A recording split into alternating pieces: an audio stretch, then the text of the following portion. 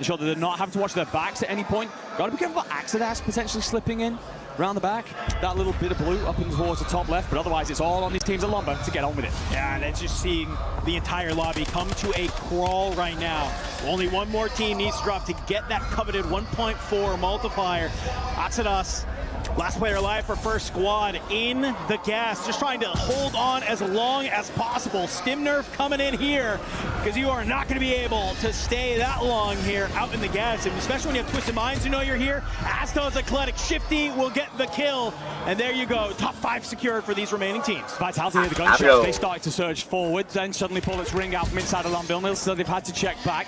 Norman just has to back off here. You're trying to find a timing if you want Twisted, but honestly, you can do it passing the place out. Orman's got no spares. Out go the Moonies, then the refill, the send. We're in that top 5. It's all about kills from this point on. Talk about a layer cake here at the Lumber Mill, and already we're seeing. Here's the zone going out into the wide open in the water. All of your cover is about to be gone, and just look at this. It's a storm of ants dispersing everywhere. Danny from Heretics is going to drop down. Shifty has an inkling. There's going to be some teams moving here, but who can get the first shots in? It's going to be Shifty. He's at least able to find one on the ramp. Obs is also down. Self-revive comes on through. Not able to get the confirm. You go inside if you are Heretics. Vitality, they're going to try and hold out PBJ. T-Smith's trying to get active here. Has dropped one, trying to figure out where the rest of them got to. Footsteps aplenty inside of the Lumber Mill. Blasted is just going to hold outside the water. He's rotated early. T-Smith drops believe. Bly's coming back on in. V1, V2, V3, V3 as everybody scrambles. PBJ dive into the waters first. Shifty popping the stems. Everybody doesn't want to try and have to go out and play in this area. Jay Vela has a pistol, and it looks like maybe wide. Nice little free kill there. 3 squads remaining. It's only 5 players. Stems come on through. Can Allman get the tap? He can. Praise from below. He might have found the timing, though. He's at least going to be able to bring down Allman. Blast gets the trade. Then it's now a 1v2. Smith up on the roof. He's taking his time. You will use the self. Smith gets the look over. Cracks Smitty. Swifty gonna back off. Just Dim keeps him alive, and now you've got to steal the 1v2 as these two boys will get back together. Blast, Shifty, get Allman back in, and we'll drop in from the skies and give him the heads up. Yeah, while all that fight is happening, the buy comes on through. It's now a 1v3 towards the top. Z-Smith tries to do his best. A whole storyline in that final remaining fight. And you can see it's all last for Twisted in that game 1. They will secure the win, but that is a much better looking from Vitality than we saw yesterday. You get second, you have decent kills. It's a regain. Great start for Twisted Minds, a great start for Vitality. I think the really important thing here is this is a fantastic map from Twisted Minds in a zone that should not have suited them. This is the opposite corner of the map. They've had to figure out the rotation. We've talked so often about the chemistry issue, the pacing issue, the comms problems. None of that is evident here in Paris. They take control of the northern side of the circle. At the right time, they decide to go and clear out Cold Depot, rip that from Virtus Pro, and that sets them the foundation to move on down through the map. They could have taken their time with it, let everybody else kick that off, and then decide to squeeze. They're in such a commanding position in this group. They say, no, we feel ourselves, we're on fire, we're going to send, and they put so many bodies into the ground. Yeah, take a look at some of these last final moments here. I mean, this is Vitality. They're in such a good angle, and it's just maybe you're kind of kicking yourself that you let some of these kills get away from you if you are Smitty, right? I mean, that was an opportunity to bring down both Allman and Shifty, which is not going to be the case. He's true. I'm laying under him. You can hear some of the comms. I'm popping up. Yeah. Watch out, come on, maybe it's a good job, baby. Fuck, I'm top, let's fucking go. You hear some of the things, but you even hear them yelling about it, and I love it. I think maybe sometimes, and maybe earlier in the year, we would have seen Blast maybe go for a nice little ego chow there, try and make that swing. Instead, he makes the veteran play, go get the buyback. Well, also, what did he do just before that? He went and rotated out early into the water. He let Shifty and Allman play inside the mill because that's where they were feeling most active, and it will be a case of Blast just putting himself into that position that we've so rarely seen him in, the team position, the selfless spot. He clears out so much of the water side, and that then puts him in a lovely little position for the win in the end. So great stuff from that team, looking very well balanced indeed. For some of the other sides out there, question marks start to rise. 5 more drops to see yourself where you want to be. Of course, you see the late stages of that map. If you are Vitality, I don't know how many kills you'll walk away with. It felt like there wasn't much in the way of action. I know that Smith himself had more than a handful.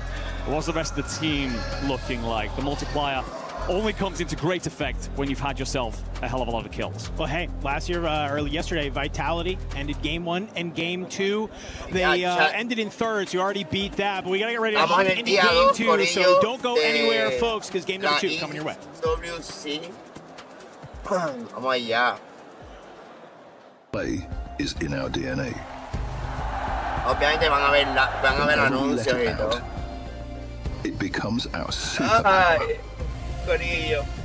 A ver si así tapo los anuncios que tiran ellos. City being built to supercharge it. Kadir City. Pues acá están jugando grupo A, van a jugar 6 mapas, ya se tira el primer mapa, pero realmente nosotros de Puerto Rico estamos queriendo ver a Leviatán porque tenemos a nuestro Criminal Code, a nuestro tripero del Claro Gaming Championship, también tenemos a Tenus, el coach, está allá, vamos a apoyarlo, y a los mexicanos y a los latinos también. We've got a lot of storylines that everybody at home needs to be paying attention to. So let's start talking about them. Starting off with Street Fighter 6. Yesterday, 2-time defending champion Zhao Hai was eliminated from the competition, and he does play for Falcons. This is a big blow to the Falcons club. However, they do have 2 players left in the competition, but they are young, and we're talking 15 and 17 years old. So while they're good, are they going to be able to handle the pressure of competing on the big stage? Only time will tell. Then as we take a look over into what's been going on in Overwatch, we've got big storylines coming out of this title. Most notably, Liquid completely out of the competition. And as this was the only title that they were competing in here for week 4, that means it is another week with no points on the board for our CC runner-up from last year. It's going to be a big deal when it comes to our overall standings. But another big storyline out of Overwatch is the fact that Falcons were dropped down into the lower bracket. They're now going to have to fight for their chances to stay alive in the competition, and it is not going to be an easy road for them. And then on top of that, to kick off the day, Twisted Minds were able to take out BP in their match. So many of our clubs are performing well over on that side of things. And then finally, as we take a look into MLBB, this is another really exciting title. First of all, Onyx versus Aurora yesterday. Fan favorite in Onyx were able to knock Aurora out of the competition. And then as I am speaking to you right now, a big matchup going on between Falcons and YG. If we're talking about Falcons, they have at least guaranteed themselves top 4 in MLBB, so this will get them some points. However, they're currently fighting for a spot in finals. And as they are a club who need to get a win on the board in order to be trophy eligible, this is a massive matchup for them. Obviously, a lot of storylines are going to be playing out here throughout the day, so we'll be checking in with the other stages and updating you all on how it's all going. Map number 1, a lot of fun for some, but for some it was quitting what they knew worked before, Goj. Man, group stages is where you want to test some things out. Unfortunately for the Ravens, they tested some things out going down to where they thought the win con would be. They were right. It ended in Lumber, but they get wiped by Heretics off rip. Made a huge mistake. They leave Twisted Minds alone. Twisted Minds win the entire map. Crazy story of the first map here with Group A. It really is setting the tone for the day, though. Setting the tone for the day. We saw a little look earlier at the standings. Now things are shaping up, and you know, I'm expecting a little bit more turbulence maybe for our Ravens. We'll see if they can get a smoother flight in the next following maps. Hey, anything surprised you in that first game on that? That was the main part that I was paying attention to, is Ravens going down there, Twisted Minds still winning. But with that in mind, I think a big shout is the other side of that coin. Heretics actually putting up a great top 5 finish. They put up solid kills. We also saw Vitality make it to the final fight, which was pretty wild considering they were regaining the entire time. They lose their POI, but those guys are resilient. Placement great, kills, and not so much. Smith had a handful, according to Enigma. Yeah. Not enough to keep yourself in the running for that top 5 that you need to make it into tomorrow comfortably. I mean, apart from that, gosh, I did get the look at the body language of the guys of Heretics, and they are looking a lot more happy. Again, placement coming in from yesterday around 6th, 5th or 6th, so yeah, a happy spot to be in, strong position to keep rolling forward. What do they need to do to keep making the wins go their way, mate? Here's the thing. They're in a position, the keys aren't going to get crushed, probably. They put up a couple good maps, and they're going to be just fine. That's the key for today. If you can be top 5, which they certainly can, they've got to keep playing with the confidence that they just played in that map. Somebody showed up to their house, and they shut the door on them and kicked them out. Like, that's the confidence you need from a team like Heretics. They're a good team. It's just been a while since we've seen it. Not today, boys. Another team that is looking very, very good. Obviously, Twisted Minds. Look, the best are doing what we all expected of them. And this is not a huge surprise. Group B, more on that later. But for now, the matches have been fantastic. And again, Heretics, strong stuff. Twisted Minds, though, top of the board yet again. Yeah, we have to continue to harp on the fact that these guys actually have not been playing well until LAN. The LAN buff is so real for a guy like Shifty, but that entire roster is playing phenomenal, and they made a great play here. They finished things up, able to take down Z-Smith, but to get to this point at Lumber, they have to literally traverse the entire map, and they did so with near ease. They did a great play over at Cole, played really aggressive because they knew Almond was safe. Their anchor is playing fantastic. North to south, whole way. Taking names en el grupo A. Creo que eso es lo que están dominando. But we are not quite ready to get into our next map yet. But I mean, as far as changes go, we have seen, you know, a few teams mix up their drops. Here, staying on Haven's Hollow. Are you expecting any more changes there? I think definitely. If you're down at the bottom of the leaderboard, you better change something up. I mean that with the utmost sincerity. You could go home. You're bottom 3 in this group. You are gone today. So if you find yourself down at the bottom 3 and you're dropping the same spots you were yesterday, change things up. Desperately, I need you to change things up, especially as we get into Rebirth Island, where this is a big chance on Rebirth to find a ton of kills, which is how you get those points. Si tu equipo cae en el sótano 3, en los bottom 3, the keys crushed and that lovely estás eliminado y no juegas mañana. We'll see a bit more of that later, but we've still got some games to play. Y los muchachos están en la posición 14, tenemos que levantarnos ya. None of the top teams have really Nuestro equipo de Leviatán está en la posición 14. En otras palabras, ellos yeah, and I think when you talk about hometown heroes as well, we've tocando el bottom. Mates for Group B, we'll get to them, but of course the Ravens are the big ones to watch out for, as buen well as mapa, Vitality. Continue to step up if you're Vitality. Eyes on the pro squad, eyes on the Ravens, and now back to the casters. Porque ya ahora ellos tienen la presión de que tienen que matar Miles mucho. and Goat. Always love listening to those two boys talk. It's not about Call of Duty being played, honest with you. We're getting ready to head into the second map here of Haven's Hollow. Huge game that we just saw here to kickstart our day. And I want to call out that Vitality actually were coming into this day sitting about 8th, and with that game, they're starting to crawl their way up the leaderboard, slowly but surely, clawing their way back in towards that top 5 where they know they should be. That's where they would like to be able to sit. We got one more game of Haven's Hollow to get into. So based on what we just saw in that last map there, what are some changes that you would like to see from some of our teams coming in here I think we'll look at that early circle and see where it heads off to. I mean, Ravens try and do the right thing, and that is to alternate their drop spot. Unfortunately, just get wiped straight off rip. I don't mind the but for some of these sides, Vitality being one of them, the reason why I'm concerned, despite the fact they are edging closer to that top 5, is that they've largely been leaning on their Haven's performances. Puerto Rico son Leviatán que están en grupo B. Pero yo quiero ver todo preto, across that top 5 now, in order to then kind of figure out if they've got the buffer to what might be an underperformance on those other maps. Adrenalina pura. Dímelo, Carlos, saludos. That they've been losing, but for Twisted Minds, change absolutely nothing, gentlemen. Yeah. You look glorious. Fist bumps go out in sync. T1, they also struggled, to be fair. They win at train, but then it's the worst possible rotation in the world, literally the opposite corner of the map, and they never make it happen. For FaZe Clan, it's do bloody something. They are currently sat in 16th. I don't know who has the voodoo doll on swag, but this is tough to watch right now. That being said, the gaps down there are minute. They are very, very small. So one big map will put them out of trouble. You're a FaZe Clan fan, all it takes is one map for them to get right back into the conversation. And as we get ready to drop on in here to game number 8 of our 12-game series, you can tell this is sending all the way to the north of Haven's Hollow, and Mansion is a party already. Twisted Minds getting active. They're not the only team here. Hot off the deck, you find a Rev blasted. Well, he's able to find the shots, and Ravens deleted. Immediately out of here, the Ravens go. Again yesterday, it looked alright because you were top 5, but you were largely backing on one big game on Haven's Hollow. The rest of it was actually pretty ugly. And so today, you get wiped first in drop 1 and in drop 2. They'll have to figure out their game elsewhere. For Twisted Minds, you'll gain a little bit more space than you expected in the early stages, but Stallions aren't far away. Some of you may raise your eyebrows at that team and not think too much of them. They were really good in men up, and this was their exact drop. Yeah.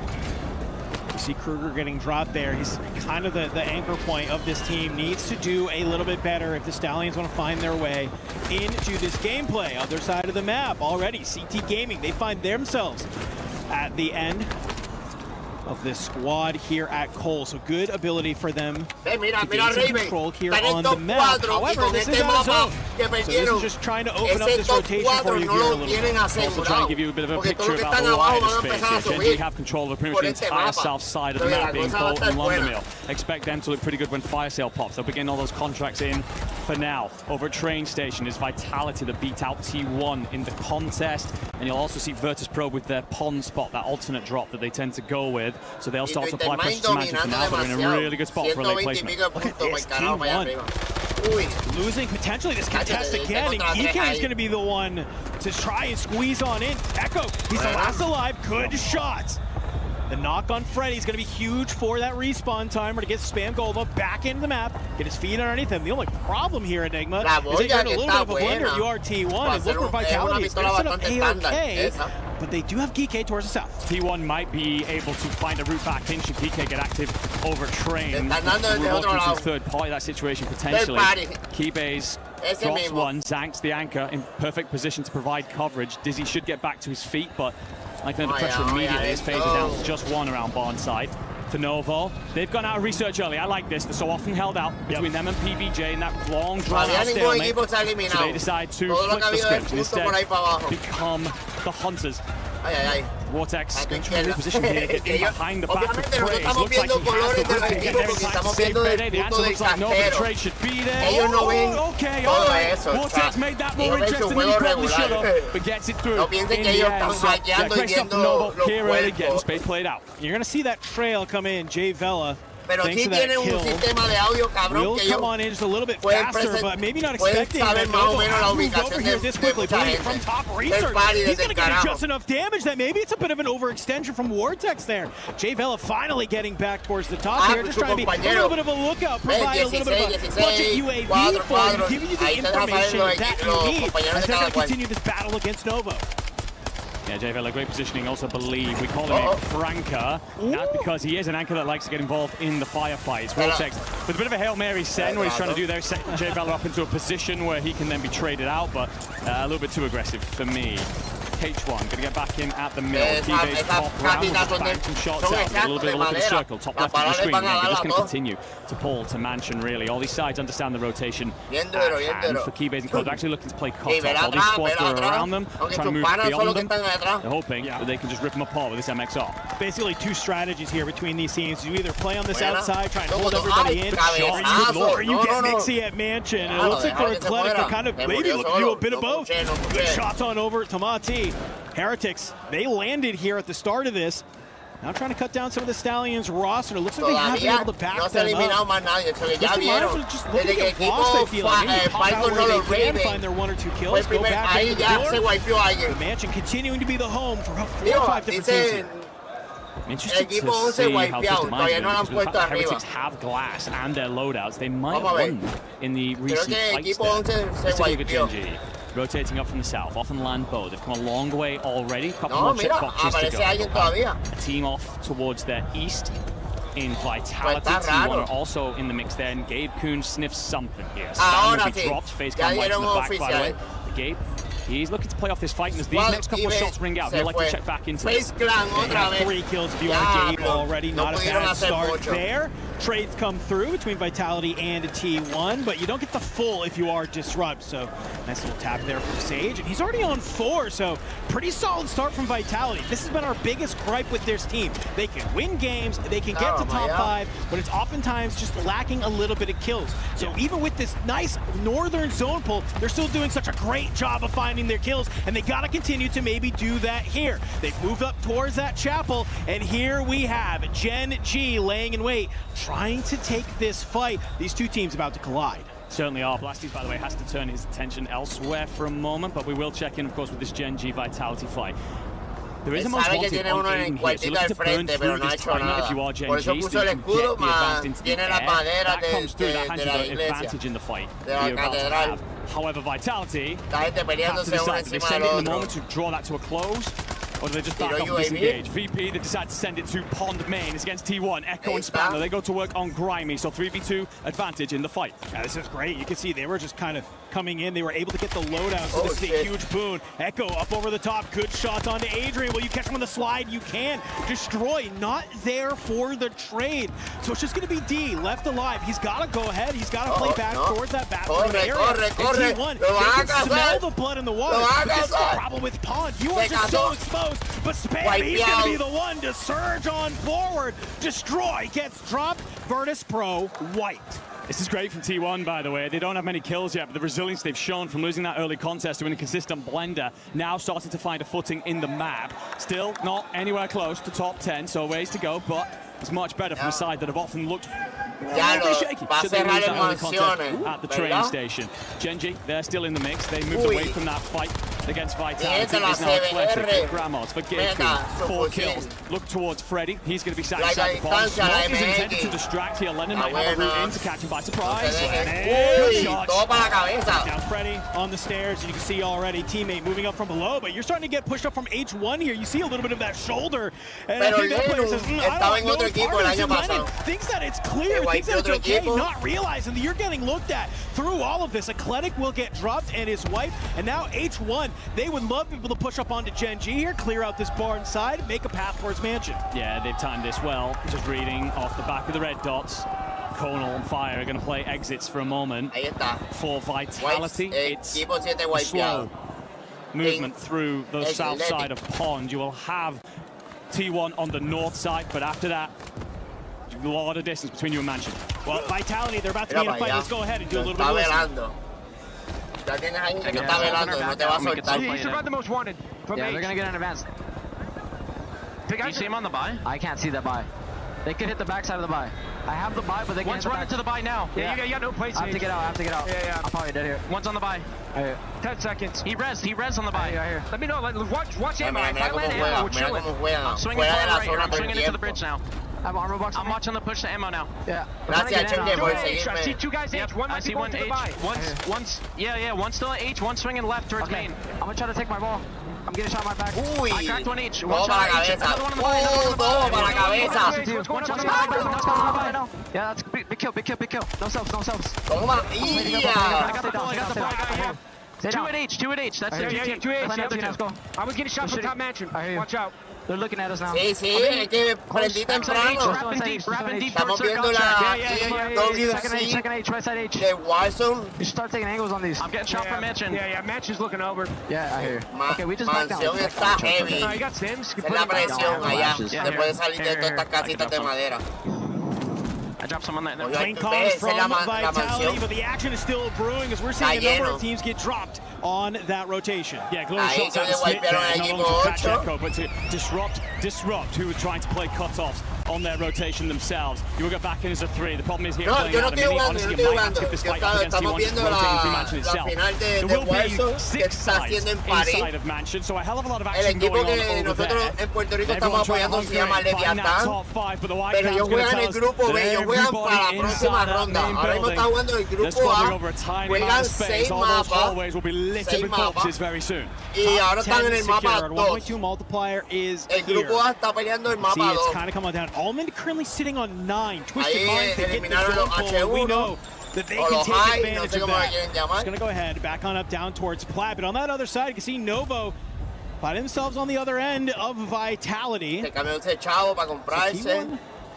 Still just trying to hang on by a thread. Twisted Minds looking to hold this backside buy station. I think this is a beautiful play here. Make sure that nobody can buy their teammates back in, can buy streaks, can buy all the utility that they need to try and maybe have some semblance of regain Twisted Minds. They would love to control this sort of backfield area. He understands well a lot of teams are playing towards the Mansion. Might rotate for this back buy station. Could be some easy pickings. Also, you just want that top 5, so you can let everybody else kick things off. Vitality, they did rotate away from the T1 fight, found Novo in the courtyard, but then were held out by players on the rooftop. They're trying to just jostle their way back and forth, find a timing of gap somewhere to drop in. Esa mansión es lo único que tienen para jugar y hay 9 equipos, chat.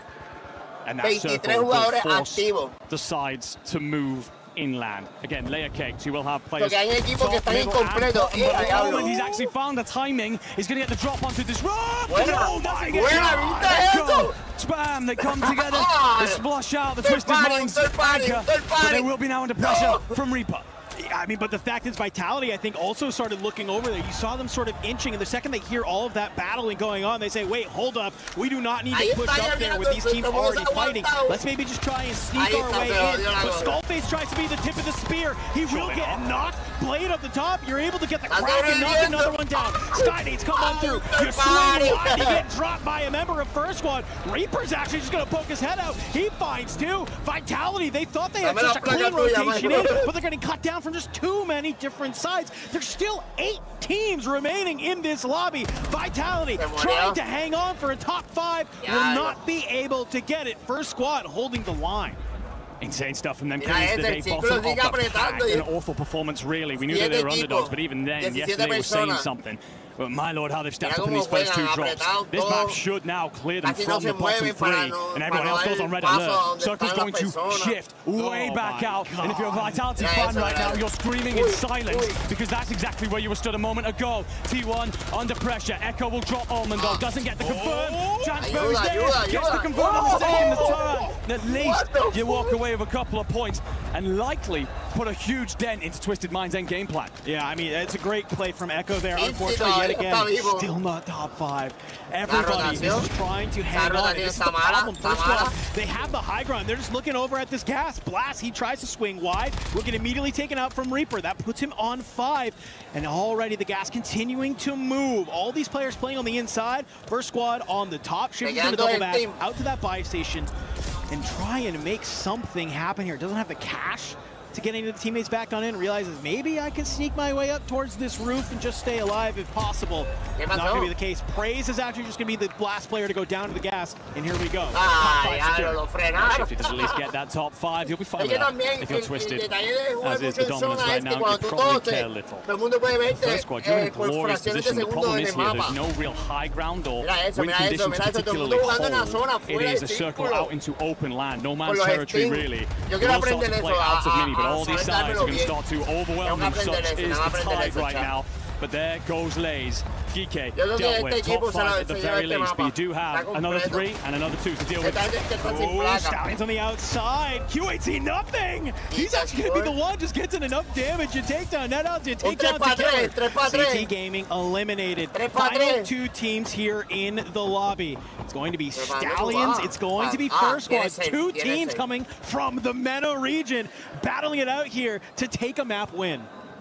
It's the heady SMG in and Pareed. Where are these 2 players coming from? Jawad one side, Kruger the other, attempting to set up some sort of pinch, also looking to loot the bodies. And what spoils of war do you have for this final fight? I don't know if you're going to be able to find anything, because First Squad has set up a firing squad in these final moments here. Zone will continue to close in, but they have the best positioning. I don't know what the idea is here. Kruger gets dropped. Another one goes down, and First Squad fist bumps out, representing such an underrepresented region. MENA on the map, feeling good. Team looking really good, considering everything from yesterday. They might have put more points on the board, sorry, in one match than yesterday's 6. Yes. As is the difference in performance. A squad that is clearly VOD reviewed, a squad that understood the task, the assignment coming into today. That map by itself might have just guaranteed them at least through to tomorrow. So great stuff for this LATAM South roster. Thank you. Really happy for them. You can see the celebrations up there on the stage. You're all good, brother. But of course, for so many of these sides that were involved in those late stages, hell inside of the mansion. No, I mean, hey, you got to give credit where credit's due, man. And you're in those end game moments to be able to just kind of set up. It's just patience, right? On that side, they catch Twisted Minds, they catch Vitality, they then realize where that zone pulls, they just have the ability to move forward. Great job from First Squad here. Like I said, I may have said the region wrong, still underrepresented, still very much so for their region, and absolutely coming out sure that they deserve to be here at the Esports World Cup. Out of the sound. É isso, porra! É isso, caralho! Vamos, porra! É Absolutely love to see it. That's what you love. They will have understood the pressure coming into today. We talked the LATAM South side out of this tournament well and truly. We knew that they weren't really coming into this with much pedigree, with successful history. There was very little to sit there, and if we tier listed, if we tried to do any prediction odds, these guys were always towards the bottom of the board, and they started that way just yesterday. They'll have no doubt sat down and said, look, we've nothing to lose. Let's leave everything out there on the stage in Paris and to get that map win. Likely a huge weight off the shoulders.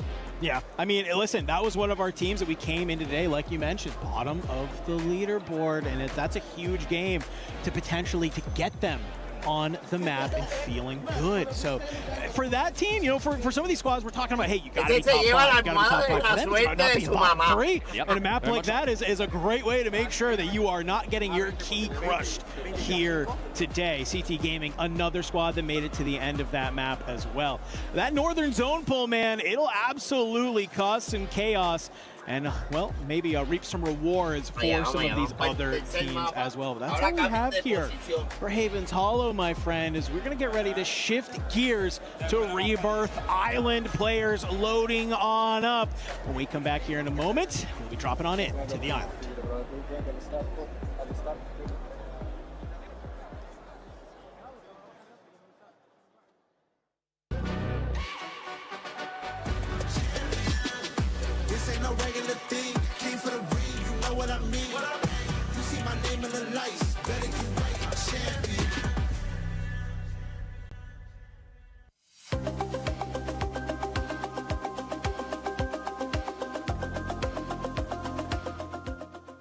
Everyone is playing, you're not yet. EWC Play is your all-in-one platform to compete in fantasy, pick'em, and quests for a grand total of $300,000 in prize pool. Build your dream fantasy team in 5 different games and track your score with live results tables. Predict the winner of every game, every group stage, and every tournament. Complete daily and weekly challenges to earn boosters that help you climb the global leaderboard. Got what it takes? Join EWC Play now.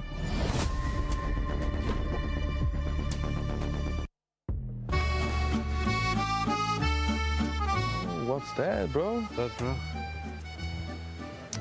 Hi, I'm Sukex. I'm here with GK Esports. It's my teammate Laze. It's my teammate Decky. And we're here to try some French viral food. French food. What's that, bro? It looks good. Okay. Everyone pick one. What's that? I never saw that before. What? Looks like a looking good, bro. Looks good. Holy. That tastes really good. Let me try yours. That's fire. Wild, it's insane. Yeah, pistachio is insane. What's that, peanut or what? I love peanut. Holy. What do you rate it? 10 out of 10, everything. That's a 10. For real, 10 out of 10. 10 out of 10. But the pistachio is the best, I would say. Yo sigo metiéndole más. This is the best one. But it's very sweet. Yeah, I could only eat one of that. That's like too much. Por ello estamos viendo la EWC The peanut one. de I would buy Warzone Resurgence la mundial el día 2. Están jugando el grupo A. Van ahora a prepararse para el tercer mapa. 10 for me as well. 10. Everything's fire. Van para el tercer mapita. Obviamente, pues estas son cosas que hicieron ya pregrabadas. ¿Qué pasa, amigo? Now we're getting fair party, bro. Well, well, well, if that wasn't a brilliant match number 2, you got Lace and I hold shift here on the stage to bring you our match 2 recap. Now, we want to draw your attention more down to the bottom of the leaderboard because that's where it really counts. This is where teams will go home keys crushed and also their dreams. Now, obviously, the squad that just won, this is what we were talking about. You want to kind of like move your way out of that bottom 3 to still have hope. Really, the top 2 teams in that last game did what they needed to do to put themselves maybe with a little bit of distance. I'm not going to say we started from the bottom, now we're here, but we started from the bottom and now we're maybe slightly out of the bubble. That's kind of where we're at right now. No, from the bottom. Okay, now you've got me. Yeah, you're welcome. Yeah, you're welcome. Thank you so much. But like, if we look at the terms of like PB&J getting eliminated just in that match has now put them in the bottom 3. The bottom of this leaderboard is it's so incredibly close that one game can change your fate. Absolutely. And look at it this way. I know that, like, as a Warzone community, we are to kind of focus on what's happening up top. You got to remember that you don't get eliminated today. You make it to the playoff stage or the survival stage. The money you could possibly be coming home with is significantly more. So, yeah, of course, we're focused on who could be a champion, but we're also focused to see if the power rankings across the world start to move, especially with Latin America and MENA getting focused on right there. Yeah, and I mean, you even have a look at FaZe Clan. You know, they are right at the bottom of the leaderboard and didn't really get to change too much in that one, but there is still hope. Can you maybe tell us a little bit about what FaZe might need to be able to do to push their way up? They don't just need Clamp. They need Goat Clamp. I need my boy to show up and start fragging, because right now they're finding themselves in the middle of a lot of dicey situations early. They're not getting themselves set up. It just doesn't really feel like the normal FaZe Clan that we often had seen from before. So my boy Goat Clamp, be that goat, dog. You know what I'm saying? And now, Shift, you know we love to put you on the spot and in the hot seat. So I've drawn a little sign for you, which is a hot take. Oh, that's very nice of you. Yeah, so we love it when you say hot take. And it's also, will Shift be cancelled from this hot take? So you got any hot takes for us? I've got one. First of all, my hot take from yesterday, still holding strong. Ravens, where you at? Said they weren't going to make top 5. Currently there. My hot take, this looks more like a banana than a jalapeno. Hey, I tried Back to to you, Lace. chili. I'm so okay. The hot take is not to insult my drawings, all right? Because honestly, I just had to copy it off a Google image. I thought it's not bad. It's actually not bad, but it does kind of look like a banana. Yeah. Okay. So the hot take is obviously my drawings are terrible and not what you're predicting with our teams. Enigma, do you have any hot takes for us?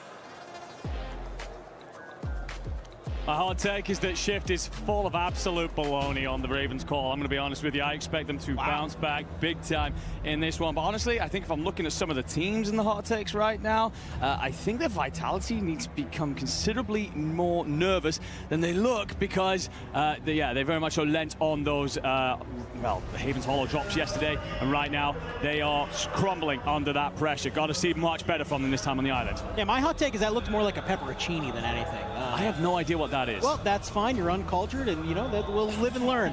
I agree with you. I mean, Ravens, they are kind of on the outside looking in just for the top moment, not being within that top 5. But you are correct that, for a team like Vitality, they got to kind of maybe look to lock in. But the reality, when we kind of look points-wise, my friend, it is a close race right now from basically 3rd all the way down to 8th right now, right? It's like 3rd is sitting in Gen G with 116 points. 8th is Vitality with 105. So it's still just a very, very close band that realistically all it takes is these last 4 maps for any of these teams to kind of really pop off, lock in, and they could just find their way to create a gap against the competition. Yeah, no, certainly could. We've seen it before. And for a lot of these teams who just kind of operate in the mid-pack, it's showing that gap never really appears. In order to do that, you start finding kills. And where's the best place to do so? It is Rebirth Island. Far more of those kills and points on the board than the other 2 maps. That being said, you fall early here, you're handing so much of the prerogative to your enemies.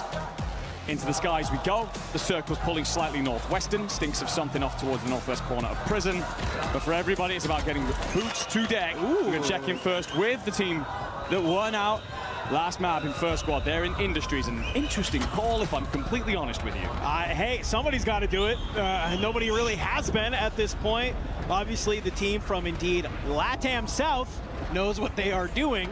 Maybe you can find some success. Maybe with this additional turbine, you can third-party something, but this is sort of the problem. You have Heretics on the outside. You got T1 at Bio who can now look down at you, and it seems like it's just looking to be a big old action party over there at Turbine. Prison likely to be the same. King Chuck is here trying to go ahead, hit some loot.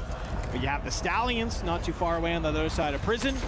And, well, you got a number of other teams as well. Just kind of trying to get a lay of the land here across some of our top squads to see where are the drops, where are we hanging out, where are the battles. One that we know is going to happen, it's here at Control. Certainly shall be. Novo, FaZe, scrambling over things. Virtus Pro will be set up at the boat, so they'll send bodies soon. For the 2 teams inside of the control center, it's about settling this before they get here. Don't want to be caught in a third-party situation. Semtex look good. Somehow Clamp is completely fine. Blade is dropped. So basically a 1v3 then.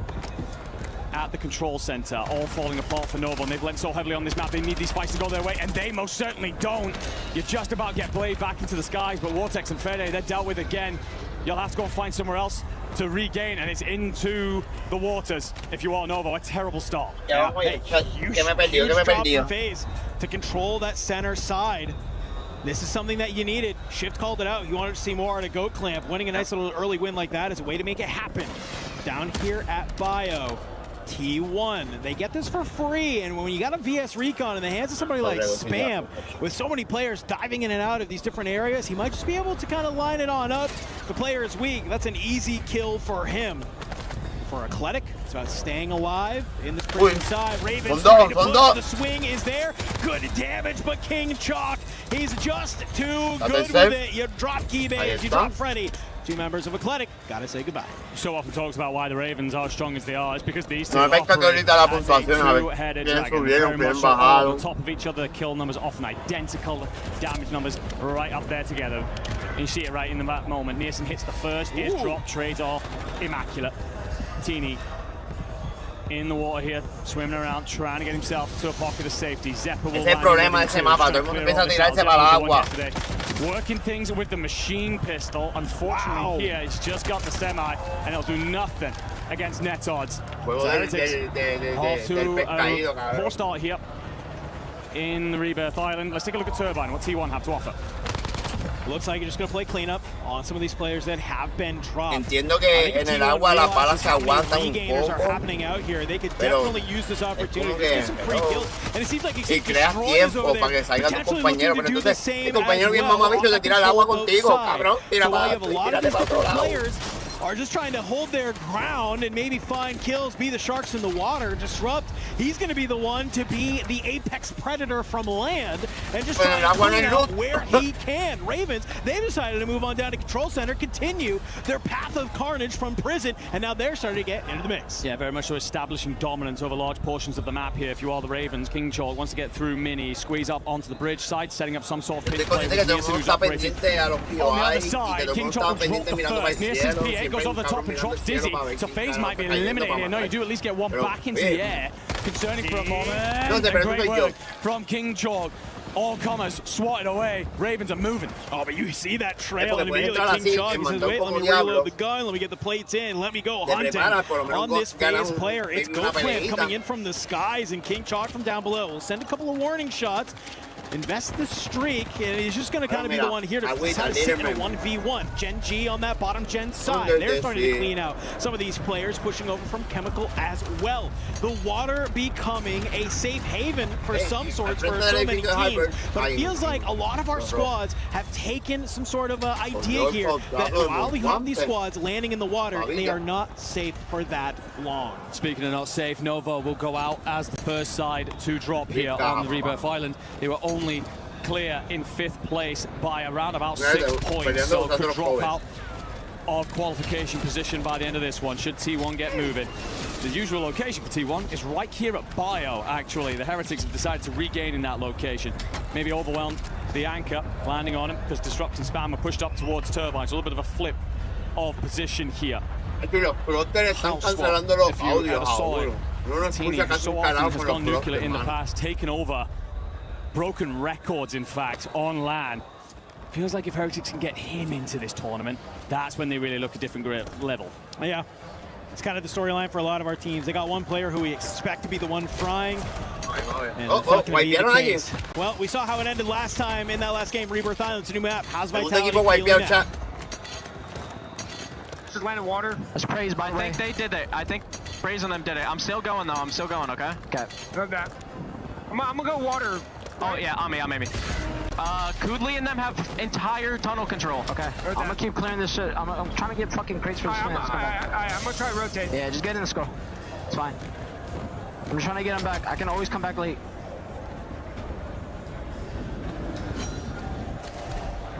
You must smoke screen too, Sage. I hear you. Yeah, I'm gonna smoke screen my top controller probably and try to get in. There's one bottom boat on my live. Yeah, I'm just swimming right past him. Yep. I'm gonna go try to get in that building along the coastline down there.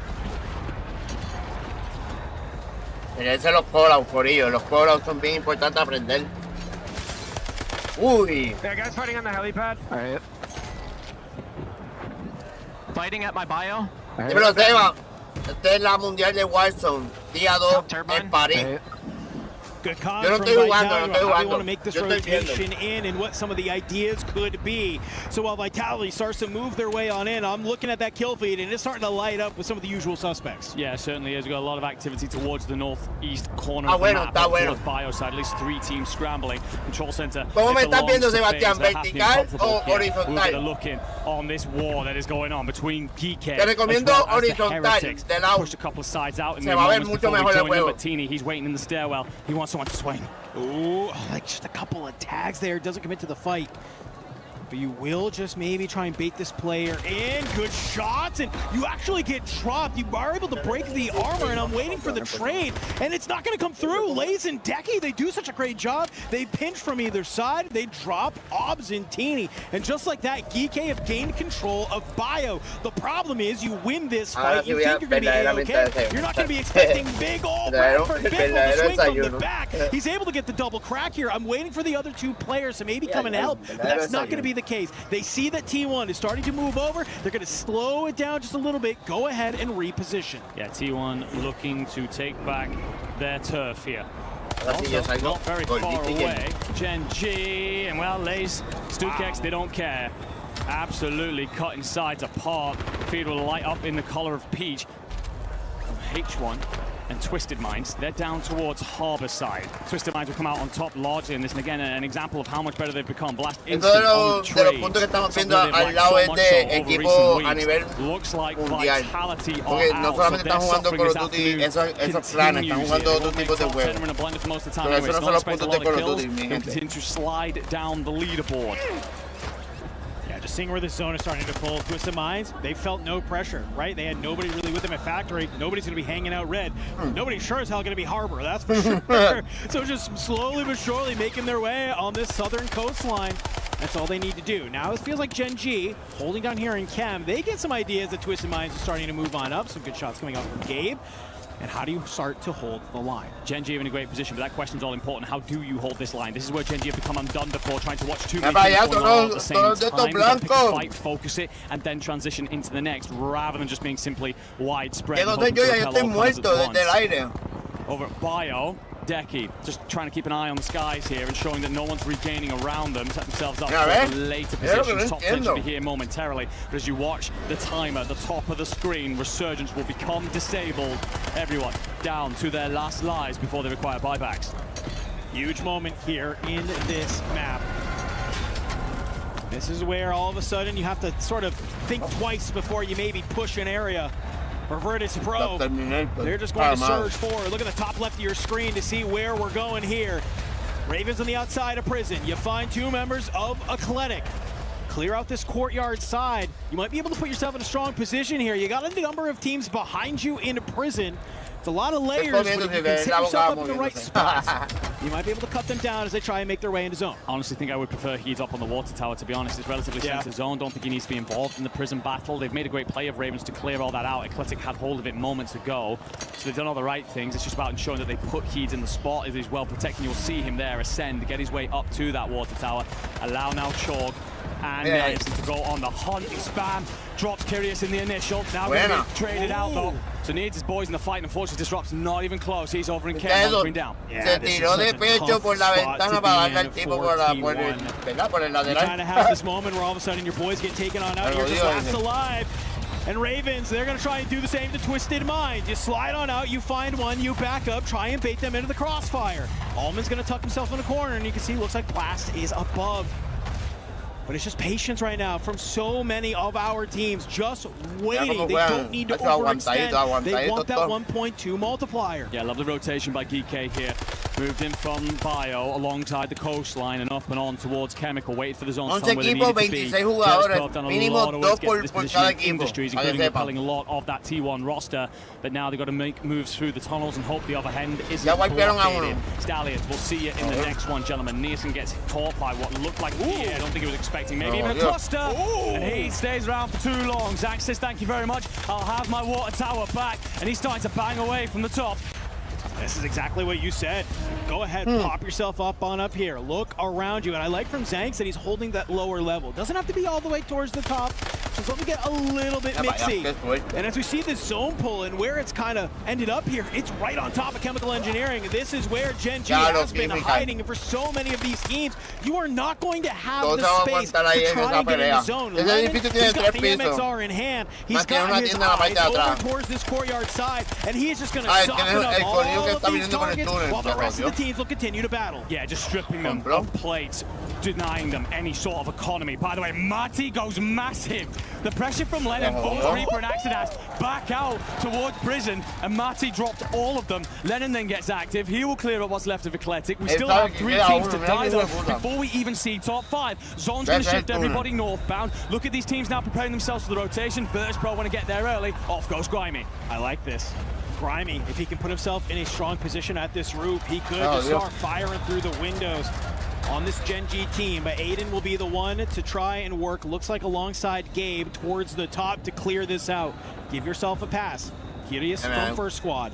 Last alive. You see so many. One player from Twisted Mind still alive, just hanging out into the gas. Yet again, still just trying to play for that top 5. It's Almond, a veteran player making veteran plays. That's what we like to see, but from above, Lennon, he's going to go ahead, sneak on out. GK will get dropped, and you're going to see the Virtus Pro have set themselves up ahead of you. Top 5 secured for all of these teams. Grimy's already on 10, just trying to hold the line.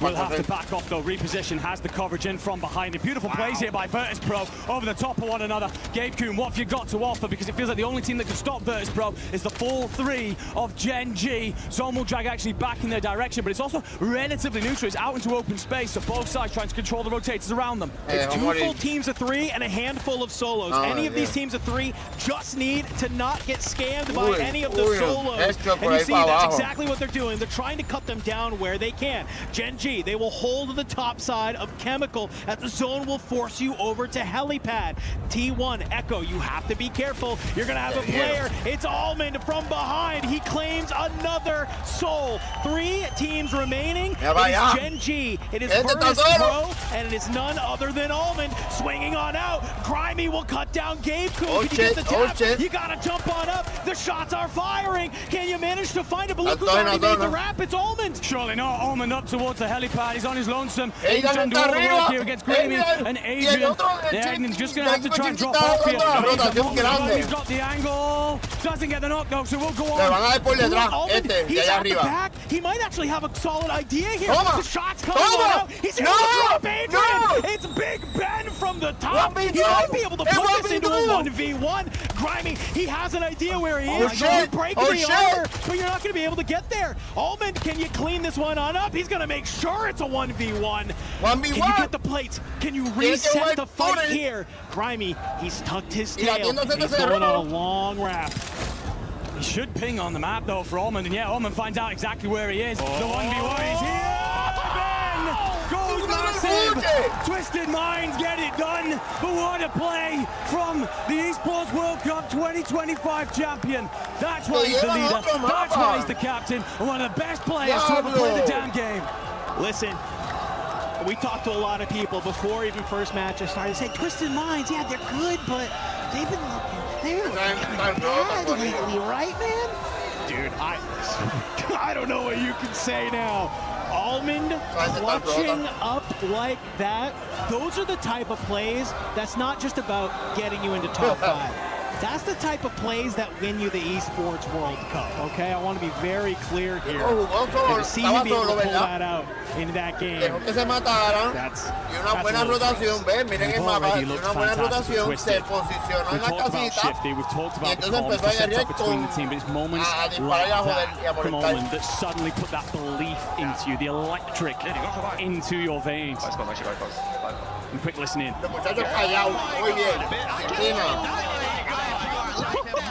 Absolutely glorious stuff from Twisted Minds. You can understand why they are incredibly excited here. It feels like no matter the odds, no matter the obstacle, they overcome. And Almond with this one slips on the gauntlet, snaps his own fingers, and does the damn job himself. You can see the Twisted Mind fans in the venue excited about that one. Twisted Minds, they came into today top of the board. I know they would love to be top of that board by the time we get done these 6 games here today. So they can be the one crushing some keys. Reminding everybody, by over in our area of excellence here at the Esports World Cup, while underneath Call of Duty Warzone, their name sits from last year. Just a nice little reminder that they are the team that they said they were, and that when it comes to that finals map on Sunday, they will be the team we expect them to be. Certainly looks that way, of course, for so many of the sides out there, Gen G inclusive. You're probably wanting that one back. Yeah, I think you did a lot of the right things if you're Gen G. I've talked about it. They have issues sometimes controlling Chemical. They're a little bit focused on everything rather than one fight at once. They get a lot of jobs done. But then when that zone drags back out relatively neutrally, Gabe goes big, felt like that they had it in the palm of their hands and then let it go. But either way, they've been pretty impressive so far today. All right, well, that's our first map of Rebirth Island done and dusted. We got one more, but let's go ahead. Let's see some of the great content and what some of the desk has to say about that game. Well, we're not going to get to the desk just yet. We got to do an interview here on the stage. I'm here with Clamp from FaZe Esports as FaZe trying to claw their way back out of that bottom 3 to get to that survival stage. Clamp, what's going on here? What's happening? Yeah, I mean, I don't know, like, yesterday was like a really tough day for us. I mean, like, our best map is Control, like River for sure.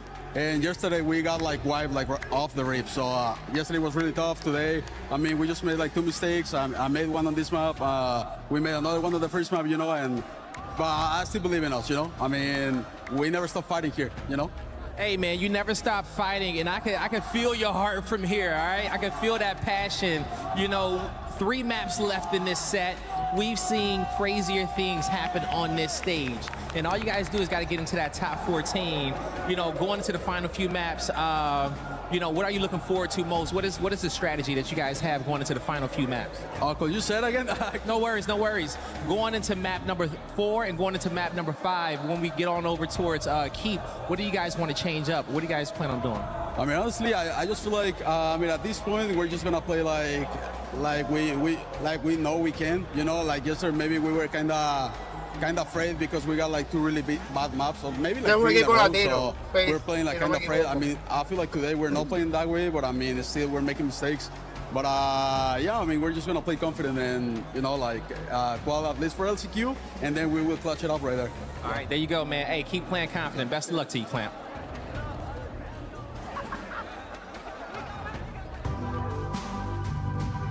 Vale, por si acaso, por si acaso, por si acaso.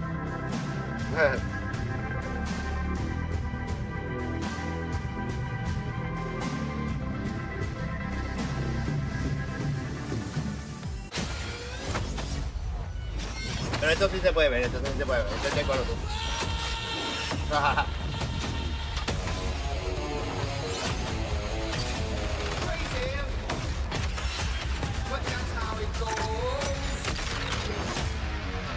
Como que el trailer de y lo que viene para Season 5 Reloaded. So we swung by the STC arena because more storylines have been unfolding here in Overwatch. Oh, yes. So, Jenny, you need to walk us through what's been going on. All right, most important one of the day. Falcons got knocked out by T1. I repeat, Falcons are no longer competing in Overwatch. When they were title defenders, by the way, which is insane. T1, this is really good for them. They are now guaranteed a top 8 finish in Overwatch, considering how well they've performed in TFT and also in League of Legends. Yeah, climbing up those rankings a little bit. Now, the first game of today was Twisted Minds against VP. Twisted Minds knocking VP into that lower bracket. Also quite significant because VP is currently doing quite all right. Comes to the championship points, they're not confirmed top 8 yet, but last year they were tied 4th for the Golden Glove Championship with Twisted Minds. So a bit of a rivalry going on over there as well. Which means that the win that Falcons need once again eludes them across multiple stages today. This is going to be tough, but we'll pay attention to the rest of the squad, see who's getting points on the board, and of course update you on everything later on. storylines are happening here in MLBB. So, Ton, you need to break everything down because all eyes were on Falcons. I know everybody's been coming along because it is a big result. Falcons losing out in the semi-final, nearly completed the reverse sweep against Yangon Galacticos. They were so close, but I've said the same thing to everybody. I don't think this is that bad of a result for Falcons. I think, you know, realistically, they'll look at it and sort of say, look, a top 4, they'll play their 3rd, 4th place game tomorrow. A top 4 is not a terrible result. They'll pick up some club championship points. Of course, the team would have wanted to go on to win it. That's what they would have wanted. But realistically speaking, I don't think it's too bad a result. All the things considered, some of the other teams that have dropped out, Liquid, Vitality, some of the top squads that we were expecting to go on and do really well here, it's a bonus for Falcons, if anything, that they picked up as many as they did, as opposed to their opposition. As far as the teams who have made it the grand finals, though, Yangon Galacticos, for those guys, that's a massive thing. Club Championship, maybe not so much, but for those guys, that's massive for that region to make it through. The prize pool here in MLBB, $1 million if you win it. Never mind anything else. So, I mean, they guaranteed themselves minimum $500,000. Massive moment here at the MSC. Definitely not too shabby, but the win still eludes the Falcons club when it comes to the club championship side of things. Will they be able to do it in any of the other games? We'll have to wait and see. Sin contar, me imagino los premios que ganen cash today. Now we've swung by the Allianz Vault to check in with Trav about what's been going on in Street Fighter 6 because we mentioned Falcons earlier on in the day, and what's been going on?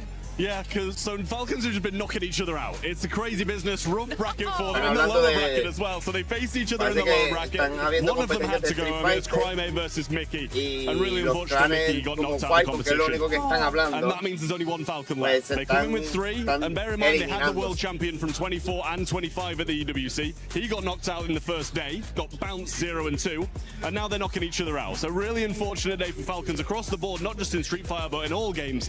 And now we've got the same, where Zeta Division are playing against Zeta Division. I don't know what is going on this year at EWC, but the storylines are not writing themselves. They are absolutely all over the place. Our defending champs have been struggling for 4 straight weeks, still haven't found the win that they need in order to become trophy eligible. And like I said, that's the case across all of our stages here today, except mine. There's still some chances available for them over in Warzone, so we'll have to see how everything goes throughout the rest of the week. We'll be checking back in.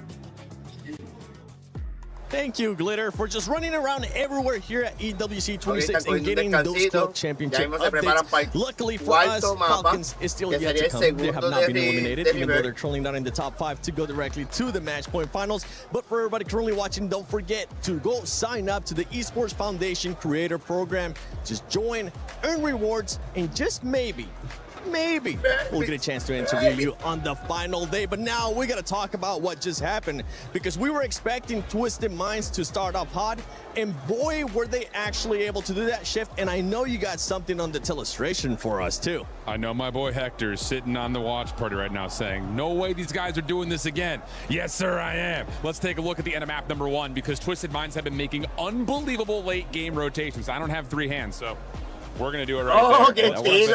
Okay, we're at the last circle, and this is the most bizarre final pull that we could have possibly had. Let's just tally the situation of where exactly the zone is pulling.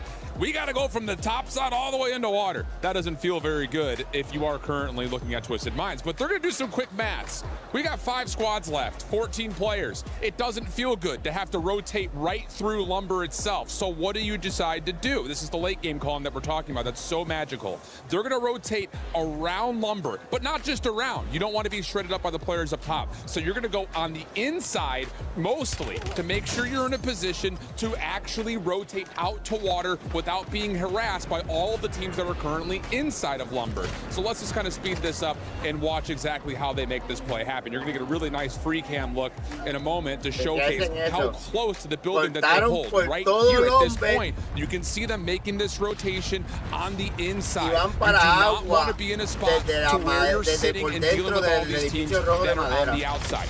The reason for this is pretty simple. You want to get into a spot, if I can get this thing to pause, to be on the outside of this circle first. You do not want to be in the middle of all of this nonsense that's happening inside of here. So your anchor is going to go wide, eventually find a couple of kills, and then you're going to let your inside players play for picks. That's where Shifty finds a couple of eliminations, and most importantly, stops Team Heretics from getting outside of the circle.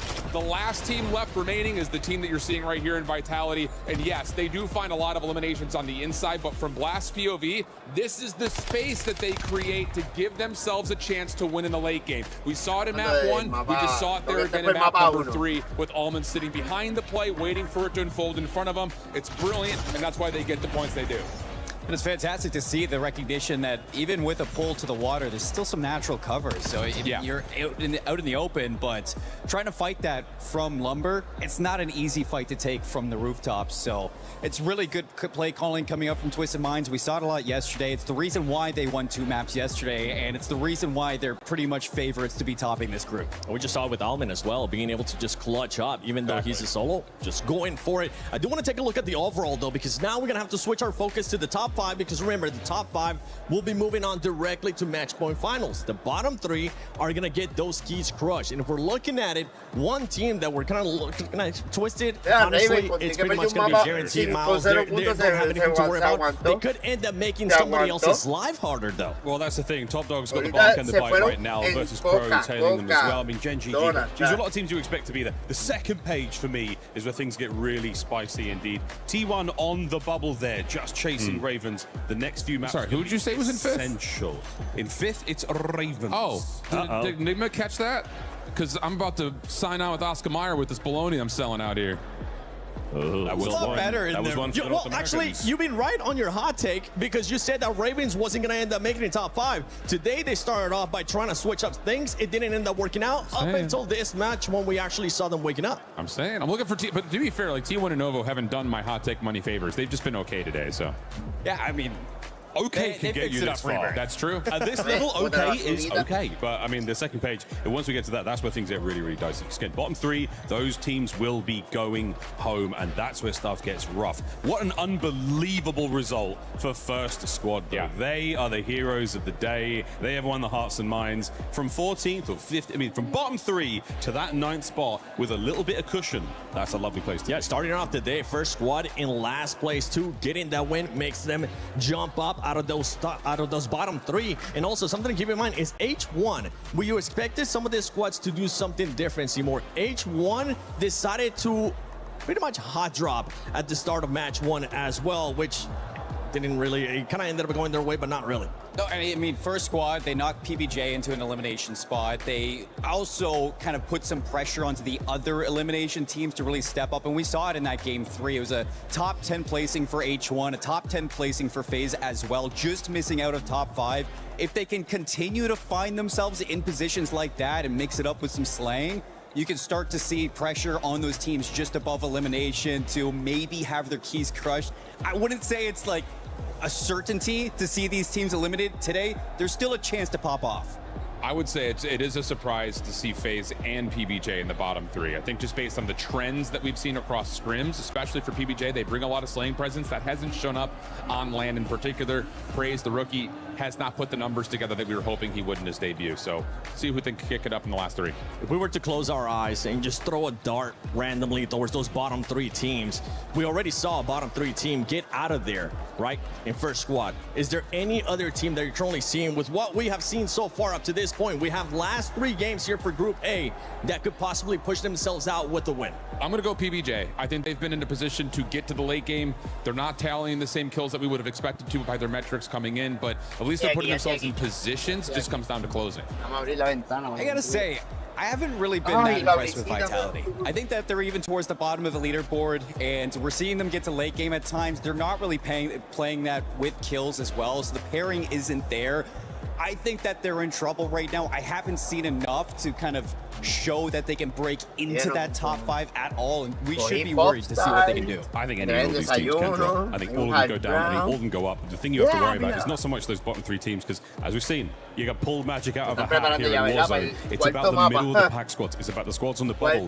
They have to have a bad game as well. So this is about your fate no longer being in your hands. It's now in the hands of all the other squads in that drop with you. It's a terrifying place to be as a competitor, and I really wish them all the best of luck. Yeah, and in game 2, we saw some teams towards the bottom, towards the middle of the leaderboard as well, being in contention there towards the end of the game, using those multipliers to their advantage. We saw First Squad getting the win, and I believe Barney got a chance to talk to them as well.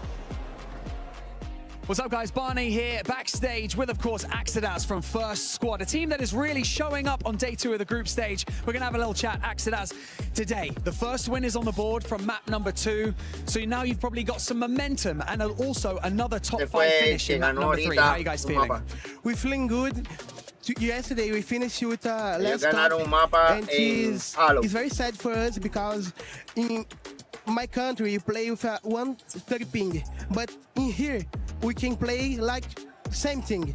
And yesterday we got a last stop. We are very sad, but today is different day. We think about we go get this better. We better, and it's a good mentality to have. When you finished yesterday, when you went back to the hotel, what did you guys say to each other? Because today it's like watching a different team. We think about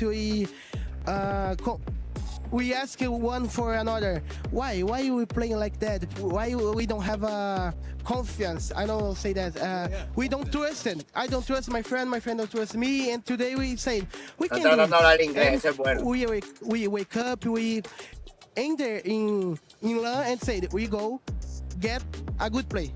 Every good play. I love it. I'm getting a lot of positivity from you, and it's really good. Today, do you feel like you can make it? Feel like you can make it to survival stage tomorrow? Because currently you're not in the bottom 3. For me, yesterday is one tournament and today is another. Yesterday in 6 play we make 44 points. Today we make a 6-6. Like in 3 matches we make better yesterday. For us. Está diciendo que el día de ayer fue bien mierda para ellos, pero este día con el mapa que ganaron se posicionaron bien. And I appreciate you doing this interview in English as well. I know it's the second language. Just did a great job. Back to you guys. What a fantastic interview with Axedas, and he had so many gems in there that I think maybe some other players in this game could take away from. So we went back to the lobby, said, why don't I trust you? Why don't you trust me? Let's play with trust together. Let's play off of.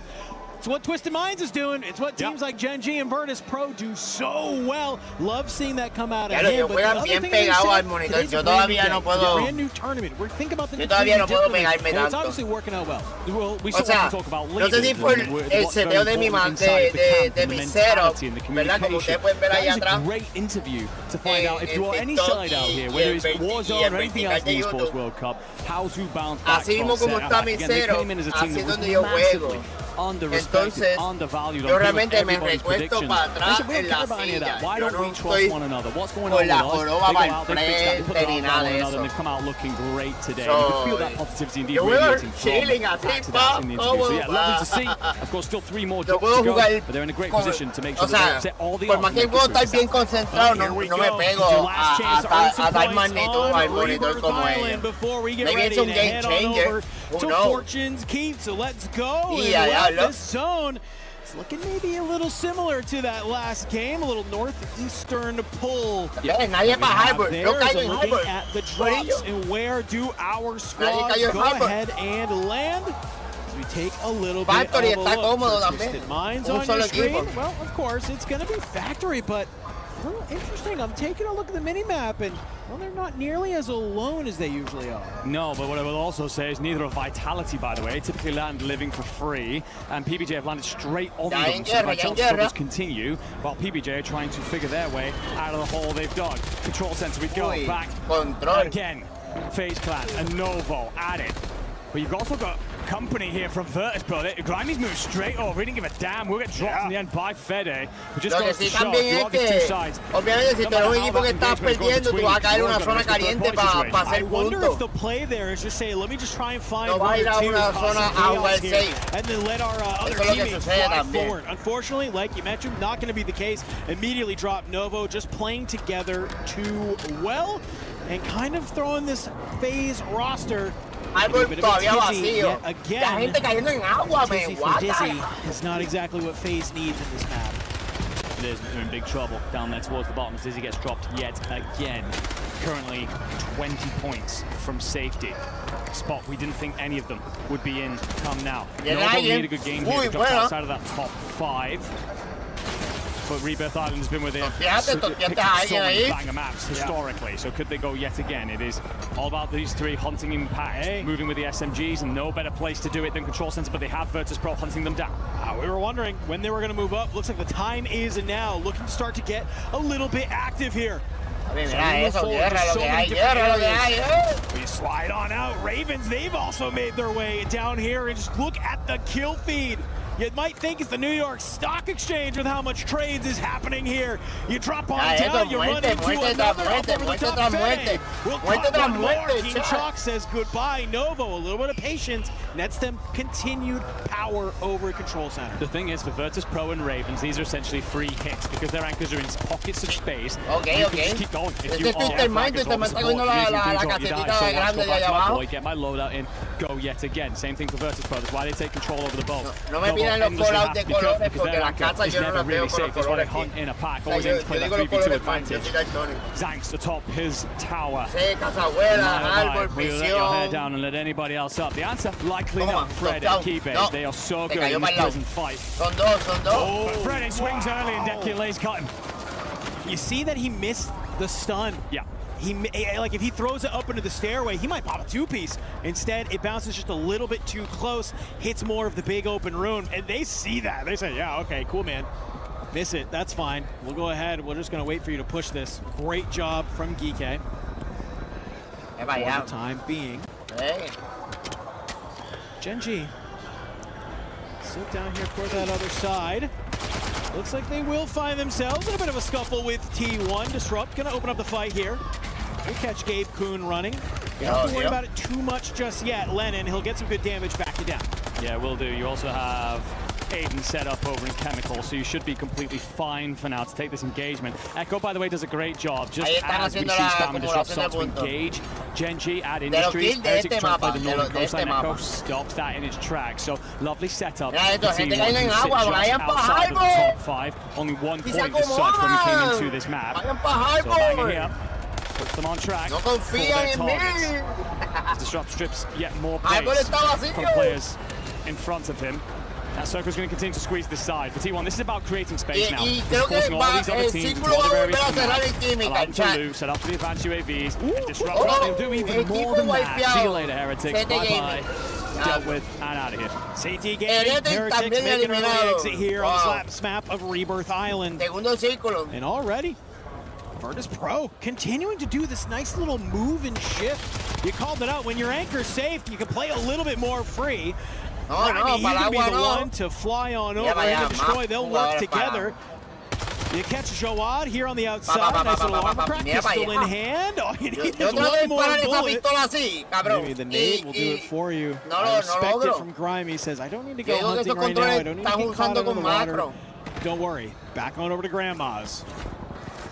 Ravens continue to be here. You can see as the zone is moving, it's pushing Twisted Minds out, but I'm looking at that kill feed, and it looks like Novo maybe have found their end against FaZe Clan. Yeah, that's that problem with having your anchor involved in the fight at all times. We'll come back to it in a moment, though. Ravens have a lot to juggle. You've got Twisted Minds sat directly in front of you at Factory, but PBJ is starting to squeeze up from living quarters. As such, they create a little bit of a pincer by its lonesome. Heat has actually done very well in the kill feed, gets picked up the lead, but King Chalk and Nearson will check back, ensure that this is cleared out, because you don't want to be trapped between these two sides. Yeah, this is a huge sort of triangle that we have going out here. PBJ could put themselves in a fantastic position here to hold out 2 superstar teams and maybe get the points that they need to get them out of that bottom 3. But they have to play it correctly if they want to. A lot of our top squads here just vying for position, vying for squad, opportunity just to find the kills that they need. So continue to close on in as more northeast we go. Genji work their way into Industries. Quietly does it. Spam just peering over with the sniper. We've seen this alternating role between having a fantastic tournament. We've called him out through this year for his underperformance in relation to Spam in terms of the slaying department, but well, he's fixing all of that here in Paris, let me tell you. He continues to strip away. He's going to fly up towards Turbine here. Does have company from Virtus Pro. Doesn't mind the fight, but it will be felled by Adrian. but does a lot of work. Let's go ahead, vacilar. It's looking like a good map for them. Let's take a listen in to see if they have what it takes to get out of the bottom. Ahí va FaZe, lo miro. Aquí a la izquierda, está bajando del agua, pilas del agua. Arriba, Wani. Buena. Remate el último. Volando, está volando el otro. Cayó en el agua ya. Aquí, mi ping. Vamos a limpiar abajo, venga. Aguántame. Juntos, ya estoy abajo. Acuérdense que tenemos gente en el agua, vengan. Aquí a mi derecha. Subió. Que suban, papi, suban de vuelta. Lo tienes en la bike, sin la bike. Aún no agarré ahora. Nos tiré cluster. Sí, está en el techo. En el shack también. Ya nos cayeron los de VP, papi. Detrás, aguas, me estoy bloqueando. Ahí no en el agua, son dos nada más aquí. Uno por donde llegamos. Vamos a echar por donde llegamos. De mi derecha me tumbó. Abajo dos, uno. Muerto. No puedes sacarlo. Puedes revivir en tienda. Dale. Corrió. Diablo, qué mierda. Oh, it was Vamos. You make your way into the turbine and you just get caught at the wrong time. FaZe Clan had everything going their way, but they dropped outside of any type of multiplier. It was looking good. You heard the confidence. You even heard them say, calm down. Let's just chill. We don't need to do anything. But it's just too many teams at the turbine. Habían como 3 equipos entrando. Yeah, hell of a lot going on. Eran como 3 equipos entrando, chat. 5-man contest over at the turbine, and eventually you were felled. But the Ravens, you're sniffing out a lot at prison. PBJ made their way here, so the next targets for King Chalk and Nielsen. A huge development off of our screens, by the way. Twisted Minds have moved all the way up the coast, taken Gen G not only out of Chemical, but off the map, and now control essentially the entire center of the circle, putting themselves in a spot to continue to dominate. You can see Vitality still alive. They're absolutely one of these squads that have taken a home of Turbine. Just on the outside, you have Virtus Pro, who they were trying to get Mixie and Turbine. It got a little bit too worse for wear for them, so they're going to go ahead, back on up. Hold the line here at the shack. With T1. They get a sense that VP's in here, and Disrupt is the one trying to work some of these angles. Good job there. He finds the timing, slides on in, will cut down Adrian. Where's the trade from Virtus Pro? It's not there. Plates go in, he resets the health, and he's looking to get back active. Disrupt has played that incredibly well, by the way. Just ensured he was always staying in a position where Echo and Spam could cover him. He's not going to send this. Te pilló con la mano en la granada. Into that box, just wanted to stay and keep himself on that corner. Boys should be able to buy him back in the industry's buy regardless. PBJ, they're dead. They're out of here. We'll not get that top 5 multiplier. El top 5 multiplicador. Porque el multiplicador empieza del top 5 para arriba, como que 1.2, 1.4, 1.6 hasta llegar a 2. Creo que es algo así. That there is a situation ongoing and move up once those red dots start appearing on their radar. Ravens though, tus se multiplican por 2 y ahí te dan hace un game changer obligado. Hiciste 20 kills grupal, pues son 40 puntos para el equipo. I think the Ravens make a great call there. They could have flown at Vitality, but they look at the zone and say, the second we do, we know T1's over at Bio, we're going to get held. We're going to get gate kept. It's so easy for us to get third party. It's way more important we get to that 1.4 multiplier. We have the points. We're sitting pretty okay in top 5, but they want to feel comfortable heading into Fortune's Keep. Que habían sido eliminados ahorita bien rápido. Now it's all about waiting to see compraron. T1 will have to leave bioweapons at some point. Is it for industries, or do you make the crossing to chemical? How long do you want to invest in this fight? As you back off here, the call might be being made. Gentlemen, do we wish to continue to get involved in this, or do we play in for top 5? Tough decision. But for other squads, you don't really have a choice. You have to take the fight if you're going to try and make it deeper into this map. For Ravens, they're going to go on this outside. You catch Sage. That's the anchor from Vitality. Getting dropped underneath you. It's Smith and Skullface. 2 of the 3 S's trying to work together. But I think they're going to try and lay in wait here. They understand we cannot take this fight. We cannot take the 2v3 on Ravens above us. How do we get out of this industry side? How do we get in? I guess maybe they can make their way over to the tunnel. Túnel, papi, tú tienes túnel. Chemical if you can, but that is a hell of a fight to try and make happen. I would have agreed with you about the tunnel play about 30 seconds ago, but T1 did make that rotation. Backed off from the fight, went from bio to chemical. Actually, I think it's Echo dropping back. No, it's Spam just trying to cover your retreat in case it's needed. And actually, the Ravens get active. They will wipe Vitality here. Now have Spam trying to hem them in. and it might force the Raven squad through the tunnels as all of T1 turn and face in this direction. That's another top 5. Miss 4 vitality. So many of these squads still outside of zone. Vaya, Who's vaya. in zone with full control? It's still Twisted Minds. T1 here on the outside. You saw them getting a little bit mixing into that fight with the Ravens. They're going to hold the line yet again. One more team needs to drop to get to that top 5. All of these squads know it. It's one player from Virtus Pro Live. You got one player from H1. Other than that, it's 2 Ravens and all 3 squads still alive. Stallion's one of those ones that they might be able to sneak their way over. They make this read, though. The Ravens are close by. Trades start coming on through. Zone is closing in. T1 goes for the res. I don't know if you're going to be able to get it. You're now just sort of trying to play as a full 3. Spam, no plates. On the low ground, Kruger's going to find Echo. Disrupt, swings, puts number 10 on the board as he gets the drop, and Zone pulls back over to buy T1. They might be in such a good spot. They want to get ahead of this, but actually Ravens are going to move first from Industries. They go back through the tunnel, get themselves set up now, so they'll be able to try and hold everybody out. To catch essentially what remains. Spam's going to try and loot a couple of bodies. There will actually be one player he reads that.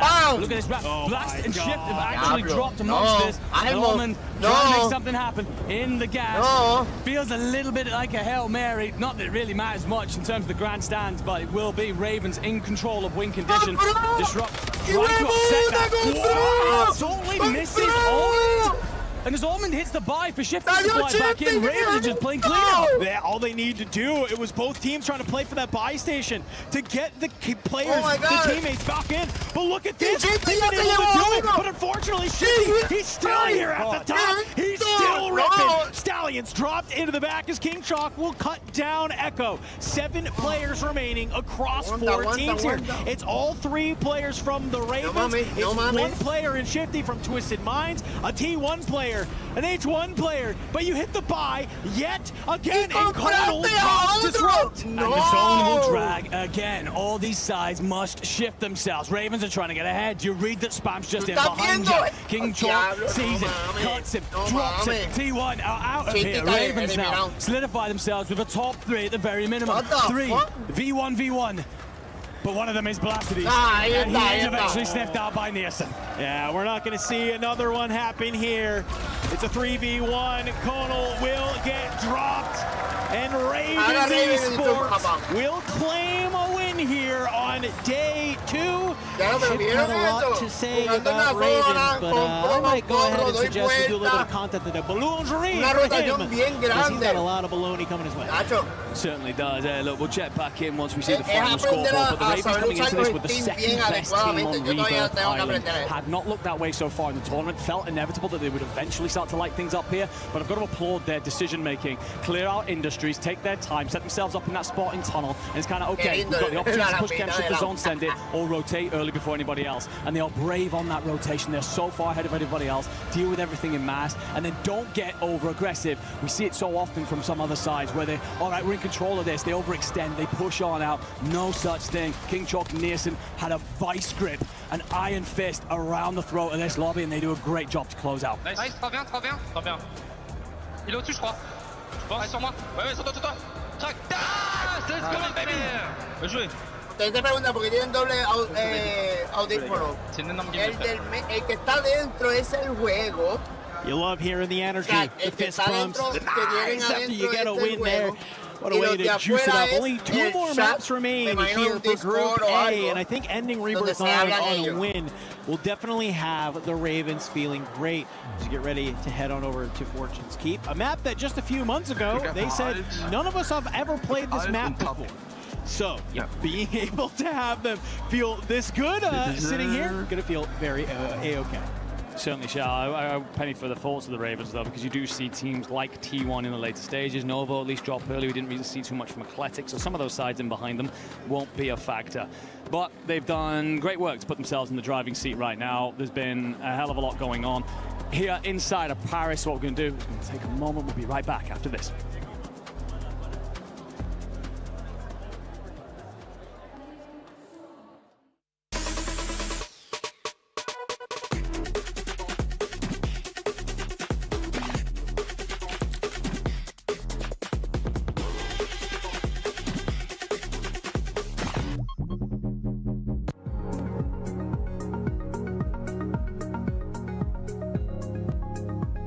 Anuncio, chat. He thinks he can come in here and play my game. Vamos a tapar los anuncios. Tyler 1, you're done. Ahí, Corillo, andamos en YouTube, Facebook, Instagram, Twitch, TikTok, aquí. Como lo dejé, a mí no me importa. Por lo menos no me han dado el strike. I'm here with Show ¿Qué quieren que le digan? Estamos en el rojo, estamos en la morada, estamos en el negro, estamos en el azul. Two teams, H1 and Gentlemates. I'm going to ask you some questions in French and translate for you guys. Show, est-ce que tu es content d'être là? Comment est-ce que ça se passe? Représentons les deux équipes, H1 et Gentlemates. How are you feeling? Mec, extrêmement heureux, honoré d'être là pour Gentlemate, les caster et tout, et d'avoir eu l'opportunité de pouvoir me prendre 3 joueurs. C'est exceptionnel, c'est que du kiff, et puis genre le setup est trop bien, il y a une vibe de fou, je peux inviter tous les Français qui jouent sur le setup, c'est du bonheur, moi je kiffe.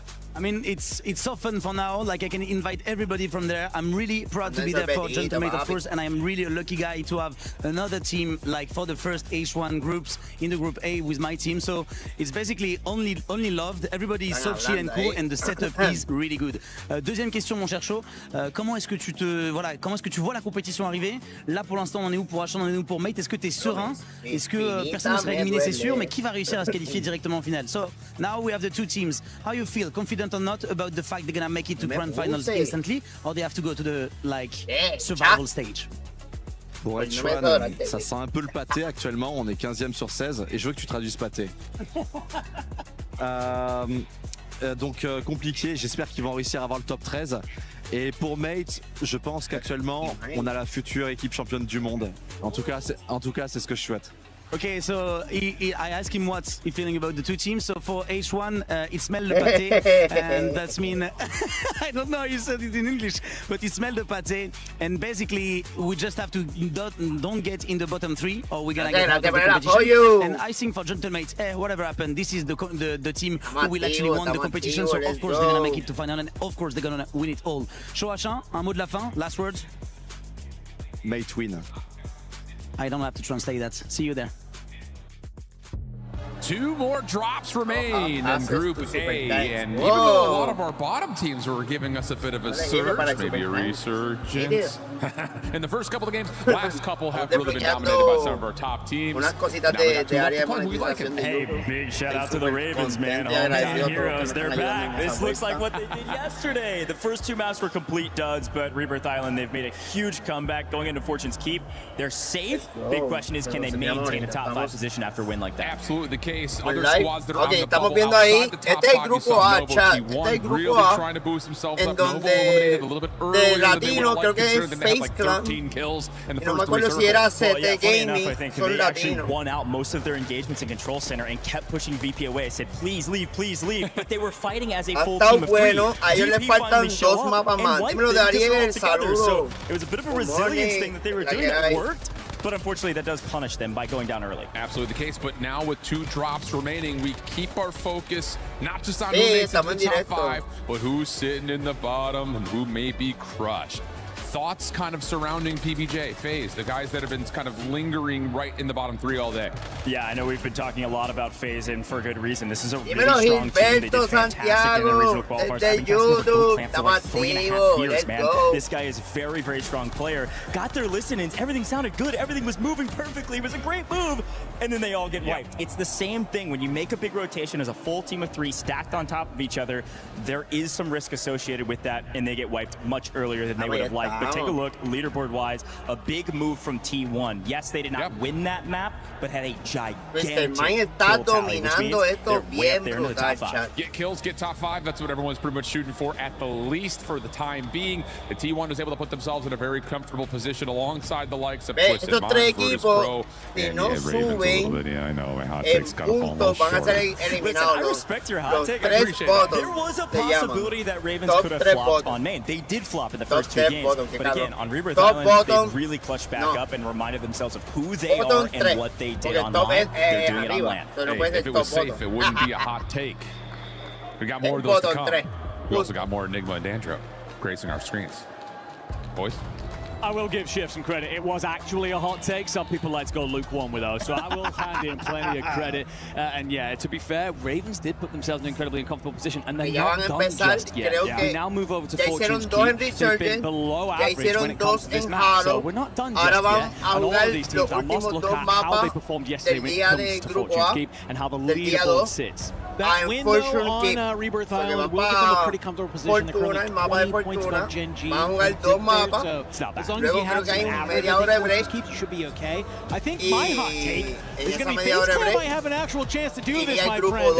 As we get ready to move into Fortune's Keep, because we lit that listen in on Rebirth Island. They were feeling good. It was a much better map than that Rebirth Island that we've seen before. But when we looked yesterday, this was the best FaZe clan. Look, they looked solid on Fortune's Keep. So I need them to take that momentum from before. They might be able to claw their way from beneath, because when we look at the teams that are around them on that bottom three, it's basically the bottom five. It's teams from 12 down to 16. This could really mix it up after these Fortune's Keep. And when we kind of look at it, a lot of those other squads like Heretics, CT Game, PBJ, they're sort of worse than the lobby when it comes to Fortune's Keep. FaZe Clan, actually not bad. No, FaZe Clan are very much in the middle of the pack. PBJ only achieved 10 points across 2 matches yesterday on Fortune's Keep, so they have got to figure out what they are doing. Yesterday, the zone fall to middle of the map, literally top mid, which we don't see very often, and then it was off towards the bay. We are going to get a look at the zone early here, and that is wild. That's way off towards the east. That's a expected winery to see a lot of competition. It gets given for free. That is insanity, considering what that looks like. Gen G taking a hold of that nice and early. Pues con mis muchachos, en Fortuna yo caigo mucho en la terraza o en terras, ¿verdad? Es una zona que está como que entre medio de Graveyard, que sería el cementerio, y cojo lateral del mapa. So many, and now H1 is in the mix, getting a little bit of fights in return here. So obviously a battle happening towards the keep, but everybody is just hot off the presses, guns hot for these last final 2 maps. 5 teams will make it to Sunday. 3 teams got to pack their bags and hit Charles de Gaulle. It's a long line, if anyone's wondering. It takes you a hell of a long time to get through that airport. So you might want to start getting them done already if you're PBJ. But it will be Gen G complete control over the winery. They are flying here, loadout in hand already. Don't know if you can hear the damn laughing off to my right side. I'm very proud of that one. Spam sitting atop the tower with the sniper in hand. We've seen a lot of this today. Feels like that's the adjustment out of T1. Again, he brings an extra element and dynamic as that young man, because he can't just run with an SMG as one of his main weapons. He's such a talent. And lead for the Rookie of the Year at the minute by many people's standards. VP, you got company. H1 are going to meet you at the bay. Who's going to swing first? Looks like it's Ivy Fire. Stim is there. You let your teammate fly forward, though. Unfortunately, the trade comes on in. Kudli drops Ivy Fire, gets the full. You can't get the second. They'll get a nice little 2-piece on H1. Last player anchoring off the distance. You got to deal with this quite early as well. So great stuff from Virtus Pro. They will continue to repel that because they must get a hold of the buy station before other teams start to arrive. Speaking of which, FaZe Clan, they're patrolling even. No estoy escuchando si se está dando ese revive. Que prefirió el punto, intercambié punto, que pelear, morir y no llevarse ni el punto tan siquiera. So maybe fue eso. Usually operating out of Grotto, they'll be forced to rotate out of here early. You see just to keep it, tends to find space. He's cut down by the first squad. Obviamente hay gente muerta, por eso está 42 a 48 jugadores a lo que hacen el respawn y caiga. O el resurgence. Ya tenemos So as you start to hear some of these bullets go out, you start to turn your otro equipo haciendo un third party con sniper. Looks like they've been able to sort of regain over here towards this bay side. Vitality. Early kills on their side. They look to clear out sort of this outer winery area. They'll give it up to Gen G. They'll let them take it. They'll say, hey, we're going to try and farm all around you. Have fun. Holding all of this landmass. But now they're kind of running up against the Stallions, and you have to be careful here. Le está dando la vuelta en el As you can see, you got that one player from Gen G on the minimap who is el número 15 de allá está haciendo un third party. You could find yourself at the end of a couple bullets from either Gabe Kuhn, Aiden, or Lennon. They're actually in a horrible position here for your vitality. The Stallions players starting to squeeze up on you. Players of H1 and potentially harassing your anchor. Don't really have much in the way of coverage. Pero nosotros caemos en ese circulito donde está el 1.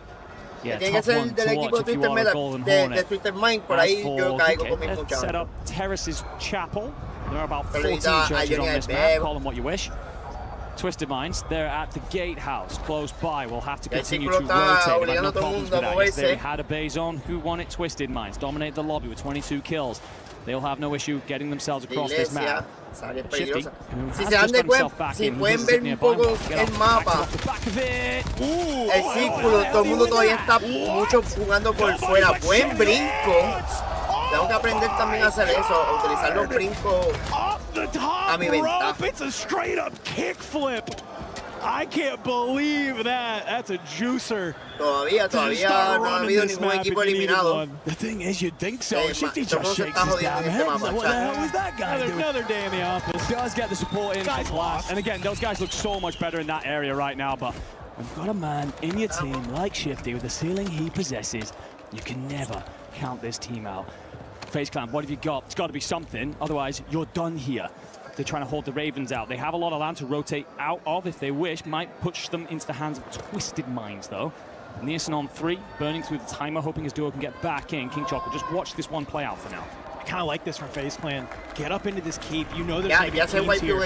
You know you need the kills. You know you need the points. This is a great way to do it. I like this from Clamp. Sit on this rooftop. Try and catch some of these players flying in, and that's exactly what he's going to do. Meet up with the teammate, you find King Chalk flying in, you don't allow the Ravens to regroup. Now, do you make this read that Neoson's on the inside? I think Clamp was thinking about trying to throw a little bit of a shoulder there, but unless you're going to have the teammate, maybe get guns you feel comfortable with, you don't need to do it. Instead, he's going to go up towards the top, maybe trying to keep eyes on the spy station that's down below. Reminder of the peril that FaZe face right now. They are currently 25 points or so away from safety, so it needs to be the best performance of their damn lives. Heretics also aren't safe, neither are PBJ, and these two will draw blood down towards Grotto. Believe will come out on top. A Franco if ever we've seen one, but who else is here? Eclectic. They've been here for most of the year, and they don't like any intruders. They'll deal with them. Send them packing. Continue to move across the map. A little bit late on the shots there from Believe. Not something we see all the time. And Freddy's just going to push forward. He hears the self go off. Not even worried about it. Drops Believe. And you see Praise gets taken out by Teeny flying on in from the Heretics. So PBJ, zero opportunity. Feel like they maybe can have a sense of foothold in this map. Que tienen a Vinera, nadie se ha metido a Vinera, que es donde realmente tú pudieras jugar safe, pero la gente se está tirando para la agua porque no tienen ese tipo de información. Pero si te percatas, en Vinera cada integrante está en cada esquina de ese POI protegiendo a que nadie vaya para esa zona. Right now, this play from T1 is huge for them. Get the advanced up, let you know what your path is. Que estaban en la posición 10, por lo que vemos ahí en la barra. If you don't get across with information in hand, we've watched many a side. Obviamente eso se hace un upgrade después que se acabe el mapa para saber cómo cae todo el mundo en su respectiva posición. Buybacks going on down below. See already, there's going to be Novo below you as Vita from CT Gaming tries to make their way forward, but at distance, it's going to be some Vitality players who get into the damage. Soften them on up. Vortex on this backside. It's a nice two-piece. Vita to Killer get dropped. Not going to be a fun day for them. Let's see how the Italians are feeling so far. Prendimi i soldi restati, è l'unica. Sì, stanno celando. Da dove? Andando dell'altro lato del faro. Ho tappo. Dobbiamo rotare, raga, dobbiamo rotare da destra. Pero tú tienes tienda, compras, tu compañero cae, se reposicionan. Esa rotación no me gusta, porque esa área no tiene cover para después entrar a la minera. Aunque él lo que está buscando es kill, mira. Uy, Line Machingo. Grappolato. Sono messo bene io. Siamo in safe là, eh. La MK di Line Machingo. Dobbiamo vincere Pierre, raga, dobbiamo vincere Pierre. Andate. Va a tener más balas. Esa es buena estrategia. Esa es buena estrategia. Lontani in fondo a destra. Prendi Pitroione, lo prendi te lì? C'è un altro. Prendo io. Uy, el sniper. Uy, el sniper. Solid rotations coming out of Novo. They cut down one player from Vitality. That'll get them a little space on the map they desperately need as the zone continues to close in around Winery. I don't mind the call. We are aware that that's Wipearon dos equipos ahí de cantazo, a CT Gaming y a otro equipo más también wipearon. Twisted Minds, considering playing tunnels, are they aware that T1 are directly beneath them as a full 3? ¿Cómo sería GK? Fight that we all want to tune into. Ravens, well, they've been in the blender pretty much the entirety of the map. Don't know if King Chalk is long for the world, to be honest. The answer is no. Ravens cleared out, top 10, now hit. All these teams getting a 1.2 multi. Vitality holding on by a thread. Sage will do his damnedest, but Vortex will drop him. Skullface will have to leave his boys behind in nothing. But Burn Ash at this point. Ganaron el mapa de ahorita, los eliminaron. Eliminaron a FaZe Clan. Yo creo que FaZe Clan va a caer en el bottom 3. In the back that you see Con there este on your mapa haber screen, perdido FaZe Clan no tan eliminated. They temprano, made it to the top no 10 sé si before hicieron they mucho were. So it's a lot of kills, it felt like, from them in the Ve, kill feed. esta zona Let's see if they es can take advantage of that horrible 1.2 multiplier to reposicionarte start the en Minera. run. Back into the map we go as Pero H1 si protege play on this beach bastante la side, área. potentially against Esta Novo. estación. How do you get into the zone? The thing is, for everything you were just saying about FaZe Clan, H1 with a team in brava. 14th, with the amount of kills Está on brava. Kugler alone, that likely Está jugando leapfrogs mucho con el PBJ outside. and makes them the team to Cuidado, chase. So la if zona viene. H1 have a great game here, that only turns the screw. Ellos Pours están salt clear. into the wound for FaZe Clan and CT Gaming and PBJ. Mira As they esa, all mira esa. watch a gap start to appear.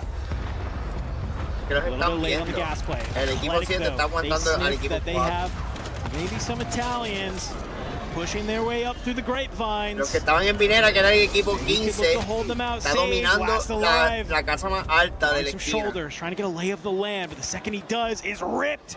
Yeah, it's Teeny and Shifty that'll line up to cut him down. Vitality will drop. It is a top 10 finish, so at least a 1.2 multiplier. El payo nuevo de agua. The team needs to do a little bit Hay better tres if they want equipos to try en and esa make it to zona. that top 5. Virtus Pro. Ay, el equipo 5 They managed tiene to find acceso a some signs of túnel. life. They are here doing great. But let's check on over because Gen G, they're about to be in a battle here.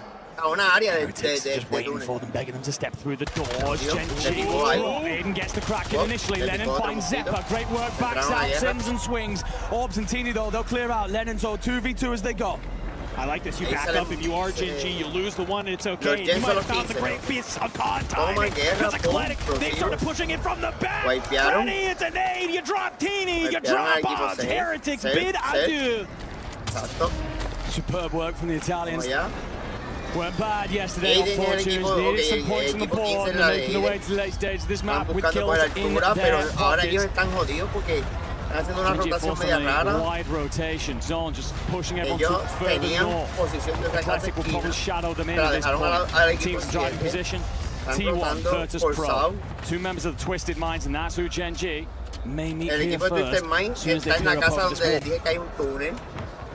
Zone has pushed us Esa to casa this tiene un house tunelcito abajo right que above les da acceso a the esa Bay parte de Area. abajo. Donde está el equipo 4. Aiden just Esa trying to casa look tiene un across tunelcito up at que the le da top. acceso a la gente de abajo. Here's Twisted Minds on top of the building. Do they make the read that you have some people behind you? Because Gen G and Athletic, they're about to fight behind you down below. It's Novo and T1 continuing to battle. It's finally Virtus Pro make their way out of the hole. Hey, you do not look left. That's the kills that he needs. Talk about Rookie of the Year. Great stuff from him. Pops off in a moment where his boys needed him most. Hunkering in for the top 5. Can let everybody else scramble over this land. Member of H1 just above him. Gen G being held out by Twisted Minds. Gabe does not have a skill available, so he's going to invest in the self-revive play. Aiden is down and out. Twisted just holding. Gabe couldn't get back up, but he's red. Gen G fall, as do H1. The two members of Twisted to close this out. Two members of Twisted Minds. It's a T1 player in Disrupt as well as a player from Novo. What do we see here? How do you start to move? He just went huge for the team. Can he stay alive? No, because Twisted Minds have separated themselves. They find one. They clean up Disrupt. It's another win. They don't even care. Put it on the board. Get them to Sunday. Talked about it earlier. We had a Bay Zone just yesterday. The team that came out on top, Twisted Minds, and they dominated. We do it this time. We do it as a 2. It's Blast and Shifty, the players that we've so often spoken about through recent months as pacing issues, comm issues, chemistry problems. No such thing here in Paris. They are looking absolutely stunning, dominant on the day, and how that sends a shiver, not just through the rest of this group, but to potential rivals in Group B as well, who are waiting on playing this afternoon. Feeling himself in the lights here on Wednesday. Let some people know out there that they absolutely stink. Yeah, he's loving it. We got some great Twisted Mind fans here in the venue. They are sending him all of the energy, all of the love. Nice little sign that I heart Blast. And well, if you are obviously Almond and Shifty, you were saying I love Blast too. He's making some veteran plays always up here towards the end. But let's just kind of see, how do we get to that point where it's just 2 members of Twisted Minds and a couple of other stragglers here, and it's really just, they hold the high ground. It's classic Warzone. Well, they operated the same way yesterday. They're kind of like, okay, we're going to position ourselves in a spot where we can just basically go and let everybody else rotate beneath. And it's so calm. Wait, was there a second PA? Am I blacking? Yeah, you blacked out. Am I blacking? I literally was interested. You blacked out. Look, the thing is, this is so casual from them. And again, they did this yesterday. They kind of set themselves up, just overwatching the bait. They don't need to send themselves into it, go hunting red dots. Gonna let everybody else scramble over those bottlenecks and the chokeholds. As long as no one's in behind them, they're relatively covered. It's about shooting straight. And, well, there's not many people that have ever done that better than him. For everything that we've said about Blast and his issues, there's one thing he's always done, and that is shoot incredibly well on land. All right, well, we got one last map here in Group A. It's going to be a banger. Do not worry, though. We're going to get hopping into it very, very quickly.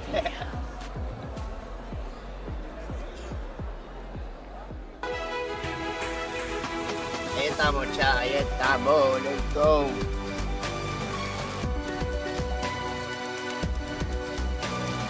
Están las redes sociales para que sepan. Estamos activos. Ya, esto sí lo pueden ver, esto sí lo pueden ver.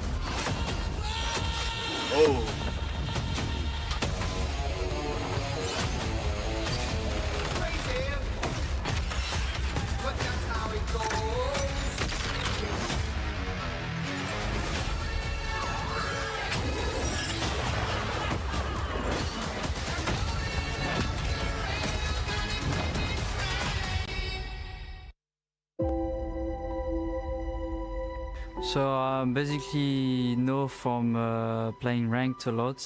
I started competition last year, but I got an issues during the plane last year. I tried to take the first plane. I take the first plane, but I thought that the second plane would be so hard for me, especially for 11 hours travel. So it was like impossible for me.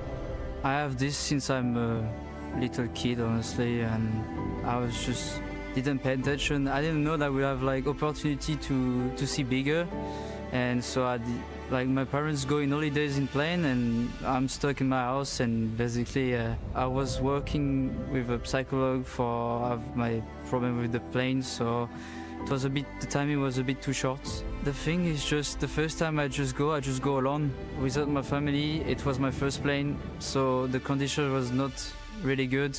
I saw that the EWC will be in France. I was like, it's a second chance for me. So I'm going to prove that I'm a good player and I'm not cheating. It's really hard to tell with Kudli as to how he's going to be in this tournament. He's got the potential to be a world beater from what we've seen online. He comes into things last second and very much so shakes up the standings. But LAN is a different beast. Kudli is one of those, there's a lot of question marks on him. I don't even know where to rate him because I think this is like his first time on LAN. I just don't care about the critics about me. I think I can be like easy top 5 best player in the world, honestly, if I'm just working on it, especially my mental. My objective and another objective is to be quite in the finals. So if we go to the final, we prove that everyone can have a chance to make his last minute team and can be as well in the EWC and maybe win, we never know.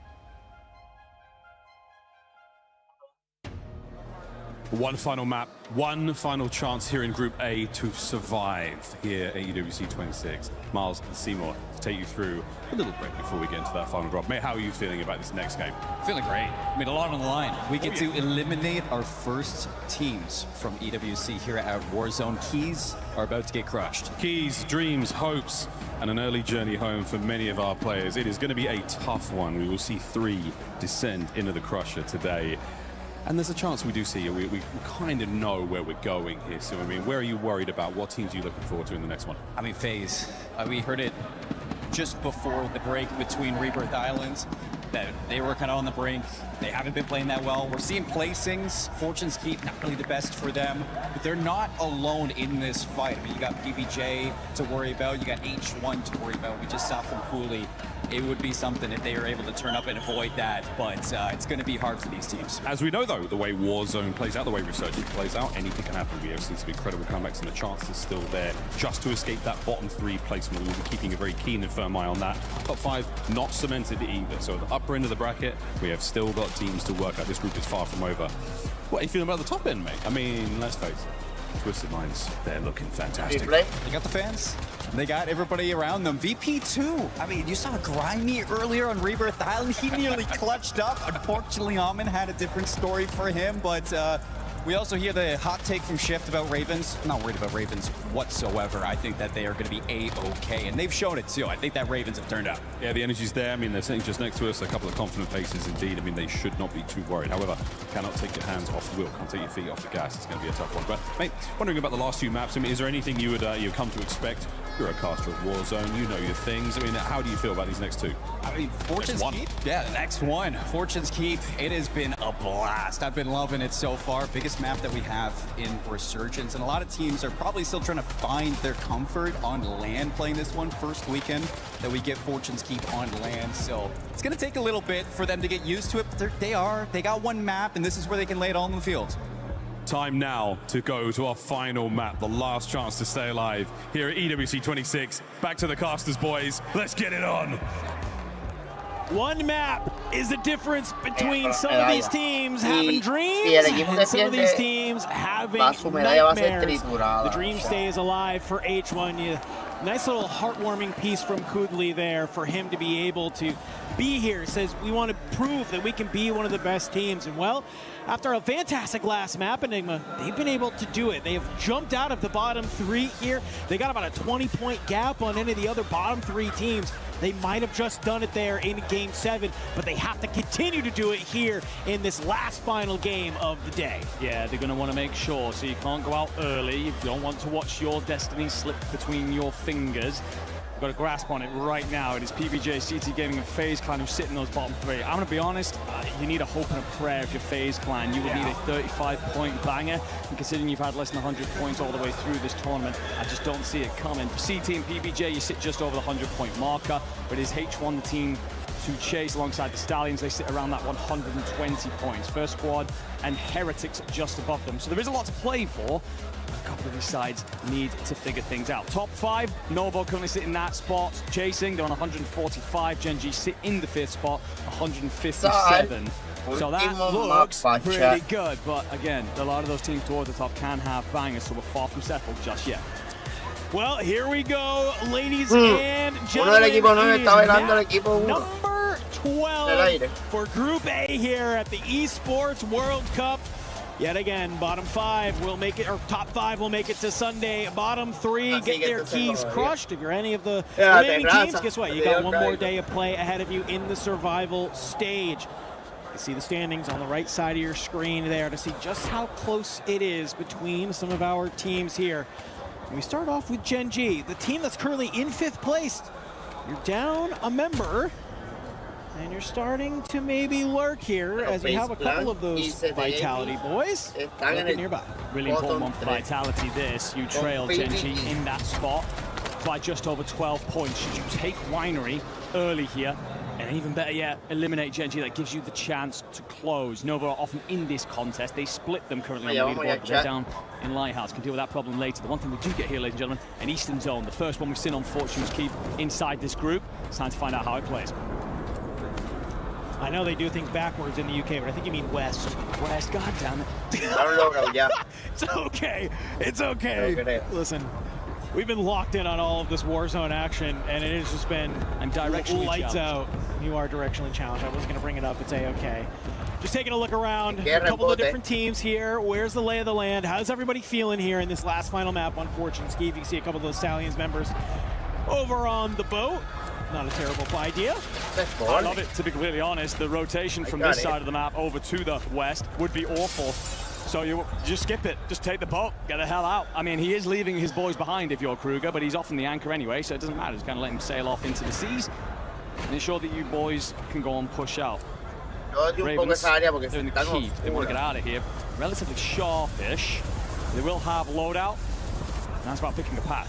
One thing to note here, I'm not seeing FaZe Clan on the minimap anywhere around. I don't even think FaZe has decided to try and play this lower side. It's one last map. I think they maybe have done something completely different. We'll see where they are later, because I'm looking at them in the kill feed, and that they're obviously have landed down here in Main Street. You can see on your screen already, trying to fly back in towards this ammo cache side.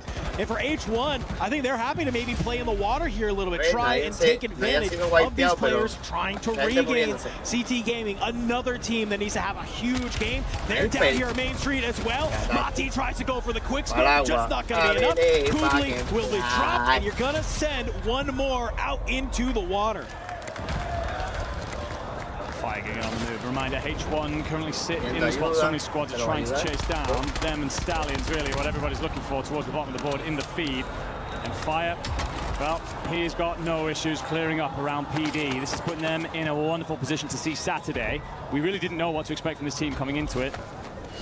And as such, meeting their own expectations. Saludos a todos los que están por ahí dándose la vuelta por YouTube, por Twitch, por Facebook, por TikTok. Bottom three. They've cleared out books. They'll just hold what is relatively center circle when it comes to town, this east side. We've seen it before. If sides can set themselves up at books and the zone drags more towards the middle of the map, you can cut down the sides, leaving in mass. Just that the points in the play that they'll invest in.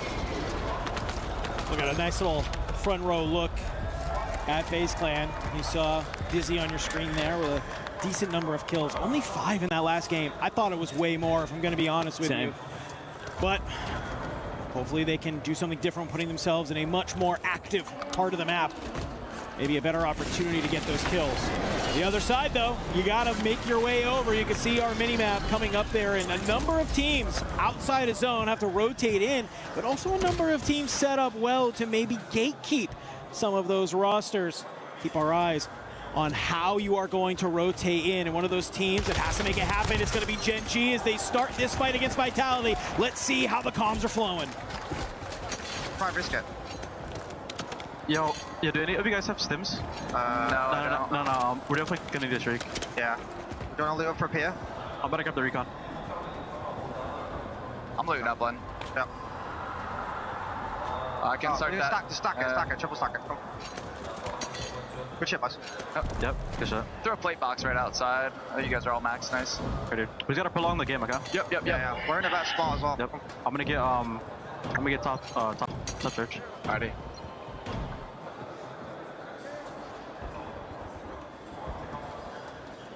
Pretty calm comms from the boys.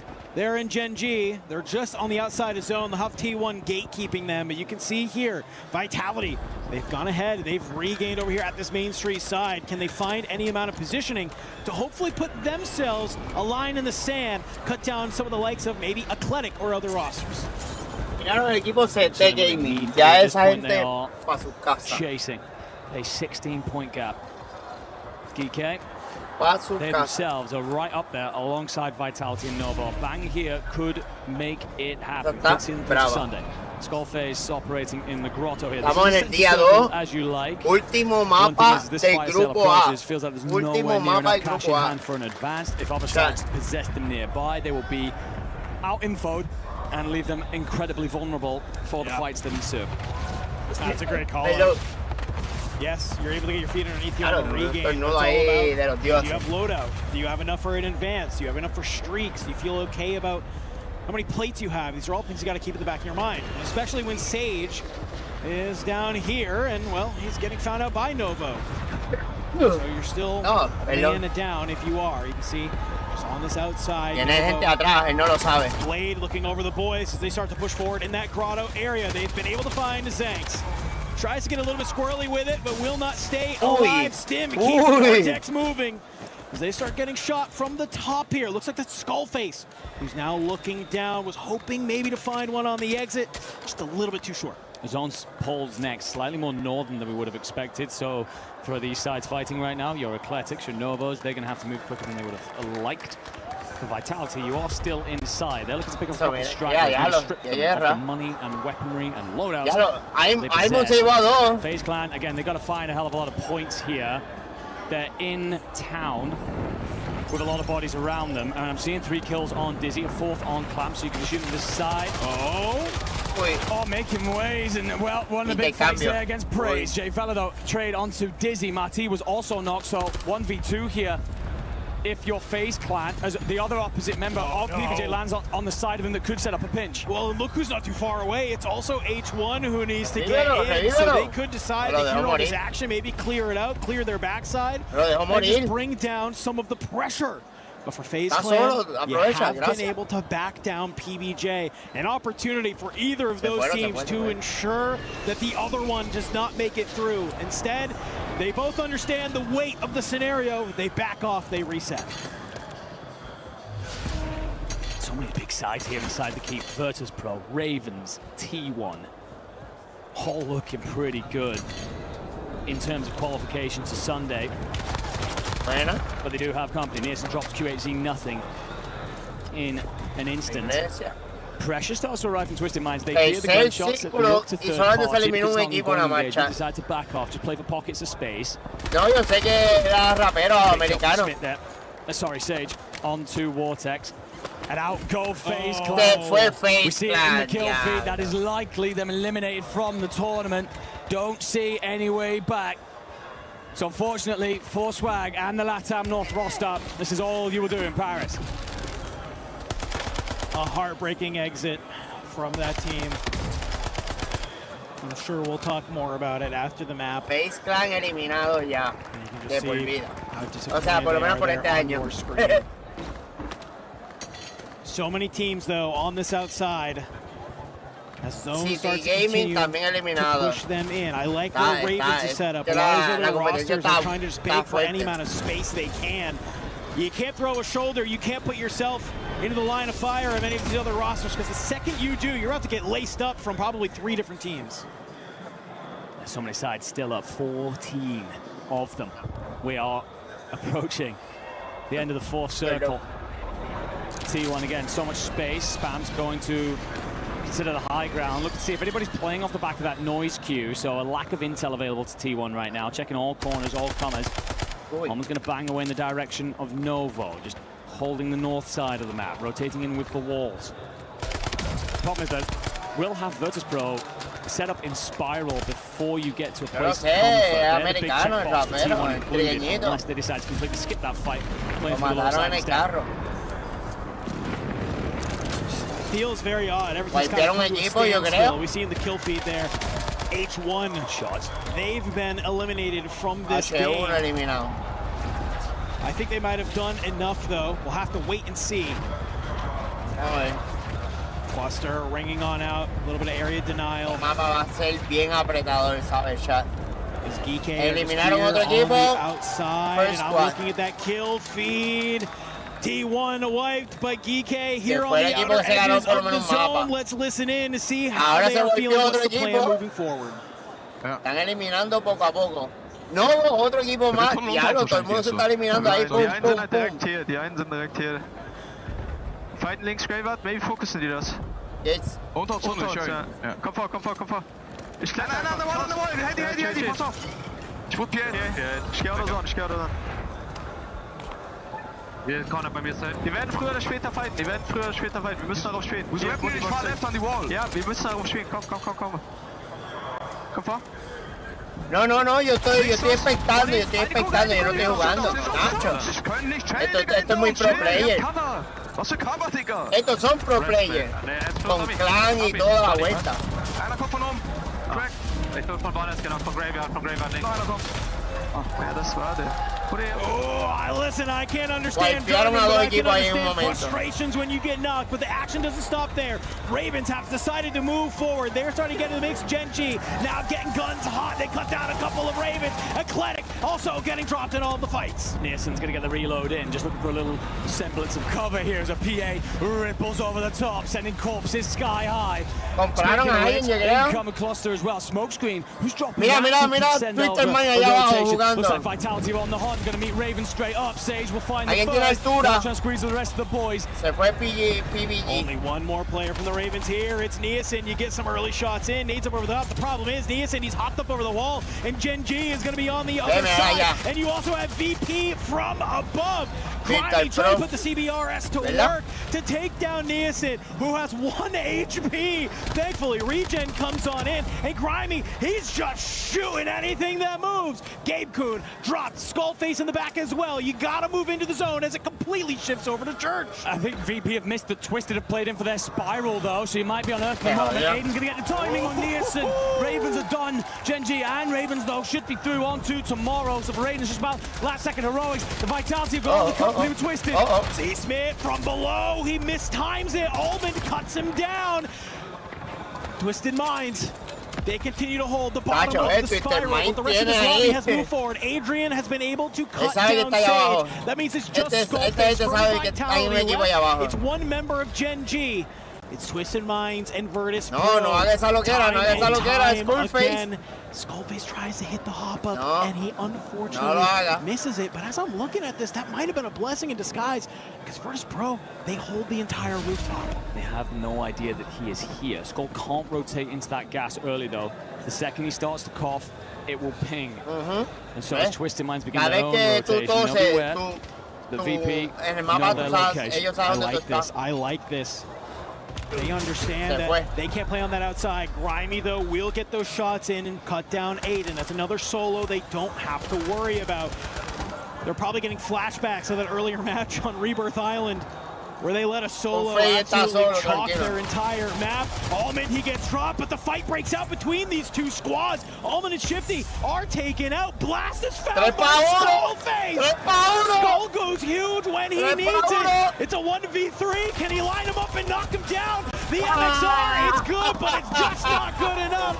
Virtus Pro will take map number 12 in a very convincing fashion. They won 2 games yesterday. We're looking great, because here they are yet again feeling fantastic. For that, we should more than cement the position. Of course, Twisted Minds, God, they've been etched in stone for a while now, but Virtus Pro, Ravens, T1, Gen.G felt that they'd all done enough. It's towards the bottom end that I'm particularly interested in. Those top 5 should be feeling comfortable about marching on through to Sunday, regardless of how everything else went on. We saw them in the latter stages.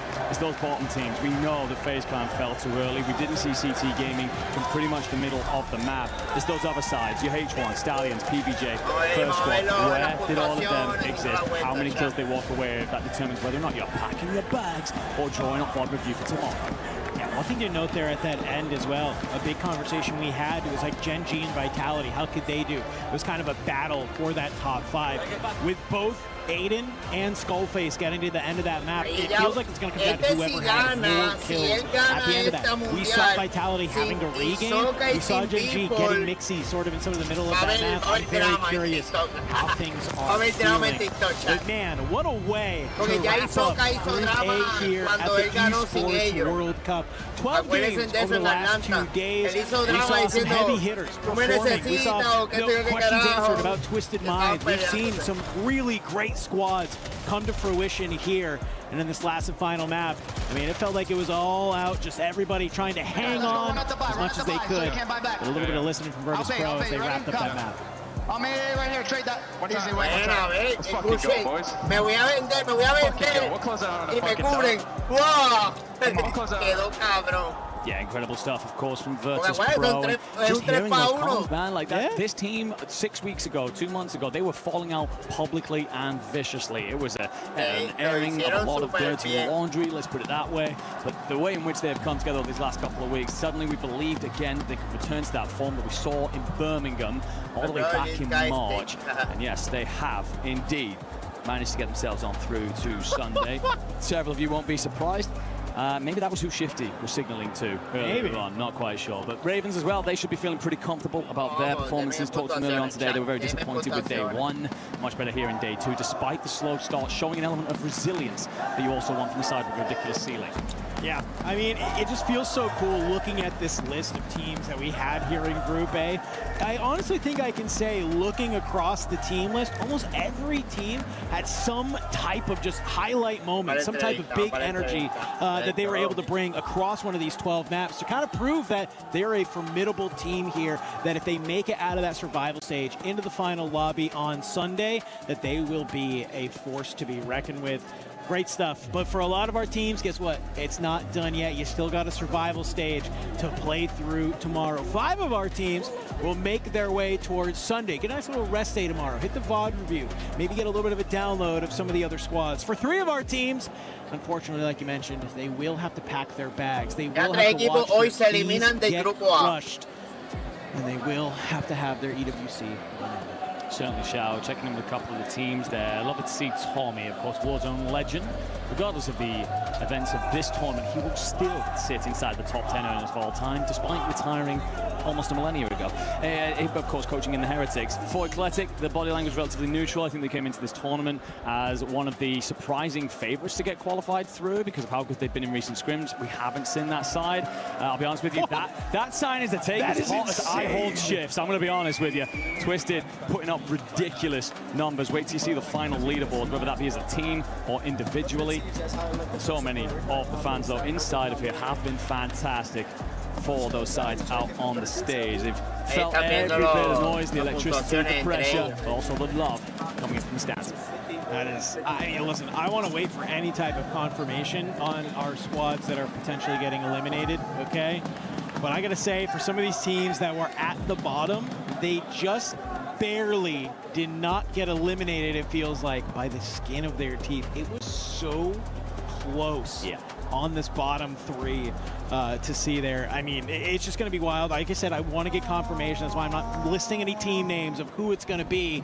But, man, I mean, it's just great to see all of these, right? I guess let's talk a little bit about some of these teams that are going to have to play through the survival stage, right? They will match up with sort of the middle 8 from Group B that will be coming on here in just a few moments when we do our walkouts and get Group B to play their last final 6 games. But if you are in this middle 8, is there anybody that you're kind of thinking that maybe needs to really kind of step it up? Because obviously you're going into what is potentially a harder lobby than this first 12 maps that you played to start your Esports World Cup. Yeah, I mean, thinking the sides that I'm expecting to be in that middle 8, I think Vitality, right? Like, we look at some of their drop spots in particular. If you end up even more contested than you are right now, I become a little bit nervous for them because they haven't been great on contest. It feels that they've been trying to regain a hell of a lot. I think another side is Heretics. Their placement has to be better. They're a squad capable of finding kills. We know that. I mean, Teeny literally broke record online last year in terms of 1-map kills, and they have the capability to do something special here in Paris by getting through to those finals. Their placing is awful. The rotation, the ability to pump the brakes and just decide, okay, we're going to set ourselves up for a better condition later down the line. That really needs studying in the back. They do have Tommy as coach, so they have the brain there to get it done. I think for me, it's Eclectic. I think this is a roster that you and I both had pretty high hopes on coming into this event. It feels like they're kind of really hardcore relying on their Fortune's Keep to stay basically active in these lobbies. They're doing a great job on that map of finding the kills. They play it almost better than, well, I'm not going to say better than anyone else because Swiss looks pretty good on it, but, you know, they look very formidable on that map, and I just need them to kind of maybe figure out some of their Rebirth Island, figure out some of their Haven's Hollow, just to, I think, be more competitive, right? They won a huge scrim not too long ago against a lot of these top teams that they're going to have to battle against. Well, there was analysis done by James Brown, the AG Global coach, and he came back. Yeah, shout out to him. A fantastic work, a brilliant mind in space. But he came out with a rankings, essentially, of all the team's performances over a massive sample of scrims. Eclectic were the 2nd best team on Havens, 3rd best team on Rebirth, and 7th best team on Fortunes. We haven't seen that so far. That's the opposite of what we've seen. That's one of the best stat lines we've got from any team in the tournament in terms of consistency. Yeah. And we've gotten to land, and all of a sudden, all of that's disappeared. It is a very different environment for sure. But yeah, they're going to have to step it up if we're going to see them through to Sunday. Heated exchanges from PBGA. Curious about if they know whether or not they are through, because it was very much so touch and go. Again, a side that, I mean, even recently they won a scrim. They've had a couple of high-end performances, but back to unfortunately familiar territory for them. Well, we've talked a lot about the middle of the pack. We've talked a lot about the bottom of the pack. Let's talk a little bit about the top of the pack, okay? Yep. Twisted Minds. I know we kind of have talked a lot about them, but it's for good reason. It's one thing to top your group and to say, all right, hey, yeah, we were #1. It's another thing to just completely and utterly obliterate your annihilate, which is exactly what they have done. Unofficial numbers here, friends. Virtus Pro sit around just shy of 200 points at 198. Twisted Minds sit at about 313. 212 kills for them. My favorite stat line, the Anchor Almond out-fragging Blast. And we saw that in that 1v1 against Grimy to secure a map win. Yeah, we've talked about how that role has evolved over recent weeks. It feels like, we're seeing Gabe can be moved into that role for Gen G, and a couple of other players, Echo becoming more involved for large periods of this last year, this last literal 12 months. It's been a case of your anchor sits in a pocket of space. That's what you always want to do. Certain sides, Twisted Minds included in that, kind of went, why the hell am I leaving Almond out there not getting involved in the gunfights? As soon as he steps up and come forward, it's gotten him more involved as the IGL as well. He's able to dictate the play better, make more informed comms, and all of a sudden that pacing that Shifty has demanded from the team all year long is there. The chemistry's there. It's great stuff. And yeah, they've sent out a signal to pretty much everybody else. Of course, the Falcons and their struggles yesterday in Group B, they will be looking over at this and well, they'll be raising their eyebrows for sure, because it feels like Twisted all of a sudden have all the momentum they need to challenge up there at the very top come Sunday. Well, they've surely twisted the game alongside their fist around the rest of this lobby. Thank you. I was actually singing that for a while. But they're feeling good. But also, we saw them on our screen not too long ago, and I think it'd be cool to talk about them again, is Virtus Pro. You hear what I'm saying? Like, yeah, screw it. We are good to end the game on a win, but guess what? Enough yapping from us. It's been great being here, but we got Barney ready to talk with, I believe, potentially Twisted Minds. Thank you very much, gentlemen. Sorry, we were just dotting the T's, crossing the I's, making sure that we've got everything sorted before we come down here and chat with Twisted Minds. Now, Shifty, my man, how does it feel to not only, secure the victory in Group A, but to dominate that group, my man? I mean, it feels great. I think any tournament would feel great, but especially with our past, month or two, I think for the boys, this was everything we needed, everything we knew we could be, with everyone doubting us. We just knew, get to land, fry out, and we did just that. Nice little confidence booster. Armin, I'm pretty sure that coming off the back of that final game, you guys are about 120 plus points ahead of second place. Now, does this team feel like the winning combo now for you? Yeah, I mean, I think we're kind of all clicking right now, and we're peaking at the right time, and it kind of shows on the leaderboard, so we're gonna carry that confidence in the finals. I like that. Confidence, momentum, that's all we need. Gentlemen, join me. Let's go over this way. We're gonna go over to the Crusher, because we got fun things to do, because as you know, having competed here last year at the Esports World Cup, climb up onto the step. Come on, we all want to see you. As you know, after competing here last year, you'll know that crushing the keys is one of the awesome things that we get to do at the Esports World Cup. Before we do it, Blast, I want to talk to you, my man. Sunday, we got new teams coming into the mix. It's going to be slightly different, but like we said, there's a lot of confidence, there's a lot of momentum coming out from today. So how are you feeling about that? I mean, they're just Warzone gamer tags. I've never cared about the gamer tags. I think this team has the most potential, the most talent, and when we're all flowing, I just think it clearly shows how good we can be. And yeah, I'm excited for Sunday. You guys are in peak flow. I like it. I'm guessing tomorrow is going to be a nice quality time day off. But before we get into any of that, it is time to do this moment, the Crusher. Okay, Armand, why don't you do us a favor and press this button and open up the iris for the Crusher. Here we go. Revealing the teeth. Yeah, I would not want to put my hand in there. Yeah, please don't, health and safety. Okay, now Shifty, I'm gonna get you to pull on this, and I'm gonna get you to eliminate all the keys. Bish, bosh, bash. That was so fast. And there you have it. 3 teams crushed. I'm gonna turn this off for you guys so that we can hear ourselves think. Was that satisfying? Yeah, great. Ooh, anything you want to say to the eliminated teams before we send them packing tonight?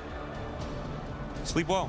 Sleep well, gentlemen. And that right there closes out Group A. Twisted Minds absolutely dominating the group throughout the past 2 days. The survival stage will be tomorrow, but we will see them on Championship Sunday. It's going to be spicy. We cannot wait for it, but of course we have lots more Warzone action coming your way. But first and foremost, let's head over to the studio to round out what we just saw. Pero les doy un aplauso, chat, a los gorditos. Les doy mi aplauso porque ellos ganaron un mapa hoy. Ellos hicieron su asignación de joderse los cojones. Ain't nobody buying a flight back right now. They're going to get their scheduled ones on Monday. Sé que no fue suficiente, pero lo lucharon. No como los otros dos equipos del bottom que tan siquiera ganaron un mapa, güey. Key disappears. That is after Twisted Minds. We really going to talk about it a little bit longer though, because this squad, not only did they dominate day one, they dominated day two when it came to the numbers as well. They had one game outside of the top 5. Ooh. Yeah, all the questions coming in. Are they going to be those guys? Is the land buff a real thing? Yes, yes, yes, and more yes. They was all good. Over 100 points over second place. I don't have the raw data in front of me yet. We should see it here in a second. Over 100 points. That is not only the period, the exclamation point on the season they've been building up to. They're doing it on land, man. Clean. Exactly. I want to say these guys are nuts, dude. I mean, Shifty said he wanted to go for 60 kills today. He got pretty close to it. All right. There you go. We get the stats. Oh, my. Yeah, wow. Over 100 points. Top 5, though, is the most important part. Yes, Twisted Minds is impressive. Look at Virtus Pro. Ravens make it. Gen G make it. And T1, with that banger map they had, they did not win, but they put up a crazy amount of kills that jumped them all the way up. They get 5th. Geek and Vitality barely missing out. Yeah, crazy stuff well for T1, the rise of the rookies. That is an exciting place to be. The pressure there, definitely not a massive factor. Now, again, we crank it up a couple of notches when it comes to Sunday. Correct. We'll see how the boys can perform there, and again, under that calm leadership of Echo, we'll see how it goes. We're going to be looking at number 3 as well. Raven Esports, they started off slow. We thought your hot take was going to end up hitting their shift, but they were able to do enough to actually finish in 3rd place. Yeah, I mean, we got the steak on the grill. We got at one point to medium rare, and then we left it out a little too long, and then that hot take got a little too well done. But no, I mean, they're a slaying team. I just thought that going into this event, knowing where their drop spots were going to be in this group, they were going to be continually battling against not just Twisted Minds, but potentially Gen G and T1. It's just that Ravens did a really nice job of adapting, finding good kills, and even though the placements got a little bit scattered, they did well enough to obviously get into themselves. A team that was able to do well enough to get from the bottom 3 to actually outside and go to survival ended up being H1, and this was a team that I was talking about because in game 2, that's when they ended up hot dropping some of the top squads and just wanting to go for it, actually going after it. That's what we wanted to see.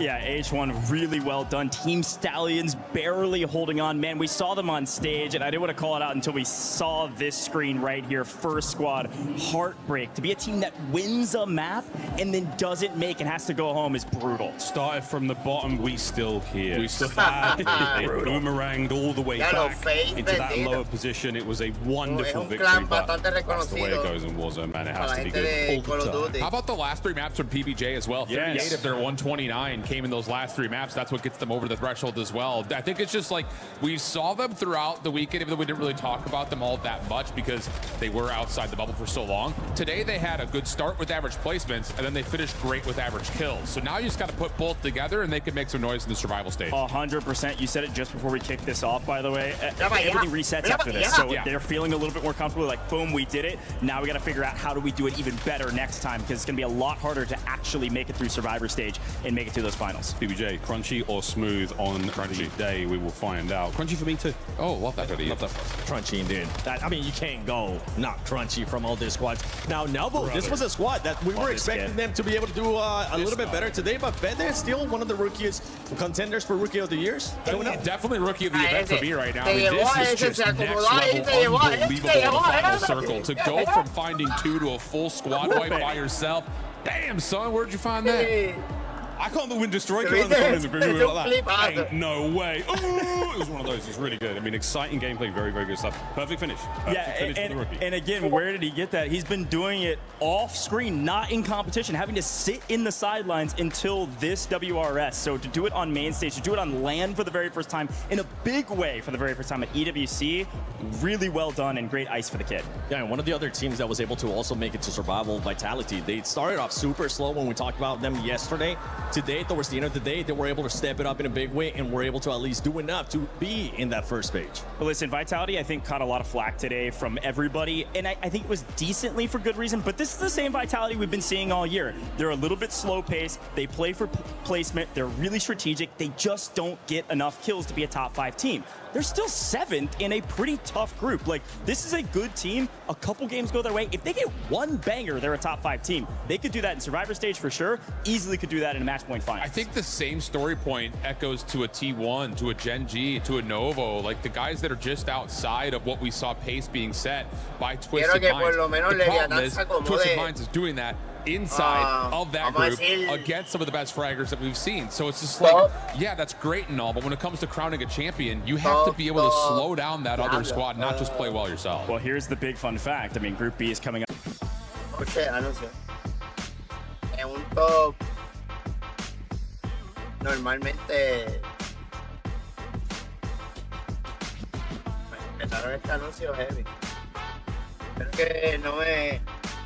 Every secret, everything you've possibly got, nothing comes with you into the next day. This is it, folks. You are laying it out here. I've absolutely no idea who makes it through. I'm all bets are off, folks. Can't wait. And for survival stage, for some of these teams, they could use it as just more practice here at EWC, because we've seen that in the past as well for some of the other squads. They maybe struggle when we come to groups, especially with the top dogs, especially when you got Twisted Mind just absolutely destroying, but they could end up using that as a little bit of a step up for them. Get more gameplay, right? I mean, that's a win. That's a win, especially you make it into Sunday. You're coming in hot. You've got a lot more reps, more comfortable on land. It's the lower bracket curse thing, you know? You get 1 or 2 more games to play. It makes all the difference. I think the other part about this is, like, as you prep for your first 2 days of groups, you're looking at where the map comps are going to be, and you're saying, okay, here's where our drop spot is. This is who we need to prep up against. Now you don't want to get too much in your head when overanalyze what's coming up in the survival stage, trying to put those together, and then even more so if you do make it to the final stage, as you start to deal with all the top dogs over and over and over again. It's like you have to make adjustments, but you don't want to change the playbook completely. And it's also worth remembering, those big point sponges are going to be gone. The big teams like Twisted Minds will not be soaking up nearly 400 points, right? So because of that, a team like Vitality is going to have more kills on the map. That's the main one too, with the sponging of the points. You were saying Twisted Minds ended up being outside of the top 5 in just 1 match out of 12. That is absolutely ridiculous. Now, when we're going through a survival, right, especially from the teams from Group A, as we're going to be finding out later on today, which teams are going to be going as well to survival and which teams are going to be going home from Group B, which is one team that either surprised you or you're looking forward to step it up outside of the ones that we've been talking already? I think my first thought does kind of lean towards Team Vitality, mostly because of the consistency that we've talked about. But I think just based on slaying presence and how that's going to translate to the survival stage, I actually saw my eyes on Novo. They were so close so many times to getting to high kill threshold and then getting to the late game, but they got gate kept by a team trying to rotate in. They're going to be a little bit more free, a little bit more loose when it comes to doing that tomorrow. So I got my eyes on Novo, I think. I agree with that, Tully. That's a high school team with a really, really explosive play style. You give them an opportunity to run rampant, and they absolutely will. But yeah, the gatekeeping is there. That comes down to decision making. That comes down to timing. That comes down to the game ahead of them. If they can find that, superb results tomorrow. I think it's a really good shot. I'm going PBJ, man. I like that call too. I know they've been near the bottom, but with some of these big points punches gone, I think PBJ could step up in a huge way against some little bit lower level competition and drop a banger on the map that propels them way up to to the top. No, yo voy a Leviathan, cabrón. Crunchy, right? Crunchy? Praise is good, man. Yeah, with strawberry and toasted. Might need to try that, actually. Hold on, you might be cooking with that one. One team that's going to be cooking has been T1, and I know T1 is currently with Blaze. Ahí va. Otra entrevista, va. Ladies and gentlemen, welcome to the pit stop. We're having a laugh here when we're talking about English breakfasts versus American breakfasts, but we'll get into that one later. I'm Blaze, joined with the fantastic Lace, and we got the amazing team T1 with us. We got Echo, Disrupt, and Spam. You guys just got into the top 5 in your group, so you get a day off. Echo, how does it feel to, accomplish the first goal? Feels good. Feels good. We were definitely, after day one, we kind of looked at it and we did a little interview earlier. I said we got to go a bit more gung-ho. Yeah. So rather than like day one, we were kind of, me and Spam sitting back, like just Disrupt do his own thing. But today we were kind of like, you two fly, just get them kills, and then it'll work out, you know. And we saw that. I want to say, I think it was probably in the map 5. I saw you guys drop 24 kills or so. You guys absolutely slayed out. So the build up, getting there, to play more gun-ho, to be more aggressive, was it more changing the location that you was dropping in, just being more aggressive on the fights as you guys saw them? Like, what was the opportunities that what you saw in these lobbies? We kind of just said, before we were playing double anchor, so that if anyone runs at us, like we can like shoot and like watch the crosses easier, so that we can, you know, force them back.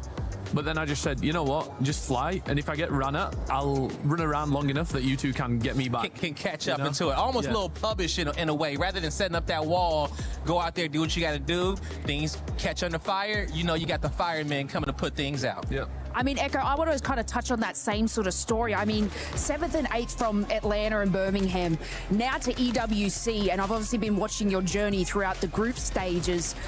And I want to know the initial turning point for you guys, because you're kind of in that mid-range leaderboard, right? And not doing particularly well, not doing particularly bad, and then you spit around and you now go a ticket straight to the finals. Where was that turning point for you guys where you're like, this is it? We had two bad maps to start. Well, you know, like bad by our standards. So then going into map 3, we kind of, you know, it was an average map, but we kind of like threw it away a little bit. We had a little break. We got a coach in, coach talked, you know, said a little bit of stuff. Then we come out map 4 and we were like, I just said, we've got nothing to lose. Yeah. And they had like English breakfast as well. That's what we're finding out. Jamming, we don't talk about beans on. You guys, we actually, you know what? They outrank me. We can definitely talk beans on toast, okay? I think I'm the only one here who loves an American breakfast. Now, let's pass the mic on over to Disrupt. Now, talk to me about, you know, your day and, you know, how these lobbies kind of felt for you. I mean, I had a great time. I was just running around, getting the kills. Teammates were just looking over me. I was fine. Now, did any other team surprise you as far as when it comes down to the placements? Because when we got it, you know, we got VP coming out, we got Twisted Minds, we got Gen G, we got you guys, as well as Raven Esports. Do you think that was supposed to be the top 5 to come out of this group, or did anyone not make the cut? To be fair, I thought Novo Esports would have called, but that's the one I'm like surprised with, to be fair. Okay. But, yeah, and Novo had a heater day 1. You know, I think today they just kind of fell down the wayside a bit. Yeah. Yeah, and I mean, like, you guys are going through the finals. There are some juggernaut teams heading on into the finals. Obviously, you know, you've just finished fantastic group stages. You get your day off. You probably want your ROD review and do all that sort of stuff. But yeah, you're going alongside Twisted Minds, who absolutely triumphed the leaderboard. And of course, on the other group, potentially Falcons going in there. Have you guys got a particular plan to sort of take on these very heavy firepower teams? I mean, we're probably just going to do our usual stuff, and I feel like if the lobby gets better, we get better. So I feel like we'll get more points in a better lobby. We've witnessed that through these group stages, and I hope you guys felt that too. I mean, you've done a tremendous job to turn things around. I love how you said that too, because sometimes when a lobby isn't at the right skill level, people be scamming, all right, not doing what they're supposed to do, and then next thing you know, it's falling apart for everybody. It's like, okay, who is it that's not taking these shots or making these plays? So get into a better lobby will definitely make you guys better. I want to talk to your rookie over here, Spam. Now, Spam, you know, you're on the main stage, EWC, and, you know, to qualify top 5, like, what has this experience been like for you today? I mean, it's incredible, but I can't say I didn't expect it. I was kind of expecting probably higher than top 5, but I was expecting top 3, but it's not really that's what matters. We qualified, rookie year, EWC rookie year. I mean, it feels great. Definitely does. And I mean, I want to pass the mic back to you, Echo. Obviously, vet, rookie, right? Has there been any sort of changes that you've seen in Spam, or any sort of insight that you would have provided to him to get to this level, or have you just completely trusted, you know, a newer player coming into your team? I'd say I wouldn't just say, I wouldn't just on Spam being a rookie as well. These also, you know, he had a little bit of experience last year. They've both come in and they've both like listened so much.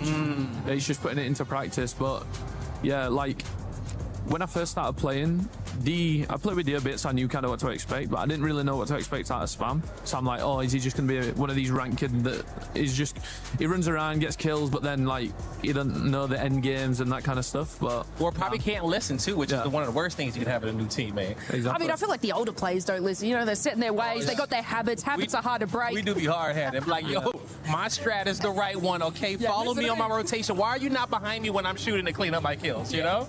Exactly right. But, I mean, look, it's really beautiful to see, to have, like, a nice cohesion with the team. And, you know, you see this across different types of esports where, you know, bringing on those new players. And I love that you said, like, you know, these ranked kill grinders, because that is apparent. But they're a new dynasty, right? So they bring a fresh perspective. But then, you know, with your knowledge, you can kind of instill that on them. So, I mean, that's awesome. But is there any, like, tea you can tell us? Like, do you yell at him at all? Or oh, we've definitely had some, like, a little bit of arguments and a little bit, you know. We call that team. That chuckle I got out of you spam like, yeah, little argument. Just blink twice if you need help. Oh man, you know, so like one thing I love about doing interviews like this is like getting some of the information that we don't normally get out of you guys. You know, I opened up this interview talking about we were talking about English breakfasts versus American breakfasts. Now, when you guys, the couch. Yeah, okay, everybody against me. Now, when you start today, what did you guys eat before you came into the arena? Was it just black coffee? Was it just water? Did you guys eat anything at all before you got into your matches? Adderall. Kind of energy drink. That's it. Energy drink, straight caffeine. Energy drink and a neuro gum. That's all I've had. Straight caffeine. What about you? Energy drink and a banana. Energy drink and banana. Yeah, they're bananas. Yeah, anything. Nothing. Bottle of water. Bottle of water. Bottle of water, mate. And yeah, I think I'll try a neurogum as well. And a little neurogum. See, I like you, Spam. You get it, okay? Keep that same diet to start the day. But right now, I know these players are probably hungry. You know, they have played their asses off all day long. Guys, thank you for coming in, joining with us on the couch at the pit stop here. You get a day off tomorrow. Hope you get a chance to get some rest and see the city. But that's going to do it for us on the couch. Back to you guys. We got some more Warzone action coming up.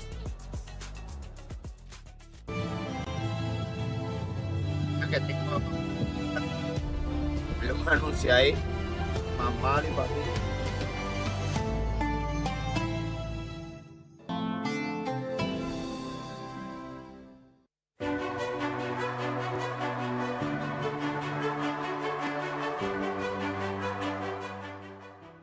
Everyone is playing, you're not yet. EWC play. Check out this heavy-duty iced-out tennis chain. Made with solid S925 silver construction. This thing is built to last. The stars of the show are the moissanite stones. They shine brighter than anything else in the room, catching light from every direction. Each stone is precision cut to catch every angle of that sunlight. It's thick, it's iced out on the sides, and it looks amazing with a black tee or a white shirt. Here's the kicker. Right now, we have a flash sale. Buy one, get one free. You literally get 2 chains for the price of one. How crazy is that? Get one for the gym and one for the party. Or just stack them up. Double the shine, double the flex, 0 excuses. Click the link below before sizes run out. Trust me, you need this. Go cop yours now. This is the reigning esports world champ. Yes, sir. That you have right here. How are you feeling? How's your travel? How's Paris for you? It's my first time in Paris, so I'm just enjoying it. Also, my 3rd EWC. I've been a part of everyone so far. And I'm just appreciative that, you know, I get to be here. Okay. We have Mr. Gabe Kuhn over here who's getting his shots. You can see here already. Let's get a little... You can see, look at this. He looks aggressive right now. He's like this on the map. He's like this in person. Silencing the haters. This is exactly what you like to see. We're going to check out some of the behind-the-scenes stuff that we have happening in this back sort of area. So let's go ahead. Let's see what we have back here.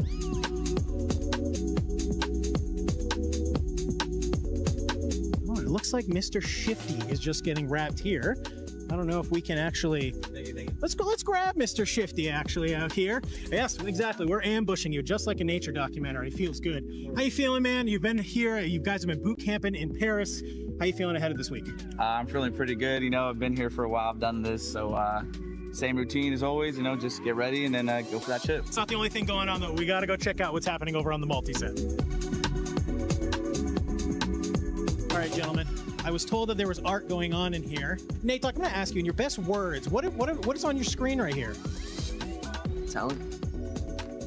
I'm going to beg to differ. Give me a different word. Art.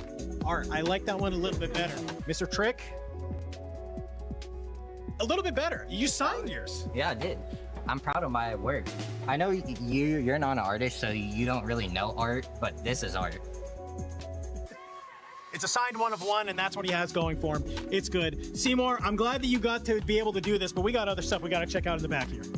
All right, we're here in hair and makeup. Everybody's got to look good. Of course, I already look good, but you can see all kinds of players, talent, everybody getting their makeup done. Donkey, how you doing, man? How are you doing? I'm doing great. Have you got your hair and makeup done yet? Yeah, I'm looking pretty, right? Well, anyway, Donkey, how are you feeling ahead of the competition this week? Feeling good, confident, a little nervous. You always gotta be nervous, but feeling good though. I don't believe a single thing he just said. All right, we're over here in photos. Got a couple players taking pictures. Spam, come on over here. Come sit down because mainly I wanted to do this because we have Echo taking photos right now. And man, does he look awkward. But how's Paris for you so far? Paris has been amazing, man. I think it's probably the best event I've attended so far. I can tell you now, there's not going to be another event like this. Okay, that's what we like. How do you think Echo's doing right now? Is he? You think he's not really one to like take instructions well? I wouldn't really say he's in his element, no. Oh wait, look at him. He's kind of. Wait, he's kind of hitting that. Whoa. Shame he's got a bit of a lazy eye, but he's got it going. Go on, fella. Go on. That's what we like. And you can see players maybe have to do something a little bit outside of their element for once, but that's what you have to do when you're trying to be the best here at the Esports World Cup. Well, I was trying to catch some fans in the audience, but what better fans than the players themselves? I, of course, have for fun right next to me. We got Juju saying, and we've got Flanked as well. Honestly, guys, what a tournament. You guys are playing next, but obviously you're sitting in the crowd right now. Who will we hate watching? There's one team that lands on us every single day of scrims. They get ran every single day of scrims. They're getting ran on the main stage. We're hate watching CT. You heard that at CT. Are you ready to be in the twit longer when that happens? Oh, I'm ready. I don't care. I mean, I really think they suck. I mean, as you can tell, their vibes are down. So I don't even think they're going to, like, we're not even going to see them in finals or nothing. So I'm definitely hate watching all day. All right. Now, obviously, we want you guys to perform incredibly well. But out of this group stage here, who are we going for? You got any friends playing now in Group A? Oh, we got a few friends. I mean, when the tournament's not going on, they're friends. When it's going on, they're not as much. I kind of like seeing Gen G succeed for once, and maybe a little T1. Yeah. Succeed. Yeah, I mean, T1, I was expecting like a stellar kill-heavy performance, and I mean, they're kind of sitting in the middle of the pack. Judy, what about yourself? I'm gonna say T1, like Echo, Disrupt, Spam. Those are my guys. I'm gonna also say the Stallions, Kruger. That's like my brother, so I gotta go for him. They're having a rough few games, but I think they could bounce back and they could come back and do their thing. Absolutely. You know, a little bit of hate watching is good, but of course these players also want to share a little bit of love. Well, I appreciate you guys chatting to us, of course, and when your group comes up, I'm excited to see what happens. Welcome back here, guys. We have, oh, wait, boys. I know you guys look like you just came off the yacht here with this attire, but we got to get some work done. Jomo's in the studio. J-Dub, what's up, dog? Good to see y'all, man. Backhanded dog. Good to see y'all. That's clean. How are you feeling, Joe? Yeah. How are you enjoying Paris? I'm glad to be here. Paris is amazing. Food so far, maybe I haven't gone to the right spots yet, but food's been a little rough. I'm not gonna lie, but so far though, Paris is amazing. I've been hearing that, honestly. I feel like you have to go to like the Michelin stars, check that out, or just go to the cafeteria here. Actually, the cafeteria here at EWC has some fire stuff. I'll tell you what, Joe. Have you been ordering steak? Don't. I'm telling you, dog. They do chicken here. I'm a big salmon. Okay, so I haven't found salmon yet. I love salmon. I haven't found a good salmon yet. I tried like a steak and fries place. It was all right. All right. It was okay, but I haven't found a good salmon yet. Okay. I'm gonna make some phone calls after we're done with this. Gracias, And I'll let you know some spots. I know Barney definitely has some spots. I know you're an Expo player, man. Being here at EWC, does it ever make you want to be like, I want to stop dominating the content area and just go back to being a pro? The second I walked in, I saw the stage, I saw my friends play and stuff. I'm like, this is like, they truly, especially being here, because they crush it, man. The setups, the production, just everything they're doing is just amazing. Just seeing the first setup, I was like, ya mismo entra el grupo B, ellos se están seteando, ya mismo entra el grupo B a jugar sus 6 mapas que quedan, ¿verdad? Queremos ver que Leviatán suba de posición, está en la posición número 14, que es donde está nuestro boricua Criminal God. Déjame poner esto por aquí porque hay un anuncio ahí raro. Ahí donde está nuestro boricua Criminal God, obviamente está Deusamil de México, Z Dark. También está nuestro coach de Leviatán en Tenos, un buen jugador, pro player de Puerto Rico. Entonces queremos dar siempre el full apoyo a nuestros camaradas acá, apoyándolos a ellos. Esperemos que puedan subir de posición, porque si se quedan en posición 14, posición 15 o posición 16, definitivamente se van para sus casas. No, o sea, no literal, pero están eliminados del torneo. ¿Verdad? Porque obviamente tú, por tu perder, no te van a decir, mira, ya, sácate un pasaje y vete para acá. No creo que así es la cosa. They looked good yesterday too, and I think some of that was because the drop location was a little bit freer. That Falcons were playing a little bit off their usual stuff. But I like your calm here. I think Ahsoka's going to come with the game plan of, we're playing more aggro today. We're going to get access. Like, I saw him, and he looked si llegan al top 10, creo que juegan el sábado. He had his AirPods in, he was focused, he's like, all right, I'm los que están en el down. top 5 for a fact that wasn't just so being upset with where they are in the leaderboard. I know he's looking at that board saying JDG's in first. Bro, we got those guys all day, all week. But they were shooting though, I'm not gonna lie. And I also saw after Falcons got wiped, I think first it was like game 5 or 6. The one person you don't they were shooting Soka's body. Of all people, that's not the one you want to get fired up. And I was like, that might be a mistake. So I think that especially now that they're about to come out just for Soka's dad gets to sit behind us too, so I was like, we have to watch out what we say too in regards to Falcons. He's like twice my size, bro. Okay, I'm like 5'0". He's like a bodyguard out there. He is a literal bodyguard, but like the whole family being here, like, that's so inspiring for a lot of people too. I love to see that kind of stuff. That's amazing. I would say, like, over the course of the last 3 years, we've seen just the general support go up. Like last year in Riyadh, I felt like a lot of people traveled for it, and now that we're in Paris, it feels like everyone's like, oh, well, bet I'm on that flight, no problem. That's sick. Yeah, make them feel a little bit more at home too with having their family here. If it's not going their way, we do have a game for you though that I didn't tell you about earlier because I wanted to surprise you with it. So if you can, Tomash, pull up that $100 squad because I want to see what kind of squad this man's gonna be able to build up. So you're gonna have $100, and hopefully they'll be able to pull up the graphic there so you can see it. And I want you to just build the best squad that you can. Damn. You can take your time. Wait, I already know who he's going for pick 1. Is it gonna be Soka? No, I think I know who his budget pick is though. This is tough. Wait, who made this? That's what we've been asking too. I'm going. Give me Gromalot. Yup. Oh. Give me. Blast. How much is Blast? And give me So 65. That gives you. Yeah, you got $5 left over. $5. That's a solid squad. That's gonna get me a nice top 5. Do you feel like you got enough slaying presence in that team though? 100%. Last year, Gromalot had like an 18 kill game. That's fair. Okay, so Grom's your slayer. They're due for a good day today. All right. Blast your support, Soka your anchor. Yep. Ahí tuvimos ahí al boricua. El boricua estaba por lo menos en este tier, baby. I respect it. $5 to spare, just in case. You never know what's going to happen. You say croissant too. By the way, for everybody that we do have a lot of audience here that are watching EWC that might not be familiar with you, so please let them know where they can find you at.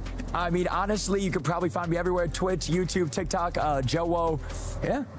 Thank you, Joe. Straight to the point. Appreciate it, man. Absolutely. We're going to start getting ready for Group B. So for everybody watching, make sure you stay tuned because Group B is coming up.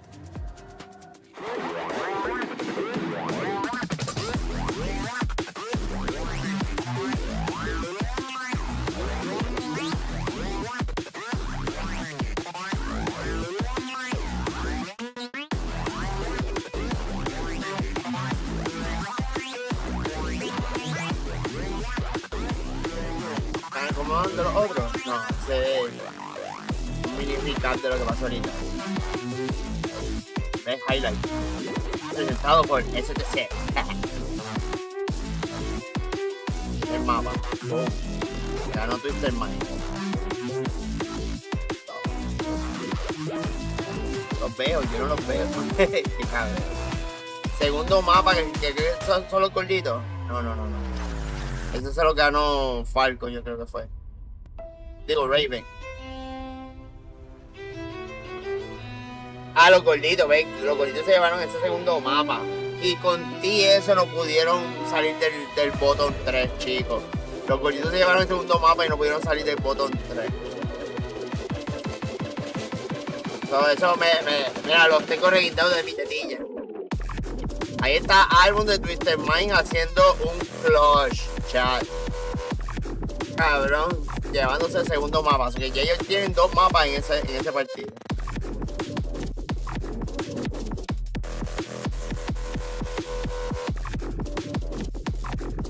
Ahí Raven se acomoda. Después de un mal mapa, ahí Raven se acomoda y se lleva ese mapa. Luego ahí, ¿quién se llevó ese mapa? Raven otra vez, no me acuerdo. Twister Mind llevándose un tercer mapa. Y el último mapa se lo lleva Peter Pro, acomodándose. Okay. So que de 6 mapas, 3 se lo llevó Twister Mind. Pero que están abusando esa gente. Déjame poner. Cámara se ve cabrón. Pero bueno.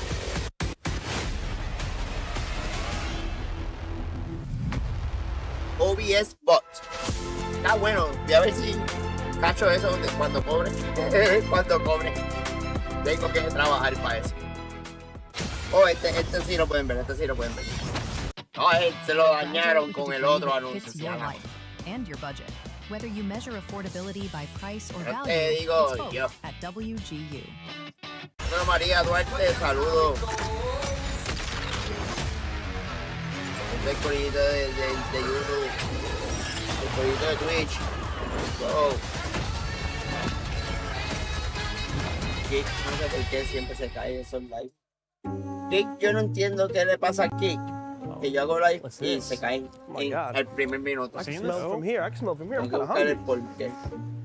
Hago un minuto y se cae. Un minuto y se cae. Nunca graba más. ¿Qué será? O sea, como si tiene una manta.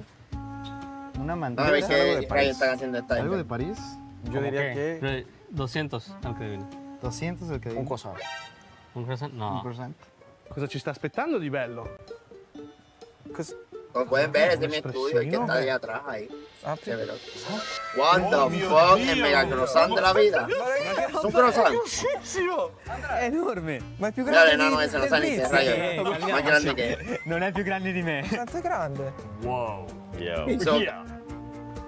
Is that a monster croissant? Yeah. Oh my god, está gigante. Un big croissant. Sí, yo sí la tiene.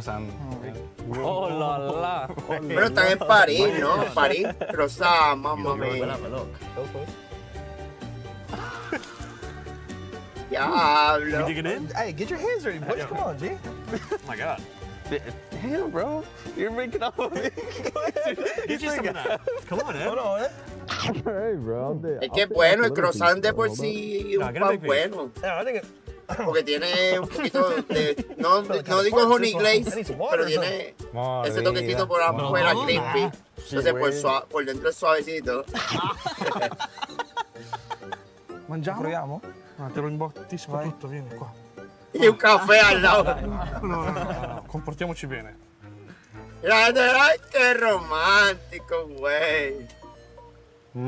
¿Se hace rico? Bueno. Está bueno. ¿Cómo que sabe? It's actually so dry. Bueno, quiero un café. Ya vaya todo el reguero. ¿Por qué no sale Leviathan metiéndole a mano? Merci. Y soca con la prenda. In case you weren't hungry before. El ice. Ahí hay chap wings. Bet you are now, because we need one of those croissants, Miles. Like a pillow. Us holding a croissant right here. They're staring at us. We're just biting into it like Lady and the Tramp. Lady and the Tramp could never. They could never. Yes, sir. ¡Vamos, Leviathan! ¡Let's go! Resurgence Championship. Championship at EWC 26. My name is 7GG, joined by Miles, Lace, and none other than I Shift, and the fans of Leviathan, which they're going to be hoping that they can make it into survival because this squad did end up struggling a little bit yesterday. They need some ayuda. They need a lot of help, tell you what, because they're currently sitting a little bit on the bubs to be eliminated. Not great news. Need to step it up today. Bad bubs, the dangerous bubs. Ya mismo comienza, ¿verdad? Yo diría como unos 15, 20 minutos más todavía. They don't want that. Yeah, Miles, we don't have any security here. Oye, hermano, ya están en la casa, We do have some security. Okay, este grupo me corillo. Mira cómo estamos de jodidos. Being able to finish at the top with 146 points. A big surprise, though, is that third place. G2 Esports. I know you've been keeping an eye on them, Lace. Absolutely. And I want to sort of touch more on the players. Se supone que sean dominantes, sean los Jerome holding the Falco. consistency so well for this team. He's on, I think it was like a 36 kills, which is actually above anxiety, which, hold on, the reason I say this is a little bit unique because notably, like in our previous lands, anxiety had like 72 kills at Atlanta. So we have not seen the true power of anxiety come out here for G2 just yet. And it seems like Big Man is obviously holding it together for the team. So I feel like today, G2, obviously in third position, still doing incredibly well. We ain't seen nothing yet. Crippling anxiety brings down many, but not those boys. Excited to see how Fun do today. But yeah, Leviathan, an interesting look at them. Like a lot of teams I wouldn't expect to be that low. Again, close score. Very, very close score. So again, this still feels like all this game, very early days. So the last chances, you've got to qualify. We're going to talk a bit of a dark horse in a way. Just wait for it, because as soon as I say the team name, you're going to be like, what? Dark horse? What is he talking about? And it's actually Falcons. Yeah. Because they started off hot, but then they slow down in a big way. If you go and just look at their first 3 games of yesterday, they were averaging pretty much a first place finish. After that, they were averaging a 12th place finish. And I think the thing that's actually most compelling about the whole day was even in their first 3 games where they were great for placement, they weren't necessarily up to stuff when it comes to kill participation. And we've been talking about this a lot throughout the year. You go to Birmingham, you then go to Atlanta, the kill tally across the board totals go up. Now that we get to Atlanta, same thing. With the multiplier changing from last year to this year, kills matter arguably more than placements until finals, where you need to go You really don't need to win until you get to that match point track. Good news they get the wins, but yeah, kills are paying the bills right now. I mean, are you worried about the Falcons? Is anyone actually worried? Is there any concern right now? All the Falcons fans, maybe not for Warzone, but for everything going around with the club championship, because Falcons have been getting eliminated over and over and over again. And today they're trying to put a stop here in Warzone Resurgence Championship at EWC 26. I think it's time. I want to see which teams are going to be going to the match point finals and which ones will be going home as well, because this is se te da el muerto. Y los regain en el agua. Oye, confían en River, vayan para Harbor, no, nadie está cayendo. El coach. ¿Viene el grupo B ahora? Nah, no mames. Let's go.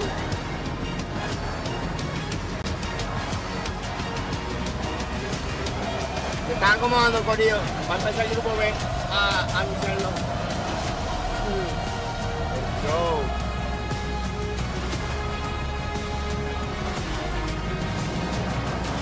Ladies and gentlemen, coming to you live from the Gadia City Grid. Just 6 maps remain in our group stage, and after seeing 3 teams sent home, reality is now setting in for Group B.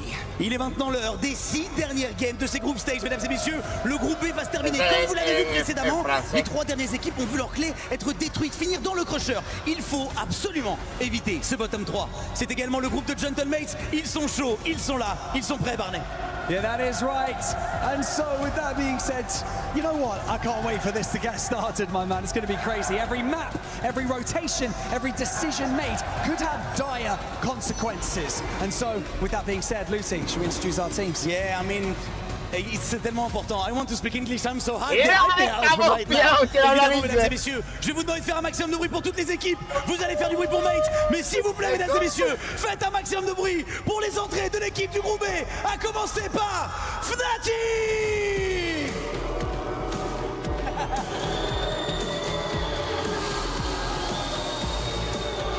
AGAL. Papi, por favor, no entren con unas baterías como la otra vez. Gamax Esports.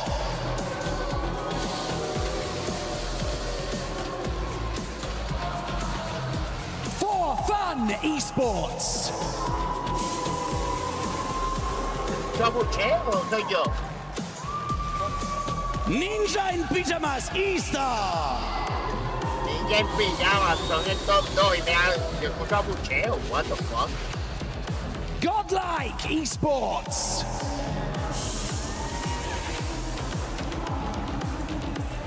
Leviathan, vamos. GD Gaming. Todo lo que están ganando. The Vicious Esports. Te pica la nariz, what the fuck? Team Nemesis. Ya, Leviathan para lo último. New Icons. Leviathan para lo último. El equipo que esperamos renacer. Catguy Vadati. Ok, ese es el equipo de la casa, parece. Leviathan, let's go. Vamos. Vamos, let's go, Creamy, vamos. Gentleman. Fight con los últimos. Escucha eso. Team Orchid.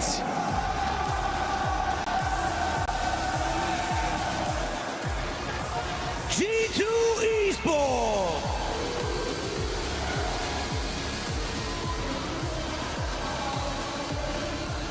And finally, your reigning club champions, Team Falcons.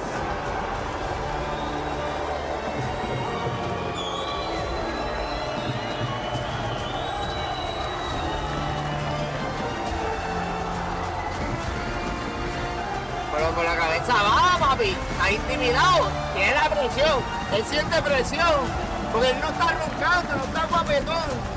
Tiene presión. I don't feel like Chad, you stressed Falcon this enough. tiene That we have presión. Miren $1 million on the line and a chance to be immortalized in esports World Cup history.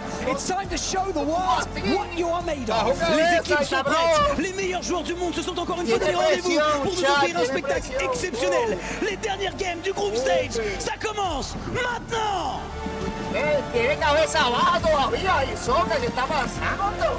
Group B is here, and I couldn't be more excited. Goja Seymour on the mic leading into what could be a chance for some of these teams to change their fate in day 2. And for some untimely demise, they're going to be sent on just like we saw in Group A. It's going to be a ton of fun, and looking at our players, looking at their walk-in, Seymour, I saw some nerves, but I also saw some determination from the likes of the Falcons. And I saw some fun, too, from AGAL. I mean, I swear it must be a bit at this point that they're going to have a different walkout every single day that we see them. No, I think you're right. A little bit of fear in the Falcons after day 1 doesn't really go the way that they expect them outside of the top 5. They got to find their way back in if they want to make it to Sunday with no issues. We might be seeing them in the survival stage. Yeah, there's so much we can talk about, and I think, frankly, of course, we do need to talk about yesterday. The Dest did a great job of doing that, setting us up for today. But one thing I want to talk through is some statistics. What are some of the scores that people are trying to go for? You've got to remember our 2 different bubbles we're going to be paying attention to today, just like we did in Group A. The bottom 3 go home, the top 5 go straight to the finals. The scores to beat to repeat history. Voy a Leviathan, quiero que Leviathan me salga de esa zona del botón 3. Vamos a ver, quiero que salgan de ese botón 3. That's the scores we're looking for. And on the other side, it was PBJ actually holding the line down at the bottom, getting 13th.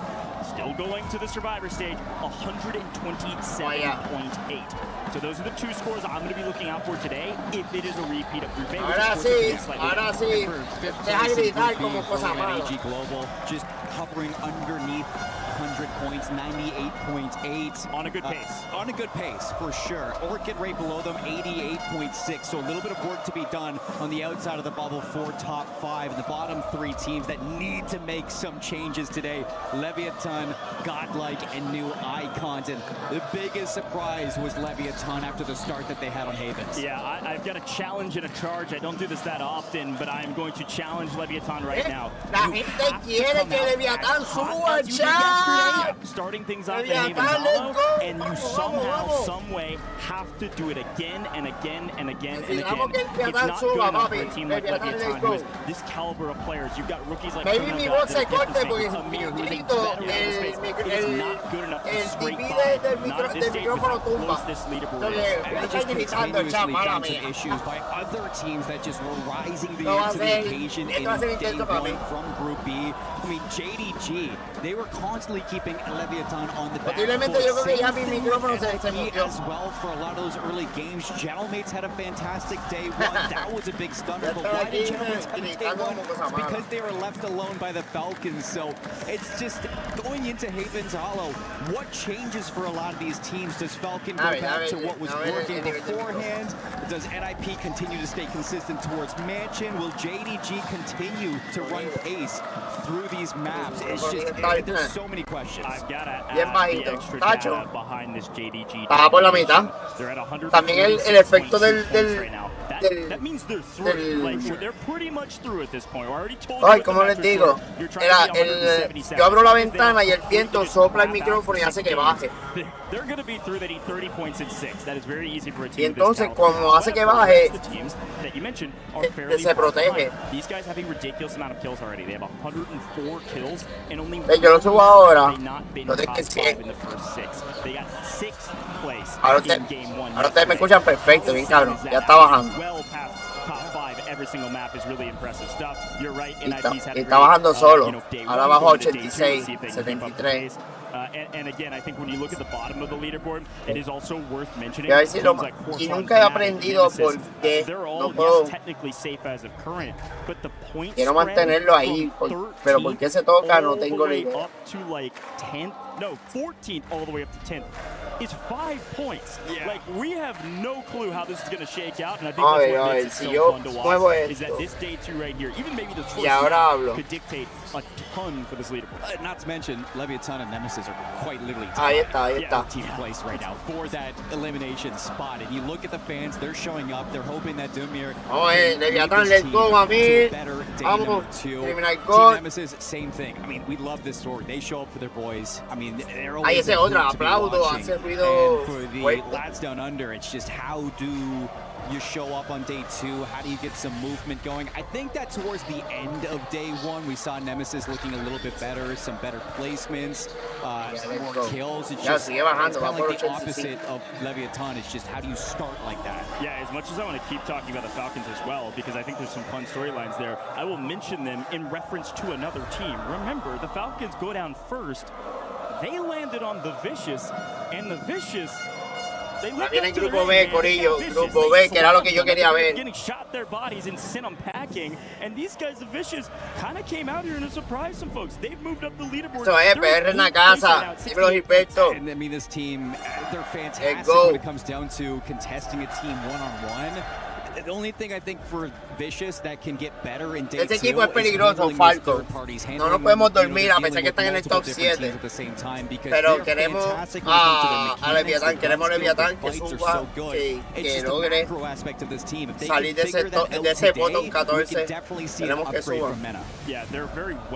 Cabrón, le dieron un zoom que se le vieron los poros. 8th place currently, and they are just behind kind of the top team, which I would argue is the top 7. You see the Falcons all the way up at 85 points roughly, whereas the Vicious, who are right below them in the standings, are at 68. So still a lot of work to do for the Vicious, but a couple good games, and they're going to be in a really good position to really represent this MENA region very well. A reminder, if you don't know, mira eso, mira que están pegados, region qualifiers by 40 points. Big time. Stomping the Stallions and Gamax, the Stallions who technically made it through. Remember, in Group A, the Stallions crept their way through there just at the bottom of that mid-pack, making it into the Survivor stages. So I'm expecting to see the Vicious at least call to Survivor stages, if not something bigger. And I love that in Group A, we saw just the rise of T1, because having the story of ya yo estoy nervioso y yo no estoy ahí. a lot of these players, Yo estoy nervioso y no estoy ahí. that now we get to bring into Quiero que los muchachos luzcan, mano. Orchid team, because Orchid just above Falcons is the next one that we got to talk about, because when you have Serial underperforming, that leaves some questions for Team Orchid. Bueno, sí, empiezan en Holo. He's the second highest kills after day number 1. He was sitting at 39. Huge. If he keeps that up, that is great for Orchid, but he needs his rookie. Yeah, I mean, Swizzen is doing an unbelievable job for this roster. They've been put in a blender a bit by the zones and a bit by where people have relocated to on the north side of the map. On even a map like Haven's Hollow, they really started out slow. Remember, AG Global came and played up here at G2, is what we call it, in top right-hand corner by research. And it really yo creo. Escucha la música. Ay. Things change on this map. If AG go all the way back to Chapel, you can see Orchid pop off here. And Coach, how about G2 today? Come on. I mean, they were talking about that land anxiety, and anxiety is looking to have a good day too, but big vamos, Amir. On the little map. Vamos. Fantastic. El Bulbasaur. Chulito el Bulbasaur. Point game to finish day number 1. Let's go. Can they ride that momentum? Yeah, man, G2 was a little quiet, like you said, at the beginning of yesterday, and they ended with a huge bang. So excited to see more G2 as we kick things off. Ay, estoy nervioso. Get a little bit more mixy. Let's go. Last note on the Falcons as we drop in, folks. The big question mark, where are they landing? Back to Mansion we go, or to their tried and true classic, the boat on the south side of the map. Can Gentlemates get through this map for free, or will they have some contests down in the south? Here we go. Loading in, ladies and gentlemen. I know our Gentlemates fans are getting loud, but let's get everybody loud and look at caímos en estación de tren. Tenemos 3 equipos ahí. They're at both contested. That's going to be the Falcons versus the Vicious, who are going to chow them on both. We're going to take a look at it. Things have flipped. The script is upside down, and the Vicious are trying to continue their reign of terror against the Falcons. Yeah, I mean, who was giving them a hard time yesterday. He was great for Vicious. You can see the Falcons not really expecting this contest right on, but back to the basics, and you can see if their tried and true will work out. It's a gamble in the riverboats. And so far they're able to regain. You got some self-reses, you're getting your loot, you're getting underway. Vamos bien. Dale, let's go. About this drop, and I think this fight is very important. Quickly, though, we saw it on the map feed. We are going southwest. We are going Main Street is our circle. So Zetadal se lleva otro, Zetadal lo remata muy bien. Eso es lo que digo. Saca cojones, papi, saca cojones. Eso es. Zone in Haven's Hollow here for Group B. Nos mataron a Zetadal. Se eliminó un equipo ya. On's gonna have to work their way on down. Same thing with Mansion, but there's a lot of teams to pay attention to. Sold's gonna take one down, get one knocked out, try to challenge the second, he gets it! Sold's putting the in a blender. Oh shit! Hisoka last alive, gonna be underneath. He spots it. No! Hisoka's on 1 HP in a dream, running for his life. How many times have you said this? Is there a chance that he can stay alive long enough? Falcons are out. Officially, the Falcons are the second team to go down following Gamax. Oh no. The Vicious flipped the script, committed to the play. They said, we're clearly in the mid-pack. Let's find our way to the top 5. That's one way to do it. The Falcons going to have to regain in map number 2. Fly high into game 2. Vicious. What a story we are getting. So early kills from a lot of teams, early positioning, looking to start to work their way over to train station. You got 3 trios edging for positioning in this POI, and it's new icons actually trying to take down a big squad here of Leviathan. Vamos, Creamy, protégete. This has been the fight that they won early in Haven's Hollow yesterday. Eso, Creamy, vamos! This one as well. At least one goes down, Criminal God. Able to find his first. That's train station. This is the POI. They've been fighting over for a while. Vamos, go! Bottom 4 teams really fighting it out to start it. Leviathan. Aguanta, Tite. Aguanta. Creamy, aguanta. No. Aguanta. Fans getting very loud. You might be wondering, where are they? Vamos, let's go. Beginning of the great great song, but they're actually up at the top over at Cole. This is where they land. They're working that northeastern side of the map, working their way from Cole into the zone. They're not in urgency to go find some big plays. Diablo, Falcon eliminado de segunda. We'll check in with Gentlemates in a little bit as they take a couple, as we see actually Kazu finding one on main. This is down at Monument, southwestern side of the map, right on the corner. Creamy se lleva otro. Of the regain. Vamos. Creamy lo remata, let's go. Too much to worry about. Tiene como 4 kills tiene nuestro gallito, vale. They do have the high ground, so they're going to keep you pinned down. I think that's something for Orchid that they're going to Bueno, look for así, some dale. early KP here along the main streets. You can work your way into JDG to shut them down. Because that would be a huge thing for your squad. Here's Fnatic, here's Gentlemates. Bueno, se escucha el cómico, se escucha el cómico. Creamy. Somewhat in the area, we do swing back to Barn. On the edge of Mansion. Nos tumbaron a mí. Sí, nos tumbaron a mí. Because, well, vamos, Criminal. Dale, esto es. Otro más, otro kill más. Only team to land up there because of what the Vicious were able to do just a moment ago. Vamos, let's go. Dropping both. AG do drop at Barn as expected. Chapel. And they're going to be holding these teams. Vamos allá. Criminal Go se lleva otro. ¿Qué es esto? Vamos, Criminal Go. Los tienes de hijo, dale. Still holding G2, or sorry, Team Gui. Tumbaron a Criminal. Here comes Gentlemates working their way into the territory of mucho hizo que se llevó como 4 o 5 ahí. AGAL as well. Zetadal juega vida, Zetadal juega vida. No sé si a mí salió. To get to this circle, and they're going to be held by a couple different teams. NIP, like you mentioned, AG. Big teams in the area. Fnatic also potentially. One could even shoot them in the back if they're not careful. Algo pasó. Había un equipo eliminado. Falcon no estaba eliminado. For a single kill on main because they know the Gentlemates are heating up. Reminder, Gentlemates won map 1 yesterday in Group B. They're going to try to win again, but this is a much more difficult circle for them. And it was a 35-point game. It was the best game. Vamos ahí, Amir se llevó a alguien. Let's go. Crunch into the trains. They don't know where this player is gone. Finally finds him. Resolve gone. Not the full elimination, but look what's coming behind him. Se lleva otro. Ok. Buena, Zetadal, buena. Y con Hango. Zetadal se lleva otro. Esto es, yo te lo dije, yo te tenía que hablar. Esto es, vamos. They could have full committed. Nos tumbaron a Creamy. Nos tumbaron a Criminal Go. More safe. Fair enough. Want to maintain control of the north. They're a little bit afraid that their ankle could get swung. Mientras que Amir y Zetadal están vivos, estamos bien. Estamos en batalla. AG Global trying to regain, but Knight's going to be caught there, leaving 2 players alone now in the water. Yo creo que están en agua. Back. That was JDG inside Main Street. No me voy en agua, please. Everybody just finding their position as the circle starts to close. Sí, están en agua. Veo ahí en agua. El 14 va a pelear ahí. For fun, they're going to be holding. Amir es en agua. Y Zetadal en agua. Shit. Busquen otra posición. On the leaderboard, not too much to write home about for this team of 3. They've just been working this mid-map, waiting on everybody else. Here goes the Gentlemates, find one. They've made their way into zone, clearing the pathway for the third. You want it to be clean, because if not, you know JDG is going to send that. They want to get rid of Gentlemates. They know it's the only team that's looking to contest them on the main street. Yeah, Fnatic. Criminal Go se lleva uno. Solo, great vamos allá. Clear out 2 out of 3 members of Fnatic to own a place on Creamy busca una buena posición. Nos tumban a Creamy. Everybody else. Here's a look at the zone. Quickly. ¿No quieren el kill de Creamy? Criminal Go tiene como... Como 8 kills, yo creo. 7.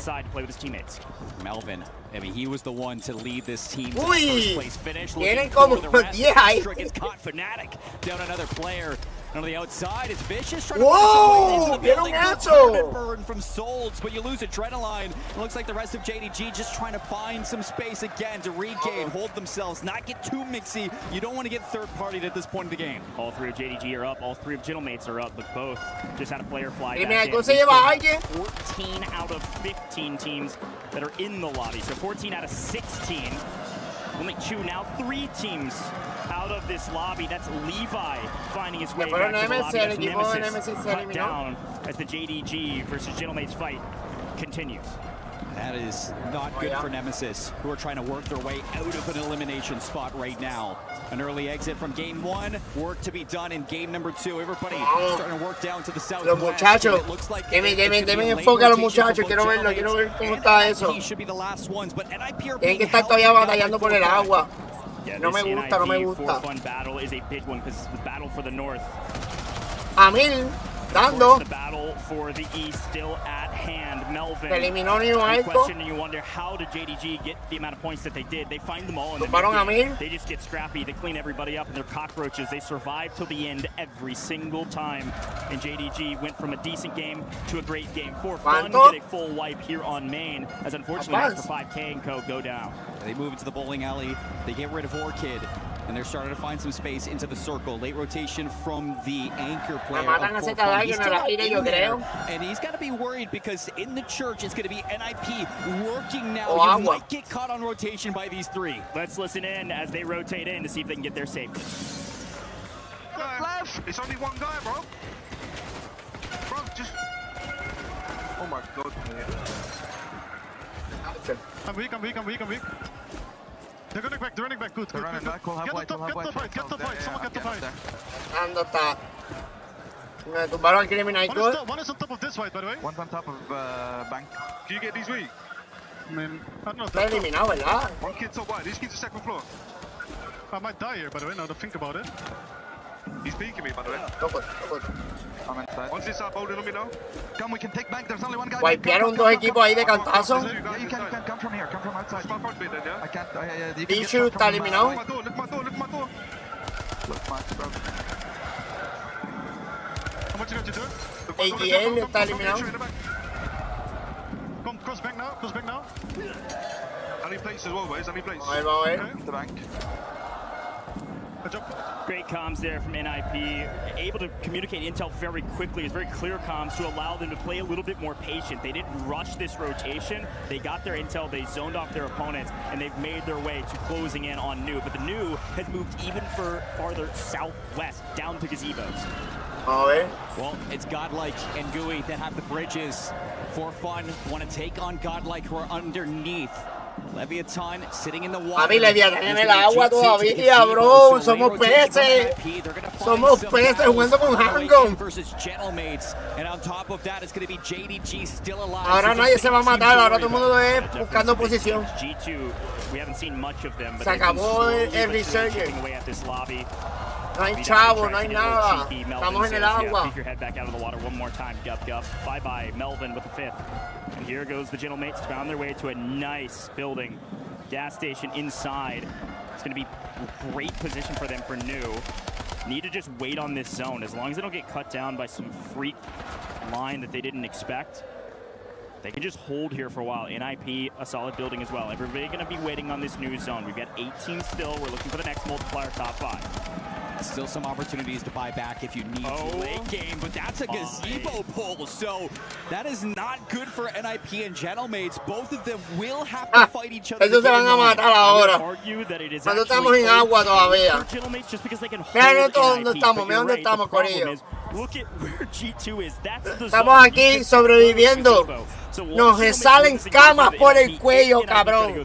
Y nos están velando, mira. NIP are gonna swing it. They're going to go for fun. They're going to try to wrap around, go for the bridge, and see if you can third-party these squads on gazebo. Godlike, where else would you expect to see them but in the water? And actually with a ton of kills. Intex on 6 with assists for his team. Means these guys have been battling for their lives in the water for a while, but back to G2 because these guys have been holding the power position, but a huge swing coming from JDG. They know how to win, they know how to make top 5, and one way to do that is to get on top of the gazebo, get to WinCon, and take it over. Leviathan go down, showstoppers out, in trouble, for fun in trouble. JDG has positioning inside, they're forcing it. Pero está apretado, mira el círculo, mira ese círculo. Mucho hicieron para estar todo el tiempo en el agua. Mucho hicieron por estar en el agua. Mira eso. 6 equipos todavía activos, corillo. Ahí está, se murió ya. Ahora ahí están los multiplicadores. Godlike's gone. King AJ's down. JDG are holding them. Gentlemates behind them. And you see G2's actually going to make their rotation behind Gentlemates. See if they can find some positioning towards the top. Mira para allá, mira esa loquera. It's a little bit further north. Gentlemates only had one and they get the double buyback. You hear the crowd excited about that one. Mira para allá. Le robó el oro, le va a robar el oro. Was expecting what? Inkyo up on high, Hollow with a little bit of help. Gentlemates have restabilized somehow, some way, being allowed to fly back in. NIP are out. G2 doing the same though. G2 pick up a second.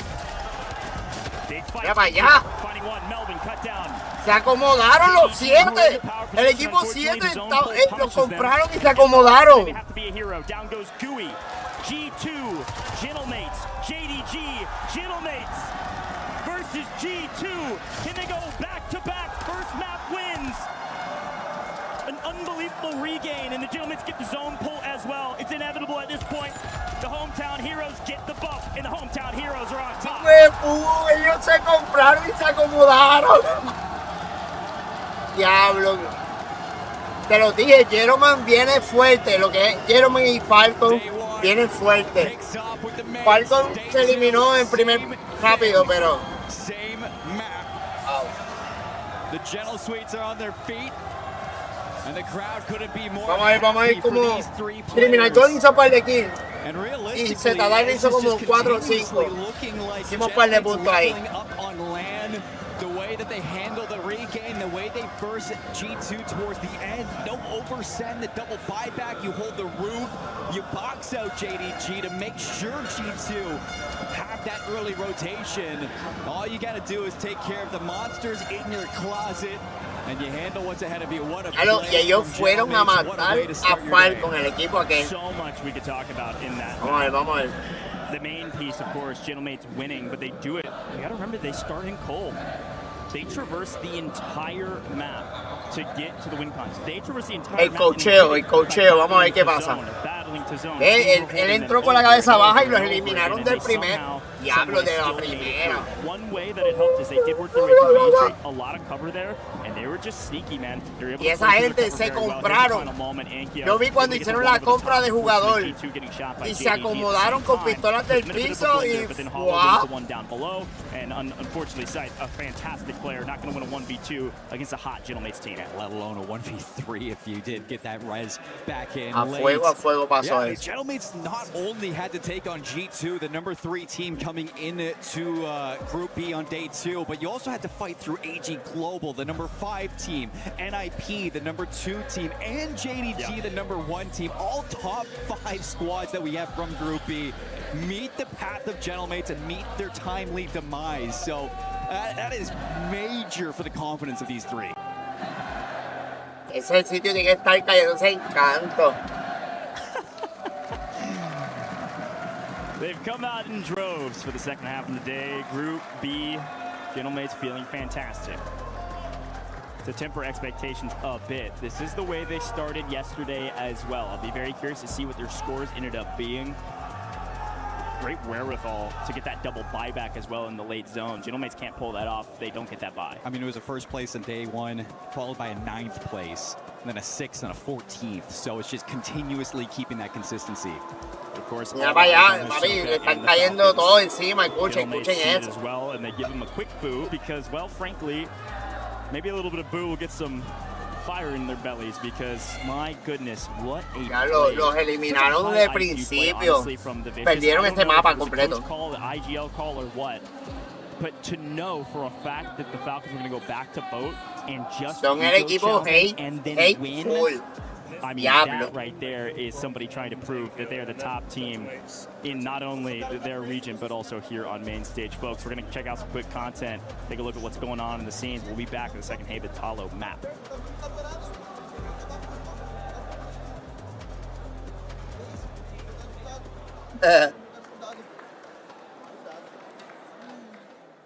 Anuncio, espérate. Wait, anuncio.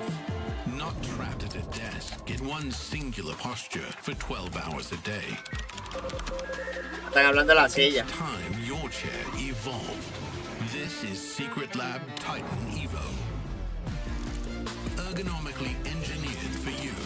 Gamers, hybrid workers, artists. Backing your every move. Yo no puedo tener una silla así. Yo vivo cerca de la playa. El salitre me come las cosas aquí. Es más, mi silla ahora mismo no es de cuero, porque si no me cocino de la calor que hace. El cuero se calienta. Mi silla ahora es de tela. Tiene tela en la parte de atrás. Pero que no puedo usar una silla. ¿Cómo te digo? Una silla que me cocina la espalda. documentales. Me gustaría tener una mierda de esa. Here we go, drop number Empezó el mambo. Let's go.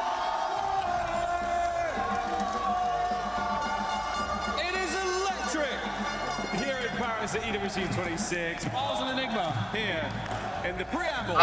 Que están unos muchachos hablando. Having a really good time. It's a fun one here. Oh yeah, absolutely. I mean, the crowd here bringing the passion, bringing the love for their teams. Support coming in, whether it be the Falcon super fans on our right, the Gentle Suits off in the corner, or the team Vadati lovers here on our left-hand side as well. So much here in Paris, France.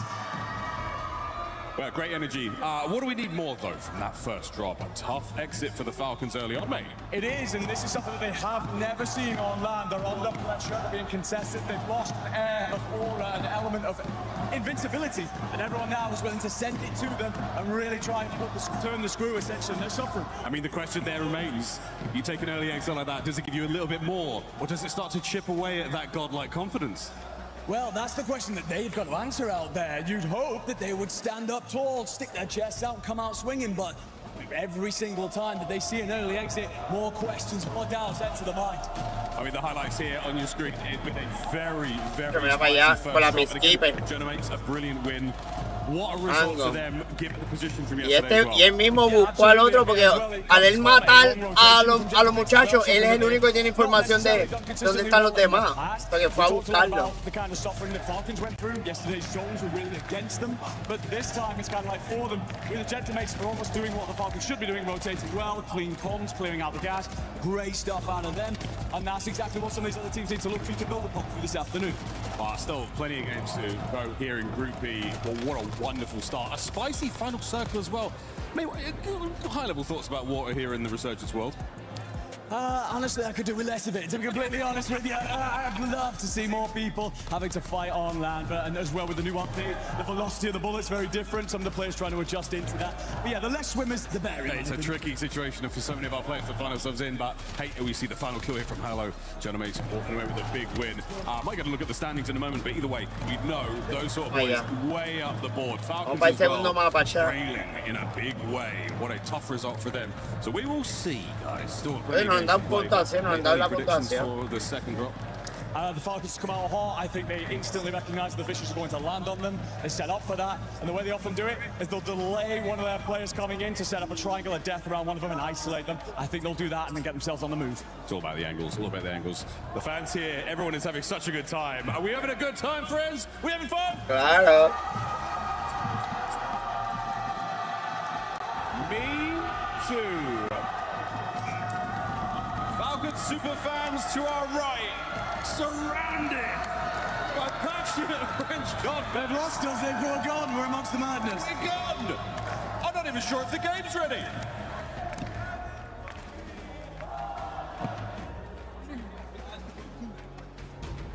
All right, thank you so much, Miles, and, well, Enigma as well, and frankly, the fans, because the fans made that segment fantastic. Holy cow. We got fans all over the place and from all over the place, and that's what I love about EWC here, Seymour. Really cool to see fans for Orchid, Vidati, and everybody sitting next to Miles and Co. I never thought I'd see Enigma in a different French crowd than the Gentlemen's. I'll be honest. Sure. I think they have to have some words right there. But no, I think that it's great to see the crowd turn up. As always, we love to see it. And they brought up some really, really good conversations there, both Enigma and Miles. And the big one is the godlike personality that the Falcons do have is starting to get chipped away. And who would have thought that the boogeyman in their closet was another meta organization in Team Vicious coming through, shutting them down. I mean, Falcons coming into this game too is going to be a huge question because in the last 4 games, they have a 10th place, a 10th place, a 16th place, and a 15th place. They are getting nothing. Well, don't ring the alarm bells yet. The Falcons have not gone through every single qualifier without a couple frustrating points. So this isn't totally, out of left field for them, but definitely something they can come back from and could potentially just turn this whole leaderboard on its head in a blink of an eye. But it's even the wins they had yesterday. Their first place win, the second win that they had was only 10 kills. Like even when they do do when they're not getting many points behind it is the reason why they're outside of top 5. It just doesn't look like the same Falcons. Sure, totally fair. I think worth mentioning, we haven't taken a look at the leaderboard yet, but from what I can see, the Falcons actually haven't moved in place. They're still in 7th place. Some of the folks behind them are slowly but surely catching them, now a little bit closer to them than before. But it's time to get into the map, folks. Havens Hollow, the second time we'll see it here for Group B, and the last time we'll see it for Group B. The next time you see Havens Hollow, it will be in the Survivor stage tomorrow. So let's get it and see where we're going. Back to research, a repeat of Game 2 yesterday in Group B, and the Falcons totally changing their drop spot. Where are they going? Back to Mansion. It's a north side zone. To NIP. See if NIP can continue to own this house. Big question for a pull like this is going to be G2, because yesterday their lumber spot was free, but their rotation to Mansion was troublesome. Both times that they went there, it just wasn't clicking. Now they're actually being contested down in lumber. Let's see if they can take on the new icons who are looking for a different home. Well, with enough questions about the Falcons and early problems, let's do a quick listen in at the very beginning of this game at Mansion. Listen, we're also close to Lodi as well. I mean, you're right. Hold on. I'll hit a few crates. I'm LT right now? Alright, I'm on your kitchen steps. I'm on your kitchen steps. Swing it now, Chris. Yeah. I went up kitchen steps. Okay.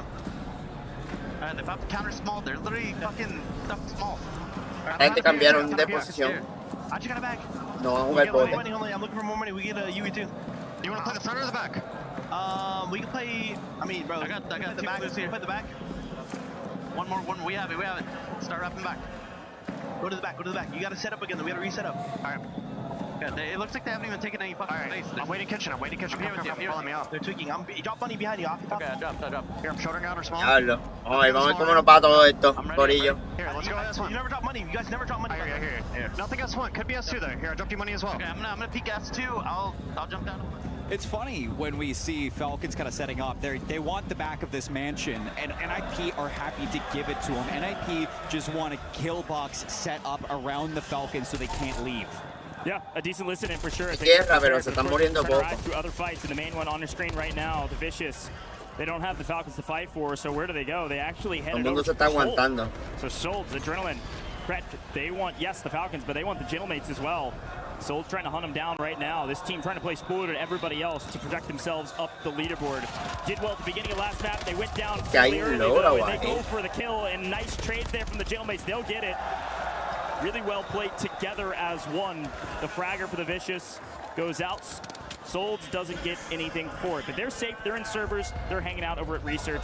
Los muchachos están en tren todavía. No he visto kill de nadie de ellos. So far, so good for these guys. Yeah, you might have the head-to-head versus Falcons. Gentlemates, different team, different approach. Not going to be the same, but you do have that anchor, like you said. The region look good. Ya lo veo por the greatest game one. Por la iglesia. Kind of felt their demise to the Gentlemates. They're going to be sitting at the barn. They have the rotation actually from Leviathan. Criminal God también está en iglesia, yo creo. Well, Gooey trying to hold them off. Will be a late rotation from JDG, so there's actually a lot of traffic that's going to come from the barn. It means that AG Global, they don't want to waste resources on these latent fights. Kazu isolated. Actually, the entire team of KGV isolated. Yeah. Get one here, that'd be nice. At least clean it up. No, can't even get FIFA kill. It's going to be a quick pickup. Nice pickup there from AGAL. An extra point to their tally, and no more throwing from the side over here as they move their way to Trainwreck.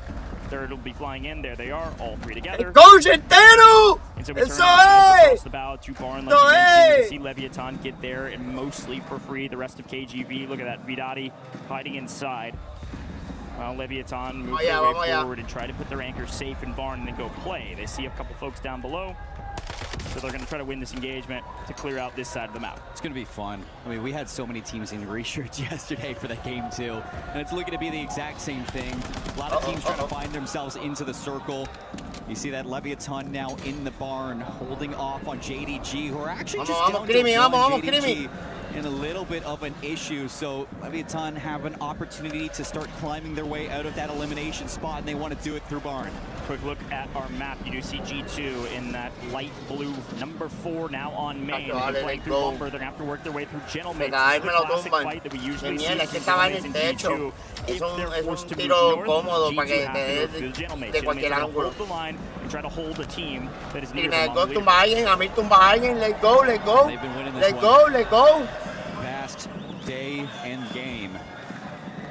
We ended with Gentlemen versus G2, and it looks like they're going to have to get through there. There goes Team Vicious. Orchid going to be the ones to eliminate them inside of Research. So Zariel and Co have to find themselves a way in. They're trying to look through with their battles, but they lose the rookie and they lose Sleepy as well. So what's going on here for Orchid? It's just another fumble inside. Yeah, a big fight for the inside of Mansion. Or sorry, Research Center. Research can hold so many teams like we saw yesterday. But which level do you take and which teams can you take down? We've actually got more folks on the outside than usual because it actually looks like Fnatic have found a ton of kills inside. I don't know what's going on with NIP Falcons. Ya está aguantando el logro. Qué cabrón. Nobody wants to make a move over there. You remember in that game too is what vamos a ver cuánto subimos. Subimos al top 11, subimos al top 11, corillo. Tenemos que seguir subiendo. Vamos allá, vamos allá. Still leading the charge. Shieldmate still top 5. AGAL still top 5. About the same even after the end of last map. JDG. Vamos allá, let's go. Salimos del bottom 3, salimos del bottom 3, pero esto es apenas el principio. Y este mapa no hemos matado a casi nadie, hemos matado como dos. Como a dos nada más.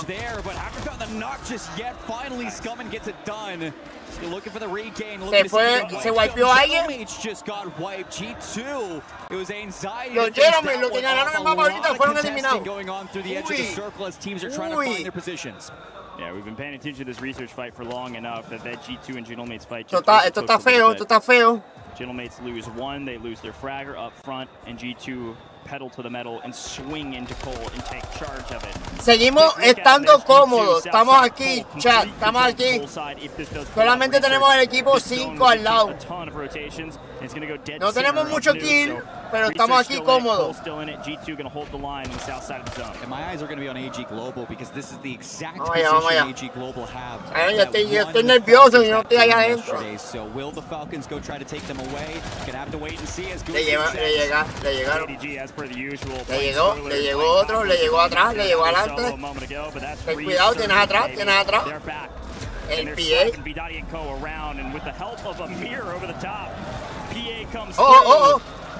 Jimmy, tiene gente atrás. Con los muchachos. Eso es.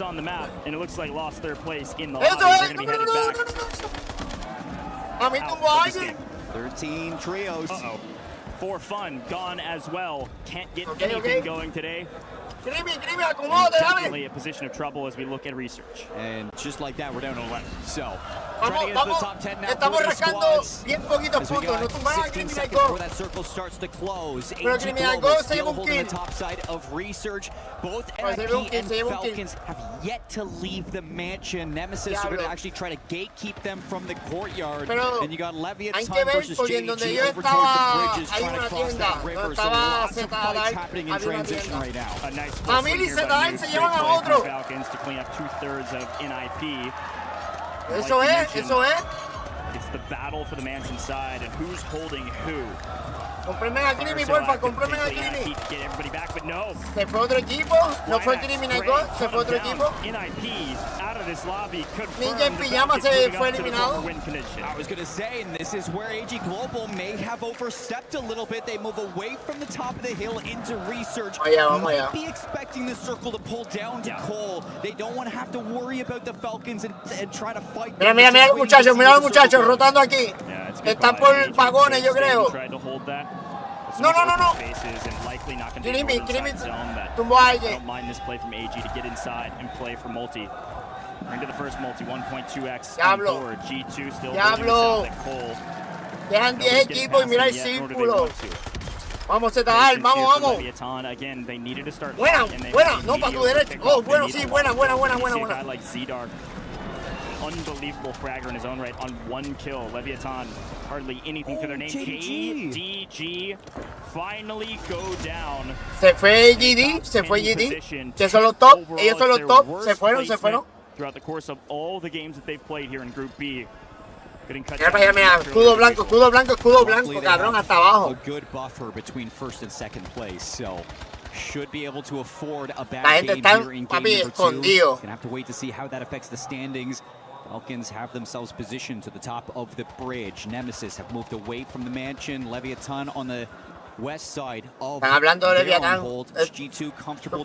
Leviathan creo que está aquí, por vagones, chat. Leviathan está por vagones.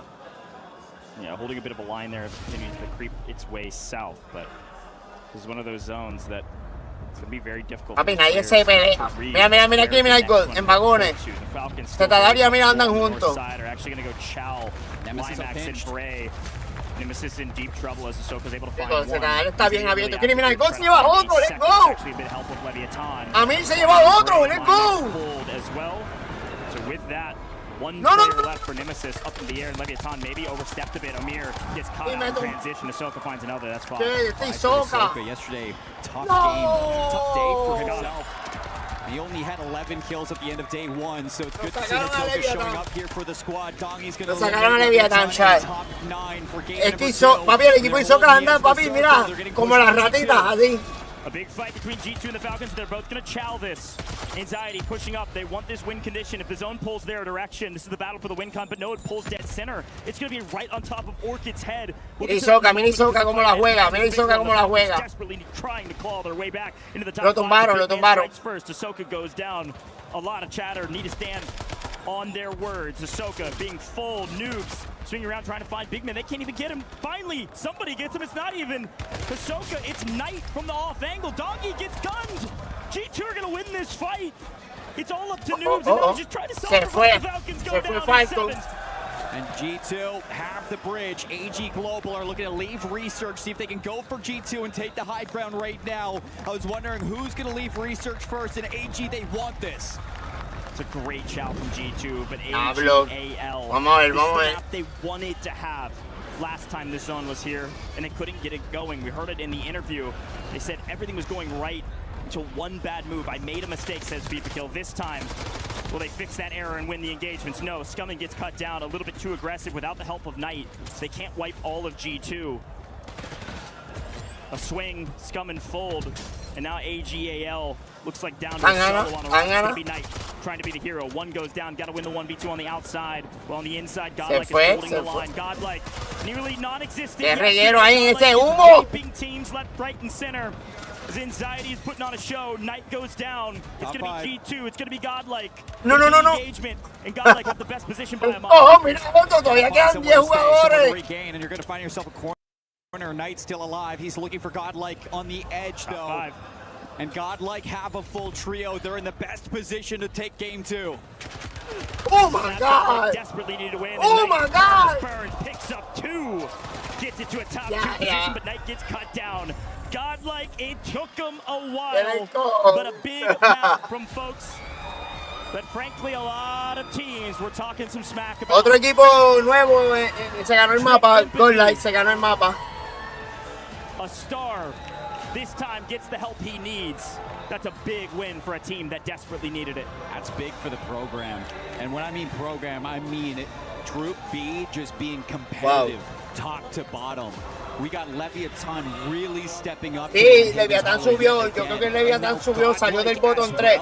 Leviathan salió del bottom 3. Turn up means that teams have to be worried at the bottom of this leaderboard. Vamos a ver, chat. Early changes paying off, and with Godlike coming out in game 2 for a win, that 1.6 times multiplier is going to be major. Biggest question in my mind is how many kills. I saw their name a ton. You got to remember, this is a team, I said they desperately needed it. Folks, they were in 15th place. They had 43 points through 6 games. They might have pushed up to well beyond that, even in one. Ridiculous. Se mira, acomodas, mata ese, acomoda, y ya ahí pues ya no había ni un minuto de break. Ya eran 3 contra 1. Overall in the group stage is still the Godlike pick up a crazy amount of points. That's got to be at least 30 sí, ya era 3 points contra 1. with the 1.6, if not couple more than that. Really well done from guys. I think these guys went to the lab, frankly. I think they went to the lab, they watched their VODs, and they said, this is a map, this is a zone that we can't lose. Looks like Godlike are actually going to be sitting at 91 points after that one. So yeah, that is a huge buff for this team. And they're kind of having graces of top teams starting to falter a little bit in these rotations because what you had, you know, doing well, los muchachos están rascando puntos, eso es lo que queremos, rascar puntos. Didn't really get too much because they were getting actually contested by the Falcons. Obviamente no vamos a estar en el top 5 después de día 1 estar abajo, pero por lo menos acomodarnos 8, 9, estamos bien. Teams in Group B are really going to be starting to push up to that 5th place, push up to that 6th place. A lot of pressure right now on these teams that we expect to be at the top. I agree. Tank, give us a flex. There it is, my man. Soka's Dag cheering him on, man. The Falcons need it. Again, had a solid map. In their mind, I'm sure they were frustrated, but that's a solid map from them. They had solid kills. They're still maintaining a position in the top 7 or so. I think they've just barely breached over triple digits in total score. They're in a fine spot. Any other team would be like, hey, nice job, guys. But it's because the Falcons, they were like, what is going on right now? Still got a multiplier, still got some kills, so great job from them. But again, I really like what Godlike did there. Change things up, usually land way down in gazebos. They swing over to the new zone, able to hold the power position, get the zone pull. Folks, get ready. Está nervioso, mírale la mano, mira la mano. Estaba temblando, bendito.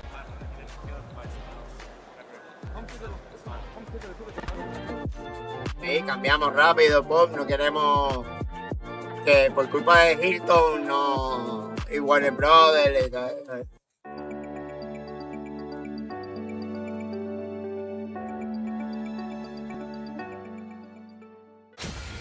Este sí yo creo que lo puedo poner.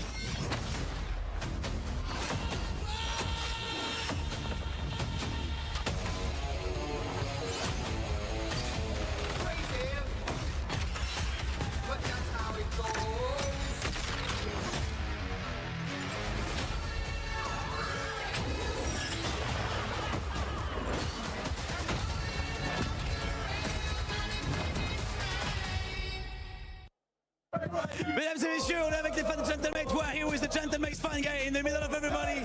I'm gonna try to ask them some questions. So yo, bon, ça s'est bien passé, première game exceptionnelle là. Ah ouais, nickel. Yeah, first game is kind of insane. What do you think about what happened today? What's gonna happen for the next game coming? Qu'est-ce que tu penses qui va se passer pour les games qui suivent? En français? Comme tu veux.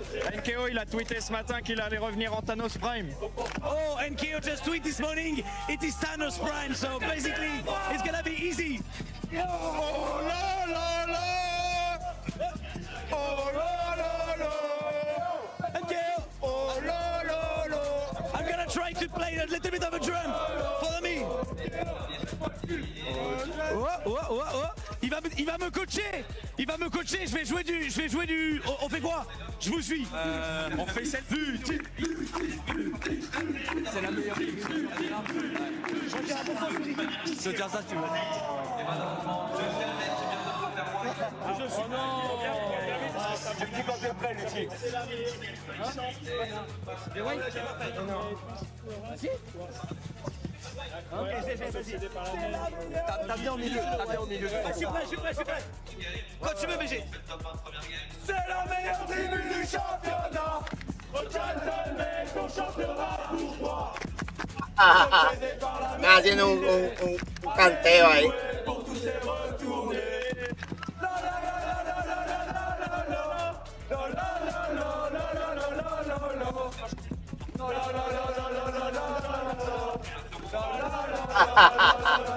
Están vacilando el corillo.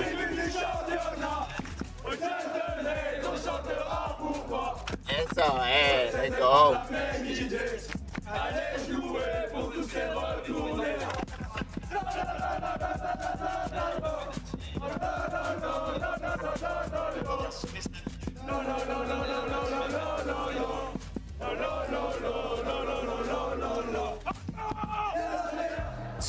Dame puntuaciones, quiero ver.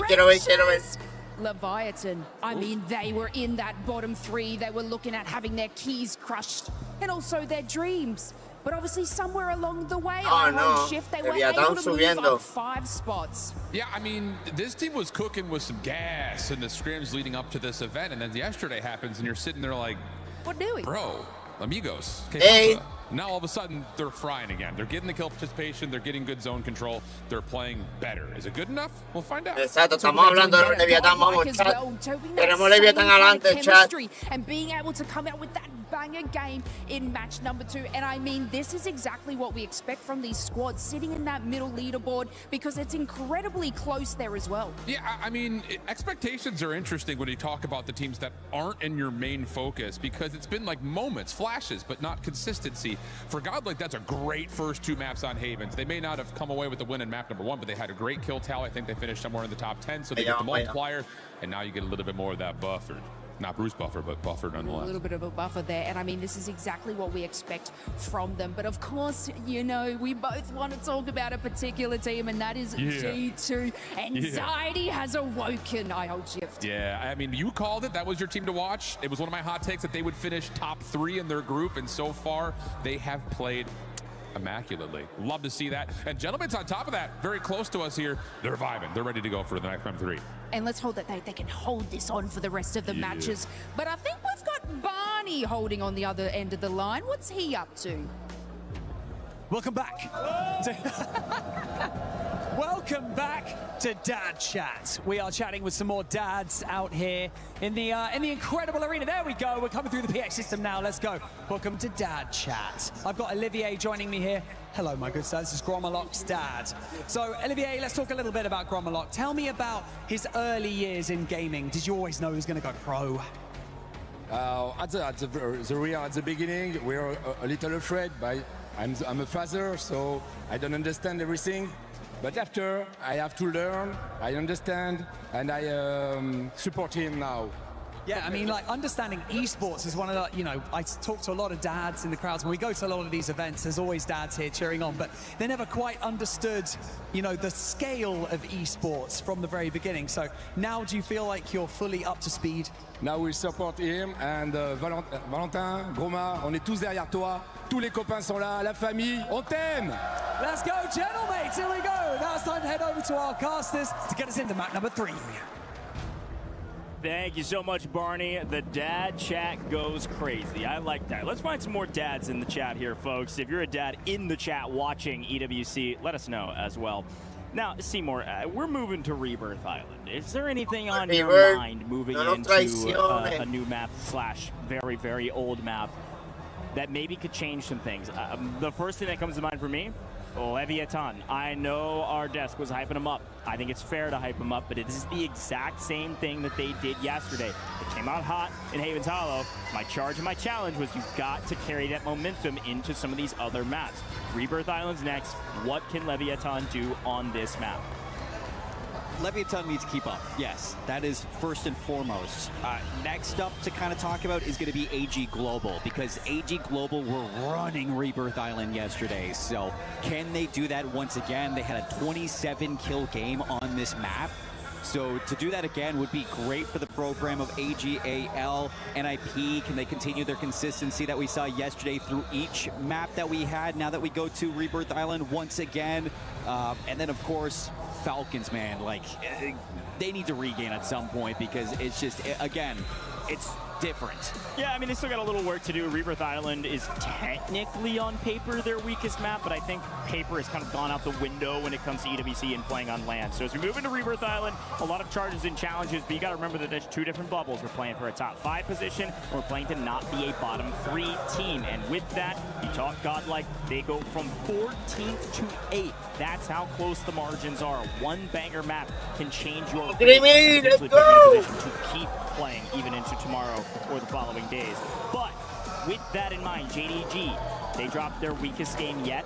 The margin for first place versus second is razor thin. So let's get into Rebirth Island. A lot of storylines to follow, and what I'm really excited to see is who is dropping where. And frankly, it's just going to Chemical to take down the Falcons. Like, what's going on? That is something to pay attention to. G2 Do they go to Bio? Control, no. To put some pressure on AGAL, who goes Turbine. Will they have Turbine for free yet again for fun? Have not been contesting them in that area. It looks like it. They don't want to have anything to do with AGAL. Well, Godlike getting contested on boat and quickly taking care of. It looks like Nemesis, who is very weak now. Only one player remaining who's deep into the water, already swimming. So Godlike, you got control of your boat. Nice job. Mapa 3 del día 2 de la mundial de Warzone. Let's swing over to the gentleman. Vamos, let's go.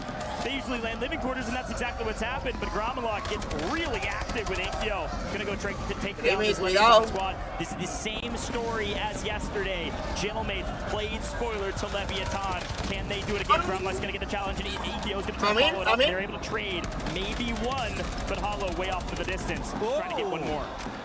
Se llevó los otros dos. Se llevó los otros dos. This is exactly what happened to Leviathan. Same exact story. They just never were able to regain as soon as Gentlemates were on their tail here. Buena. Stronghold. Nemesis. Amir's going to clean it up, but this is scrappy in the stronghold to start this day. Still looking for some extra points. So the fraggers, they fly back in, and they go get back into the weirdness. Because, again, Stronghold is one of those positions that a lot, especially when it's in zone, as it currently is, Stronghold finds another. This is a place where the regainers go. Nemesis got obliterated at the boat by Godlike. So they said, okay, if I can't go to the boat and I don't want to swim in the water the entire game, let me go to Stronghold. Dímelo, Nico. Saludos. Aquí viendo la mundial de Warzone de París. Shooting right now. Watch out. Se jodió. Alguien le dio. Criminal. Ya empezaron a tirar a los pescaditos. It's funny too. There's Buena. going on from the top of the map, and it's pushing everybody down into. Piensen ahí, dominen esa zona. G2 pushing into Falcons. That's pushing them into Fnatic, and Fnatic into JDG, all the way down to living quarters. A little bit of a trickle down effect coming out of G2, starting to work their way from Bio. Yeah, I mean, G2 from Bio fully alone, like you mentioned, can send their fraggers out into industries and go play at a turbine. They can go into prison, they can go into Kim and mess with the Falcons. Like, they can pretty much do whatever they want, which is why G2 have been so strong on a map like this. This is where they started to really come online. But G2 are already online, which is scary for everybody else. We stick with JDG for a moment just to see, as they get their loadouts, what they decide to do from here. I'd love to take a look at some of the other rosters around HQ. NIP not getting anything for free this time around. And for fun, another big question, right? They usually land Turbine, but they're not challenging AGAL. They don't feel confident there. Instead, they're playing out of Control Center right now. They're trying to stabilize. And unfortunately, they are off balance. They are on their heels. Yesterday was prison for them. Today it's Control, and I mean, you see how that's going for this squad. They're going to be in the water trying to regain. It's Gooey and Co in Control, trying to work their way all the way to the top. Still got a to worry about, though, as they were owning their position on the docks. And no, Katsu! Unfortunately, yes, that was the right play. You're waiting for the self-revive so you could get credit for the kill. You didn't know the teammate was right there. Woo, a little greedy, and you get punished for it. Let's swing back over. Just a quick look at G2, who is making sure AGAL stay in their place, which is Turbine. Classic fights here for AGAL. Uncontested Turbine. Fraggers go out. Can't find him at Bio, so they find down goes another player. Knight finds his Leviathan en top 9. Leviathan top 9, chat. Eso es. Leviathan top 9. See what they can do down in Cam. We look at our leaderboard. Still. Podemos rascar. No tomas a Creamy. Godlike move their way up. Falcons move their way down a little bit. So see what those bottom teams can do as they try to get away from elimination on day 2. ¿Cuántos tiros tú coges estando down? ¿Vieron eso? Gooey down, and I believe that's our first team wipe confirmed. Kazu, Co, they're out of here. Gooey gone, 16th place. Missing out on a ton of points that they desperately need. Our new zone. Tomaron a mí con un PA, puñeta. He's pushing at hair more north, so Leviathan moving to living quarters. They're going to be fighting against Gentlemates pretty aggressively. Aguanta, juega vida. I know you see the fraggers going down. I know you see them in trouble. Their anchor is chilling in Chemical. If G2 can sniff this out, they could potentially make a huge swing. Considering G2's position as of current, their anchor does have to go somewhere, though. G2, yesterday, they were more prone to moving north side to Turbine to take cuidado, on no hagan eso, te están viendo, te están that was mirando. where AGAL were finding some issues, so will that happen again? Leviathan sitting in the tent, they're going to be pushing into the maze. Vamos. As expected, Faltan, muchachos. Fun Esports still desperately trying to find a home. Mates leave. No hay nadie arriba. Fall back to their anchor because they feel the pressure of 4Fun. If Leviathan hear these shots, they should swing on this. No. Takes down flank, and it does look like Orchid has been wiped. Orchid's gone. Orchid's gone from prison. Los Jeremy están ahí al frente de ustedes, por favor, no hagan ese gol, no hagan esa jugada. Exacto, criminal. Aguanta ahí, papi, aguanta ahí. No. Cojan casa, aguanten. Que necesitan los puntos. Pero ya hay 3, cabrón, ya hay 3. Papi, Leviatán en la casa, let's go! Here's a quick look at NIP. They've been in control of the headquarters for the most part. There's been some early contests, but for now, there's basically nobody in this area at all. Nobody even hardly in prison. Leviatán en la casa, papito. Nos tumbaron a Creamy, ¿ves? Get a bunch of intel more than anything else. G2, they've done it. They've pushed Turbine away. AGAL are gone into the waters, so they're going to have to regain. And G2 now getting sent. No, macho. Zetadar está solo y a mí le está en la casita que yo odio. Yeah, that Turbine look would be nice because G2 are trying to find a new home. Doing a pretty good job. Quick look at JDG. Holding factory side, you can see the Gentlemates still in living. Árbol, alguien que caiga en árbol. Árbol yo está puesto que no hay casi nadie. Eventually to work their way to mid-map. Oh my goodness. Slappy getting hit from distance, but everything's fine for them. It's Gamex now who've taken G2 out, so there's a huge battle going on between AGAL and nadie se ha matado, se ha aguantado el juego. No hay kill. G2, their anchors in industry, so no hay kill aquí, no hay kill en esta área. Ahora. As Levi, Nemesis, they take it back their home. Control center is there. Ya los muchachos están por los 2v3 at control if they want it. Ay, por el camping, que todo eso es wallbang. Esa zona es wallbang. Top 10 that is going to be big to get into it. We got the fire sale, so you can start to take some risks and have a chance. Primero se llevó a alguien. Eso es. Big look. Falcons still safe in Chem, but only for a moment. Hisoka's going to have to move from Chemical, swing over to G2. There they go. Fraggers getting aggressive. They're trying to clear a pathway, find their way to a new home as Chemical is being taken out by the zone. They're going to try to find their way to the other side of the map. Let's listen in with the Falcons and see who they can hunt down. Yeah, we have to play this quick. All right. Yeah, one's left right. Left right, going out right here on the box right here. He's stuck on the box left right. Hit him a little bit. He's running back. One shot, knocked him on the back. Yeah, this guy's second, by the way. Yeah, he's trying to get to the buy. I can't. All right, I'm cutting the buy. Okay. On the buy, dead. Nice, good job. What is this guy? Nice. Yeah. Playing down low. Yo, listen, that's a fake point. Okay, listen, that's a fake point. I hear you. They're both second, Chris. Okay. Yo, Ed, I'm on the roof right now, Ed. I could try. These guys who resing on me, I have to take this one. Who's resing on me? This is the deep shot. Yo, these guys are chilling good. Yeah, I'm back. I'm taking one. Okay, hold on, I'm playing slow. One shot. Buy him back. I have you. I'm wrapping back for a sec. I'm gonna kill this kid. Kill this kid. Yes, kill this kid. Don't let him regain. I hear you. I'm kind of stuck here. Ed, we should let him back. Okay. I'm diving on. I'm landing on my right. Te quedas gol. I'm getting shot from him. I don't have another advance. That was last one, bro. I died, guys. I died. Pull up. Just give me a sec. I'm riding. I'm trying to get one. I'm trying to open crate to him, bro. A big play turned catastrophic. The Falcons full send G2. They wipe all three, or at least look like it, but one regain and the others taking down Hisoka. Hisoka has to regain, and then the rest Hisoka no tiene chao. Down as well. Hisoka's only place that he could find home is the very edge of chemical engineering, trying to regain for his team. A great play by G2, the last player up in the skies when we got that false positive full scent where Hisoka was trying to rotate to, which was industry. Y alguien de Leviatán solo. Sí, cabrón, mira esto, Leviatán aquí solo. Nos van a matar. Ahí tenemos gente aquí.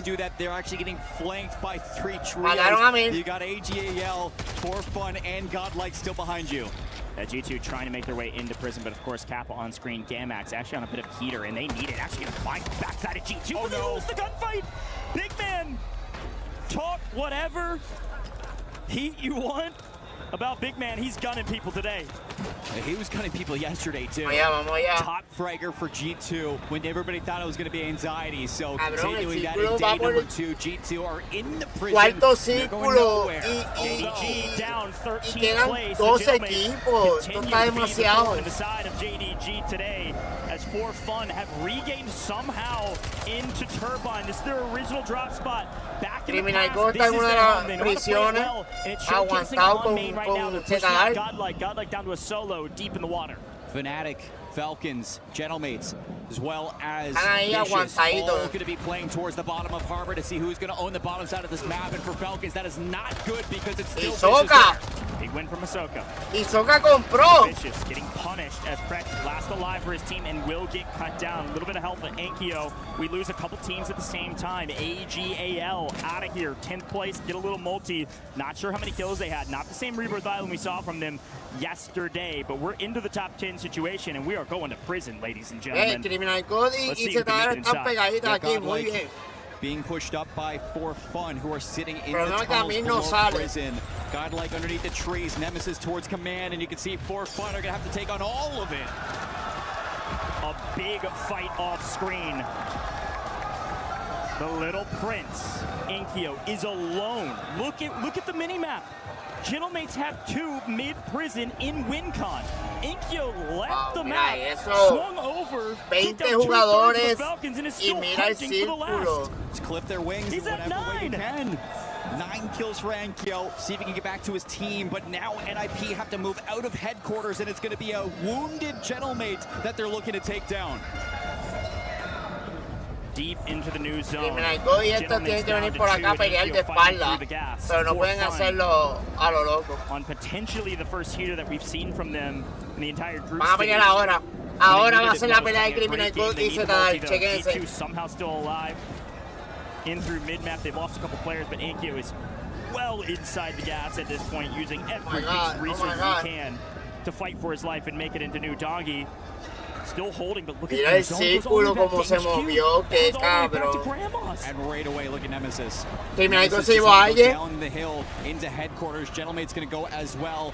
You do see another elimination. Criminal God are going to be taking them down, and this is about to get weird. Tumbaron a Crimi. Doggy is solo. ZR solo. Y mira el círculo. But he's got to fight tooth and nail through 7 other teams to even make it to New. Enkyo, he went out so early, got blessed with his own pull. He'll be first to the party over here, but he is by himself. Footsteps, unfortunate timing. Nate comes through a little bit too early, and Vision NIP take down the Gentlemates in 8. A lot more fighting at hand as the Falcons go down in 7. No multipliers for either of those 2 teams. G2 somehow still in this lobby. As Leviathan find their way to 6. We've made it to the top 5. Yeah, G2 going to be in a great position here. There's only one team, though, that has a trio, and it's going to be Nemesis, who had that early rotation over towards HQ, looking to gatekeep teams as everybody moves in, and it's another to the left of headquarters. G2 get wiped. We're down to just 3 trios left. 3 tríos. NIP. No, pero hay uno solo. Nemesis. A chance to do the unthinkable. Godlike is our 3rd and final team. Remember, Godlike was in a big fight Turbine. They lost it to For Fun. They sent one through the water, and now they're down to 1. Intex, unfortunately, totally lost on where Limax was. Great angle over the top, and Vision actually even closer to him. So, unfortunate rotation. A bad play call, but Godlike's still in it, at least for now. Oh, they get the buyback, too. Godlike have 2 now, 1 in the air. Gonna get the intel of where Vision's at. Gonna get the intel of where all 3 members of Nemesis are. I think she wins it. Vision picks up 1. Limax picks up the other. Godlike 1v3. It's just a matter of time for the team in 13th place. You might have said that day 1 felt like it went to script to you. I disagree, but day 2, not one person can argue things are going to script. The teams at the bottom of the leaderboard are pushing their way towards the top. It is anybody's game, but NIP, it just feels like a matter of time. Yeah. Vicious is just going to look for Hook. He can take down Bray. Knocked. That's going to be a full as well, so extra KP goes to the send. Nemesis from down under on top of game number 3. El problema es que en este mapa el Leviathan no hizo muchos kills, a pesar que quedaron como en top 6 o top 7. These guys win. Y no pudieron jalar el multiplicador. They win the region with like 450 points. They go giant in a region that doesn't feel like it has the caliber of teams that the rest do. And they've been quiet here on LAN until this moment. Some returning competitors. Seen Limax compete for years, even at EWC, and he's putting up solid numbers here in a map where they desperately need it. 13th place should jump up well inside the single digits. Maybe to 9th, maybe to 8th. Only time will tell. Let's listen in.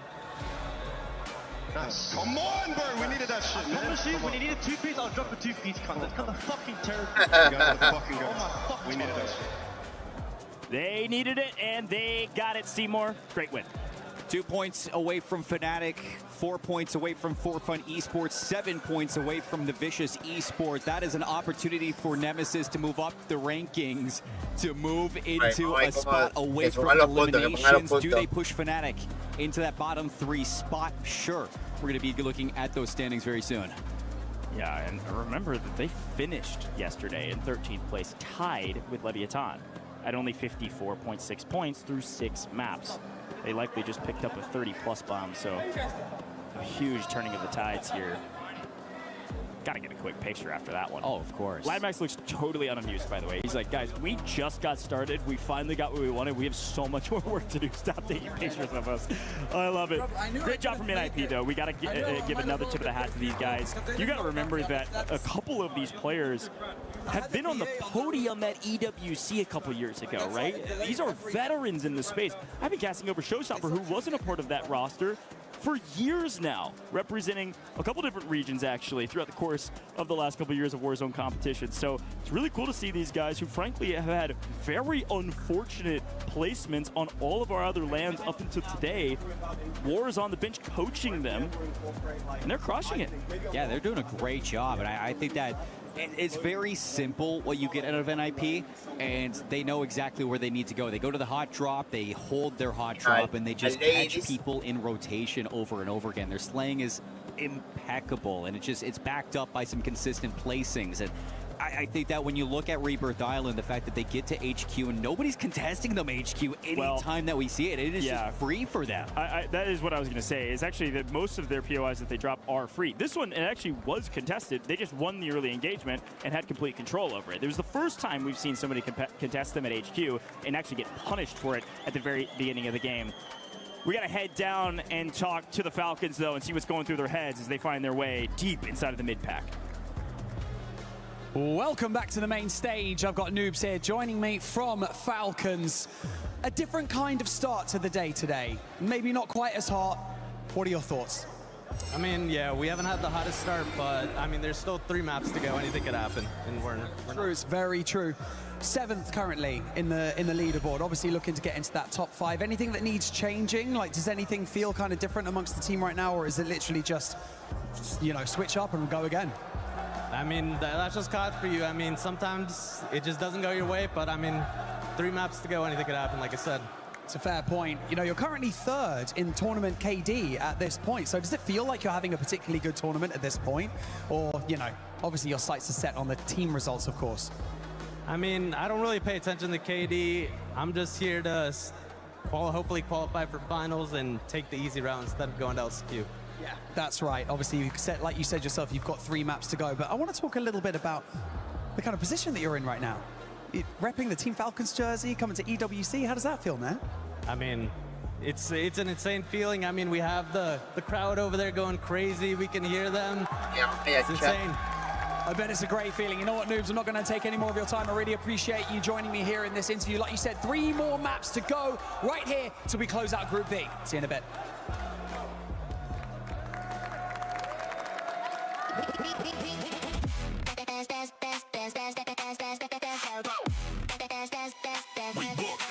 World Cup up.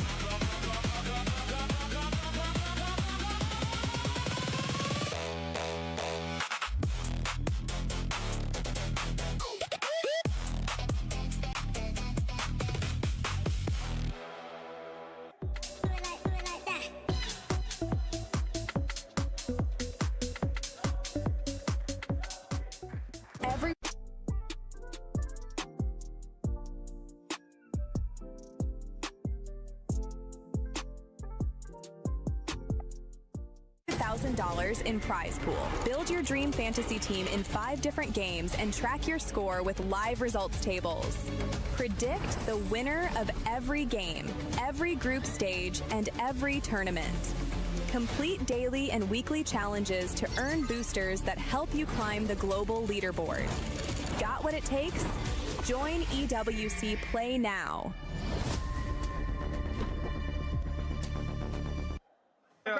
One deep on the right. Low shot, absolute on the box, running back. Absolute dead. On my low right. I'm much about it, dead gas, flash in here. Nah, he was just low right, bro. Oh my god, bro. I was wallbanging this shack for so long. If I have my AR out, I'd probably kill this guy crossing to the hut too. He's one. Come on, come the fuck up. Let's go, baby. Come on. Let's go, man. Can go, Grim. Let's go. Yo, they're gonna be like. I don't have any stims. On. Yep. Behind. One shot. TSG. Hey, bro. I thought that was one of yous, bro. The hell, they swung me. Nice room, 1v1. One more. You're so much better! You're so much better! Oh my! Let's go! Behind me! Go, send! What? Watch it! Dump! Watching deep right. He jumped up, he tried to jump up. Jump up to the spit. It's on the top. Nice place. That's what I'm talking about. Good place, by the way. Try to down low on me, just grab space. I hear you. I'm plating. One shot. Let's go. What? Go. Bro, it's only 2 of them. Bro, I think he hit us, my guy, bro. Great listening, as we welcome you back. Then COD Warzone Resurgence Championship at EWC 26, and I'm joined by Glitter. She's been running around doing club championship updates. I want you to come and join along because Falcons right now, they're trying to make it to top 5 to go directly to match point finals. Yeah, we got to talk about it. I gotta stand normal for this, okay? Because it's a club storyline that we've been following, obviously for good reason. Defending champs 2 times over, and this time around it's not going so well. So I'm gonna give you all a quick breakdown on what has happened so far. Overwatch, they're completely out. Didn't get any points either, so it's not going so well for them. MLBB, they made it a little bit farther, did make it to top 4, but then out yet again. So they get a few more points on the board, but they still have not managed to get the win that they're looking for. They had 3 players headed into Street Fighter 6. The defending 2-time champ eliminated.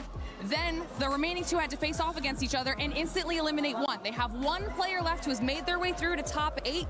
So they also have some more points on the board, but it is not going to be an easy journey. So if we're talking about how that affects Warzone, we were talking about how they were a top team coming into this. This could have been the title where they got the win that they're looking for to be trophy eligible 7. And right now they're just kind of middling. They are kind of middling. Right now, they're outside of the top 5 to go directly to match point finals. Thank you so much, Glitter. Thank you for joining us and just doing all this club championship updates. Because for this squad, also, you can give the mic back to you. Yeah, thanks. Get out of here. But talking about Falcons, I mean, we're seeing the Falcons that we saw towards the second half of yesterday because this squad is just currently not showing up. Not showing up? True. Who is showing up? God, like esports. That is a great first half of matches out of those boys. I don't want to talk about the Falcons because they're just kind of sitting around. Middling. God's spell middling without mid. Middling and fiddling. I don't know. But Godlike is dominating. I was on this desk yesterday and I said, Trick Empathy needs some help.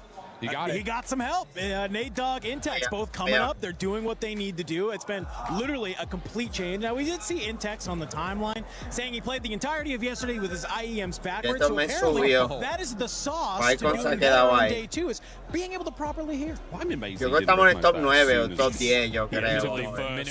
Minute 1, yeah. Hey, shout out you, brother. Also, shout out Godlike Esports. From the bottom to our first page, 8th place. Again, consistency being key right now. Mates looking pretty good. Ninjas and pajamas not bad at all. But hey, couple of stinkers down there. That's a shock. El Nemesis gana el papi lo trepa. Se trepó ellos. Icons is behind. We took a group A and it was at least somewhat competitive at the bottom. But for right now, a new Icons just only having 57.2 points is really rough. But I'm also looking at Gamax and Fnatic. Well, yes, they are down here in 14th and 15th. There's still a couple of squads squads above them that are just flirting with that line. So as we saw in Group A earlier, it can come down to that last and final game where all of a sudden those bottom three could just completely shift. Yeah, and going back to Godlike too, we saw first squad in Group A being able to get some wins, but they just weren't as consistent enough. For Godlike, we're looking for that consistency that we didn't see out of Group A in first squad. So far, so good. Same could be said for AGAL as well. They're also secretly and very quietly floating up the leaderboard.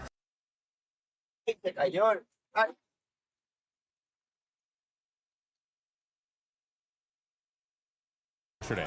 Leviathan, another team that's slowly making that climb up, getting out of the danger zone. They're still very much on the highway, though. They have not found their exit. And that's a scary prospect as well. A lot of fans here. A lot of fans that love to get involved. Fans that are making a ton of noise. And fans right now that are recuperating ahead of a very, very exciting drop. But a lot of teams still in this. We're seeing newfound, stamina coming into day two. And this is what you need.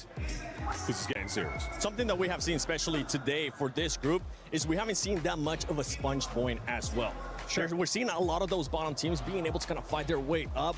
We saw it with Godlike. We're seeing with that a little bit with some of the other squads as well. Well, I honestly think that's just because of the Falcons. It's the Falcons not performing at their level, right? When Twisted Minds is running Group A, it's hard to find some other points on the board. When Falcons, though, are struggling, it's just opening up so much of the map for so many of these other teams to find their kills and make it to these top 5 finishes. They look scared.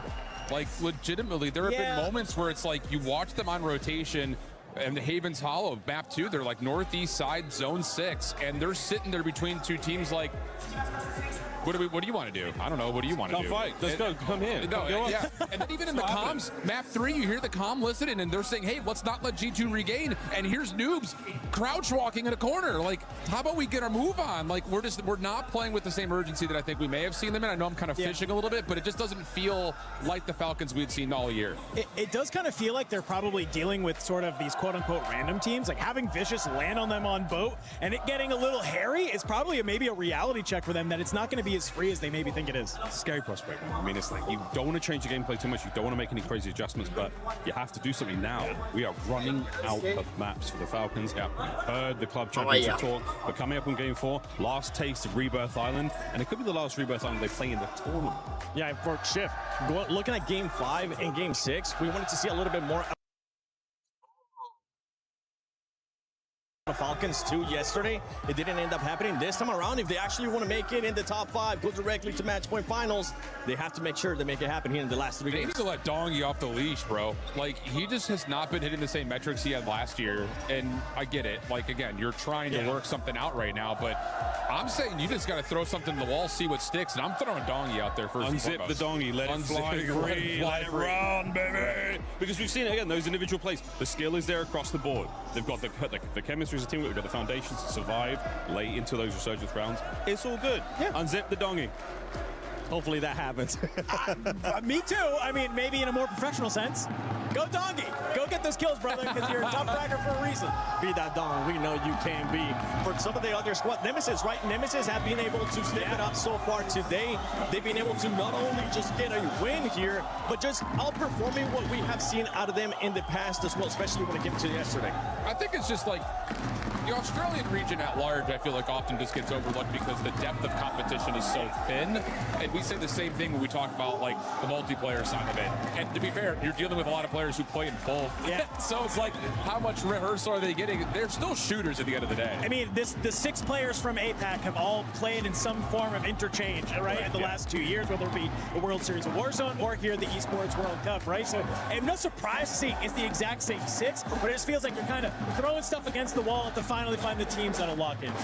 It's do or die, man. It's do or die. You've got to make something work this late in the tournament especially.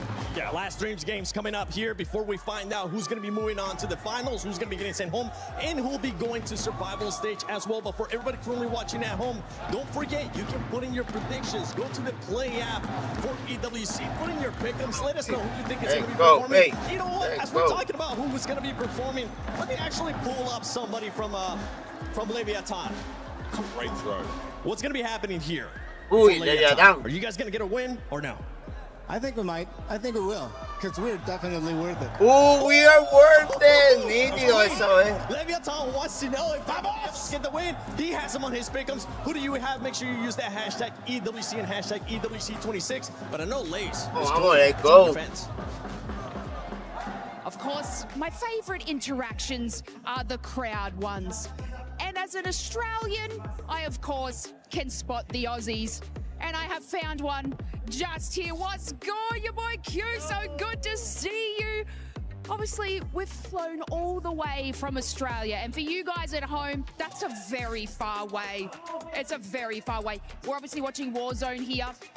What team have you been going for in the tournament? Oh, I've been here definitely cheering for Gen G. I believe in a Gen G win. Already qualified through Sunday, baby. I mean, yeah, they hit that top 5, didn't they? So that must be a pretty good feeling. Now, obviously, we're in Group B. Any teams surprising you so far? I would probably just say the underperformance of Falcons, honestly. We saw them win 2 games yesterday, still weren't able to get to the top 5. They had a really bad start as well. I think me, like most of the fans here, semi-hate watching Falcons and hope they have to play it through tomorrow as well. Now, as a man of esports, okay, do you reckon you could 1v1 a pro? Oh, for sure. It'd be easy. No problems. I have the controller on aim assist, right? You mean you didn't take the job in, like, casting role because we're terrible at games? You think you could 1v1 one? Oh, I'd be able to at least put on some content. Minimum. I mean, that's the Australian passion there. Your boy Q, pleasure as always. Good to see you. And yeah, I'm going to continue finding the Aussies here in the crowd. Barney, I have a surprise for you. Like this, I'm gonna give you this, but you have to take really care because this is super powerful, okay? Okay. So basically when you have it on your hands, okay, and you just put it in the air, the people are gonna scream like crazy. So be careful, okay? It's a really important superpower. Okay. So, mesdames et messieurs, c'est un super pouvoir que je lui ai donné. Quand tu vas lever la main, tout le monde va se mettre à crier. So you can go for it if you want to see. Don't be scared, you can go again. Again? Oh my God! I hope you like it. Yeah, that's Rockwell. Yeah, it definitely works. Yeah, it is. It definitely works. Yeah. We have some other fans in the building. We got the Falcons. Apparently not. I think they might be happy. Leviathan.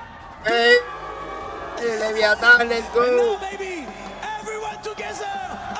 Are you ready? We got 3 maps to go.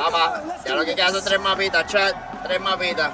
What an unbelievable break there as we got into the second half of Group B. So many fun moments for all of our talent interacting with the fans, but of course the Gentlemates, the loudest fans in the building. I'm sure you can hear them in our mics as well as we get deeper into this match. I hope if you're a Gentlemates fan, you want to hear them in our mics as we get into this map because the Gentlemates unfortunately did not have a great one. They're still in a solid position on our leaderboard, still in the top 5, but it is close, and I do need to remind everybody at home, you're looking for top 5 and you're looking at bottom 3. Those are the 2 bubbles. Everybody in the middle, they're moving into the survivor stage tomorrow. Gentlemates still top 5 team, but the margin. Los que se quedan en el medio juegan mañana sábado, chat. Same thing as yesterday. You win game 1, game 2, game 3, not really the best results. But for Gentlemates, they're still high up on the leaderboard. I mean, you're at 147 points. AG Global below you, 137. You got a gap there, and you have room for error. The best thing is right now for Group B is that a lot of those top teams are starting to slow down. I mean, JD Gaming as well. You have back-to-back 10th place, 13th place for NIP. You got an 11th place in Game 8. So with those top teams starting to slow down, and we get into the last map of Rebirth Island, a lot of those lower teams are rising the ranks, and it's getting really fun here. Here we go, Rebirth Island. Last time you'll see it here in the group stages. Leviathan vuelve otra vez a coger el Stronghold. Aquí hay 2, tienen dos Cherry, tengan cuidado. Where to go from there? Gentlemates still living quarters and immediately getting aggressive towards Stronghold. Watch out, Leviathan may be in a bit of trouble, but we swing over to Nemesis, who just won a map, and they're actually hunting down the anchor of Gentlemates, who is in a bit of trouble here at living quarters. This is going to be interesting because Nemesis have been tangoing with Godlike for majority of Rebirth Island. So the fact that they're going living quarters actually gives a little bit of grace to Leviathan, who don't really have to fight against Gentlemates right away. They're going to be able to loot up down in Stronghold and maybe clean up whatever's going on up here. Hollow dancing, and dancing quite well. Unfortunately, Nemesis do find him. Gromlock able to trade it, though, having to back off from Leviathan. Of course, Leviathan uncontested down to Stronghold means they're going to come up and join the party. Gromlock shooting beams, though. Dad's got to be proud, holding his own, getting to cover. Gentlemates still very fine. Very fine. Very much Criminal God's going to take down Enkyo. Gromlock for the trade. A little bit of this and a little bit of that. Leviathan going to regain back at Strongholds and looks like living quarters. It's a handshake. Even Nemesis have given it up. They're moving down towards Control Center to see what they can do with for fun. Look at JDG, totally safe down here at Factory by themselves. Not much going on down here. A couple swimmers trying to regain. That is the Vicious, who are still deeply in trouble. As much as they've been a thorn in the side of the Falcons, they're actually in a position just barely holding on to not being relegated and kicked out of this event. They're currently at 13th place, I believe. So very tough, and they desperately need a regain against one of the top teams. They've actually only been good against the Falcons, which is kind of funny. The one team that you're good at is supposed to be the best team here. Yeah, it's true. For fun, completely abandoned Turbine. They've been playing Control Center for a while now, and it looks like they're finally winning that engagement. Nemesis trying to regain a Control Center and getting punished for that. We swing over to Godlike. Godlike's actually at Turbine right now with their fraggers. Their anchor is safe. Unfortunately, AGAL are catching the wrong end of a very hot Godlike. A frustrating day one. Day two certainly going their way. They found their way to mid-pack, but with their momentum, they continue to hunt out freebies. They fall hardly shooting back. Kazu in trouble. Yeah, I mean, that's KGV now. D-Daddy, Kazu getting pushed out. Trick looking for even more kills after a Game 3 win. Godlike have left the docks, and when they did that, they take down AG Global with the help of J2, force them away from Turbine, and AG Global have now gone to the docks where Godlike were. Yeah, big problem here for Godlike. You can see it in our kill feed right now. AGAL got pushed out of Turbine. Where did they go? They just full send Godlike. They saw them there. Let's go kill their anchor. They've taken control of boat. AGAL fully restabilized Godlike on their heels. But we swing over to the Falcons. Two fraggers up into prison looking for kills.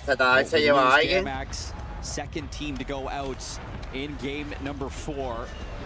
AG Global going to set up Godlike away. We look at Falcons, and they are trying to get into the prison. However, a little bit of fight coming out from Orchid. They get denied entry to the prison. A big win there for Orchid, who have gone mostly silent on our leaderboard. Okay games. They're actually outside of our top 5 right now in 6th place. Criminal se lleva a alguien.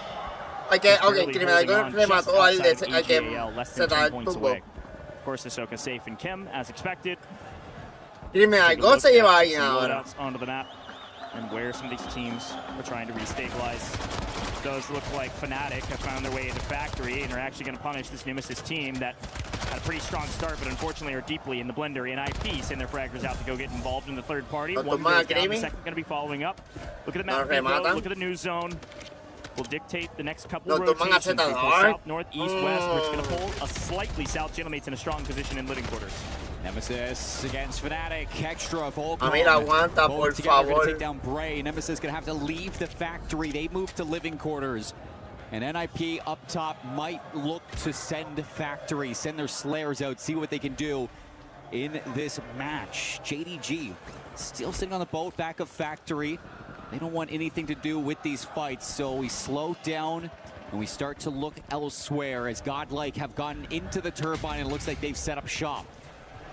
Yeah, Orchid is the only team even remotely around prison right now. Everybody fighting on the outskirts looking for kills. Orchid want to get their loadouts and then go get to the hunt. Prison is a POI. You can't hold the Falcon and Harbor for ellos. So they're holding the high ground. One up in Water Tower, the rest go to hunt their loadouts in hands, and it looks like Orchid's going to swing off your screen, off the minimap, and go find members. It looks like Godlike off screen. They actually went down towards Turbine. Yo creo que Leviathan ya hizo regain. Regain's coming in, but Sariel on the hunt. That's good for Orchid. They kind of recognize that they're doing good at slaying around the prison, keeping teams away from it on the top of the hill. G2 are going to have to move away from Bio now, move on in, but we look over towards the bow where For Fun have sent AG Global. Está en control, chat. And El ataque está en control.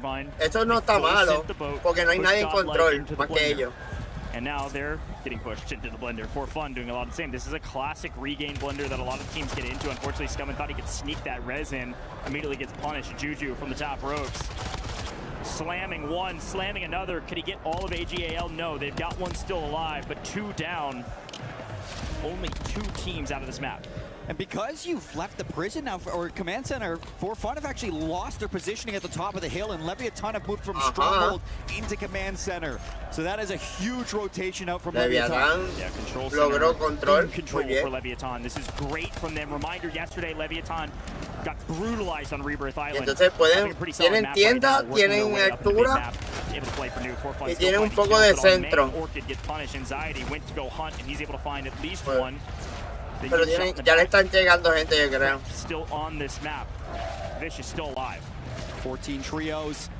Circle 2 y controla un sitio caliente. Me sorprende que nadie esté ahí como que en esa vuelta. Active in this circle. Don't know exactly where this one's going to pull. HQ in complete control from NIP, and to your point from earlier, Seymour, uncontested this time. Nobody wants a piece of NIP. They're shooting 2 straight right now. Orchid fighting for the last remnants of the Vicious, who are now all collapsing on one another to try to get inside of prison. Still fairly central zone, so the next couple will dictate the rest of the rotations as Limax, Nemesis started in living quarters and now can't find a home anywhere on the map. Losing their life yet again as Orchid continue to rack up kill after kill after kill, and they're going to find 2 members of the Vicious, maybe just cow both of them. A nice trade coming through. Orchid doing a great job finding all of their kills. Sariel a mí se llevó a alguien de In elegido. the meantime, Orchid got to be at least double digits between Sariel and diablo, le llegaron gente. Their anchor just gonna have to wait and see. A mí se llevó a otro. Caught by Master. 5K, the final one through Orchid. Does look like Vicious have a floater. That's a false positive. They're still on the map. We still have 14 teams with the Vicious deeply in the blender. David Samir finding one. Tumbaron a Military. Oh, no. Another false positive. They've got another one in the air. Amir, corre. Digo, Zenai sobrevive, por favor. They're still barely alive. Now they're gone. Now they're gone. All right, well, down goes Godlike as well. Is Godlike still in? Yes. No. All right, Juju's gonna keep hunting, baby. 13 teams on the map. For Fun need the points. They're barely safe right now. Falcons are moving into the factory. JDG still Leviathan. Cabrón, si a la madre. Toma. Toma, bicho. A la madre. In from Godlike back towards the dock, and they're going straight for the heads of For Fun. Cabrón. For Fun. Picasso a este. Now. Bubble on 7. Juju on 7. I believe flank on at least a couple. Folks, we're nearing a 20-ball Jamal here from For Fun. They desperately need a multiplier.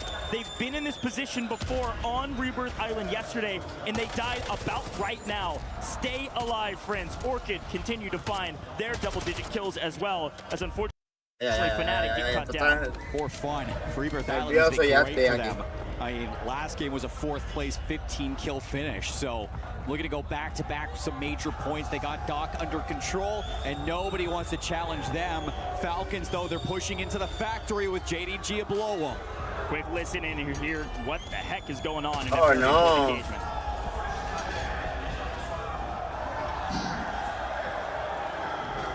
Advance. Zip up. One's up. One, he fell down.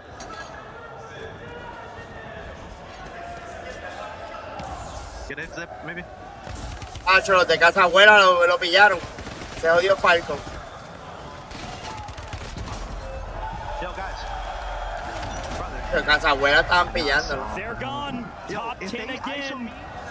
Some frustration trying to figure out what went wrong, but we got to get back into the action. A quick look at the Gentlemates. They're down in living quarters. They've done a good job to win out some engagements, and even just getting on screen, the crowd goes wild. They're going to be holding out here what looks like the remnants of Nemesis, who are back where they started, and unfortunately immediately catch some bullets to the face. Nemesis having to work their way into new, and the Gentlemates holding the line on the south side of the map. Living quarters not going to be safe, though, so you want to clean this one up fast. The only teams that are safe in the zone right now is going to be the remnants of dock, just the edge of it, control center, headquarters, and the corner of prison. So a lot of teams looking to coexist. A lot of teams still need to climb this hill.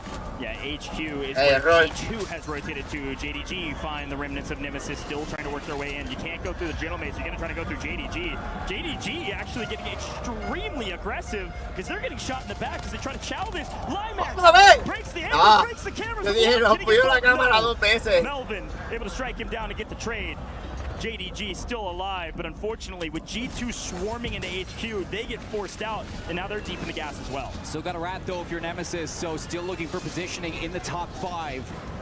For fun, moving up from docks into control center, have the edge of the hill to cover for natural cover circle. Controlera la posición. And it's going to be between control center and HQ, so a lot of top-down fights, a lot of high-lows, and not a lot of space to hide. 8 teams left, everybody looking for top 5. So the world screeches to a halt as Gentlemates pick up huge kills on the backside of living quarters. JDG deeply in trouble for fun, still 2 alive. The problem is they've got a team right on top of them and a team right outside. Gotta wipe one of them, gotta wipe both of them to get into new for fun. Juju last alive. Down to 1, they're just on the top of HQ, G2 below them. Juju versus Orchid. 1 left for Orchid, Juju alone. Not a lot of trios, not a lot of space. AGAL, haven't looked at them once, but they've actually maintained a top position in control center. They've got a power position. They can overlook everybody else. Anybody coming inside is going to have to creep down below and just pray they can stay alive. We still have 6 teams. 4 they got a solid multi. They had a solid amount of kills. A good game for them. They wish it was great. Still good enough. 3 up for AGAL, 1 for Orchid, 1 for Nemesis, NIP broken, G2 still a trio, and it's going to be Gentlemates as well, sitting in the tents, still a trio. A brutal zone pull for the Gentlemates. I'd love to see their rotation in, moving to new. Ese ruido, uno no escucha un carajo. Gifted the zone, but can the Gentlemates make a huge play for control center? This is the play they desperately have to make. They go immediately cluster strike on top so they don't get shot. They smoke and run.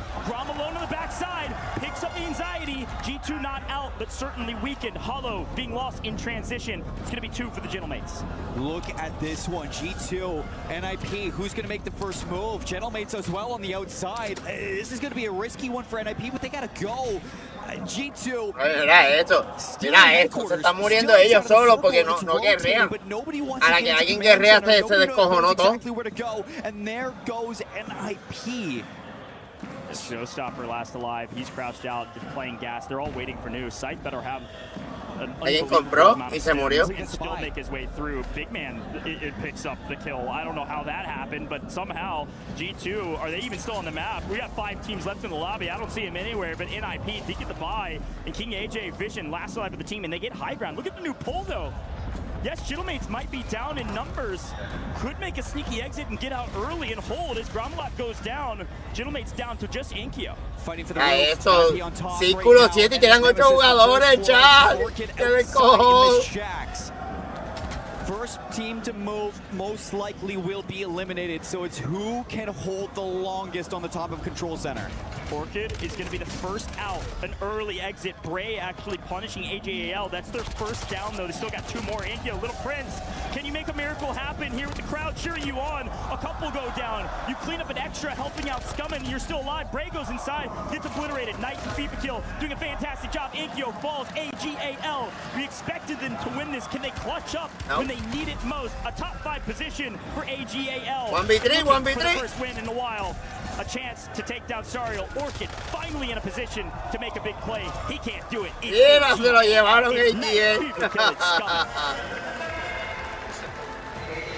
It's a big one for the team. Yesterday, Rebirth Island was fantastic for these 3. And game 1 on this map might not be exactly what you were cooking, but game number 2, you get the full send back to docks. You remove Godlike from that power position. Yes, for fun gave you a run for your money, but in that scrimmage, you come out on top, and what does it give you? It gives you a full stack inside of control center, exactly where the circle pulls.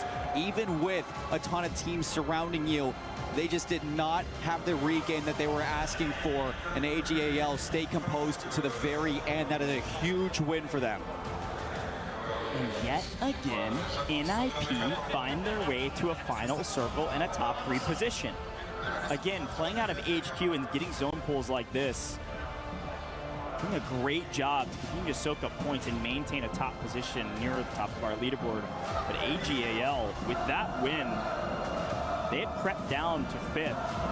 They were at risk of being knocked out by Orchid. That win is going to keep them assuredly into the top 5 and still well within position going into the final 2 maps to make it straight to the finals. And it was a 2 versus 1 against Sariel 2 from Orchid. So yeah. Sariel was able to pull that off. Who knows what that multiplier could have given this Orchid team, but you see Scummin towards the end. Won't let that happen. Game 4 of day 2 goes to AGAL, and that might even break into Gentlemates territory. They might be able to knock Gentlemates onto the bubble. I don't know. Ankyo found his way to a top 5 position as well. I mean, they had a crazy amount of kills. You got to remember all of the action. Gentlemates were kind of constantly in the action, even though there weren't that many teams around them. Ankyo was near double digits as well. Both of those 2 teams getting solid multipliers. That's Gentlemates, that's AG Global, that's Team NIP. All already top 5 teams, all placing top 5 in that last game. Our top 5 is mostly assured. G2 was shooting as well. Yeah. I know they didn't make it to the end, but they actually, no, they did. They were also top 5. Holy cow. We said, remember Big Man is at the Big very Man end. was there. They were just hanging out at the bottom of HQ until the very end. They get their multi. Ridiculous. 4 of the top 5 teams in the final fight. Woo! All right, Fortunes keeps next. You're not going to want to miss it. We'll be right back. Ayan, último 2 mapas, chat. The último mapa, chat. We were there. For every click, every clutch, every respawn. We were there for the years of grind. And we're here. Now. The proud founding partner of EWC. Powering the biggest events in gaming. Shoulder to shoulder with the world's best. Making history. Greatness deserves a stage. Lenovo Legion. Reach your impossible.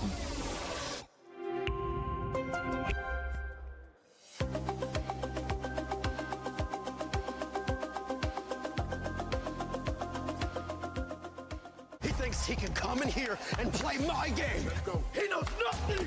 Let's go! Tyler 1, you're done.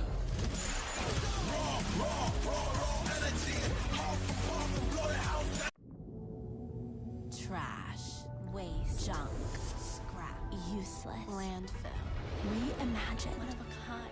Beautiful. Impeccable waste.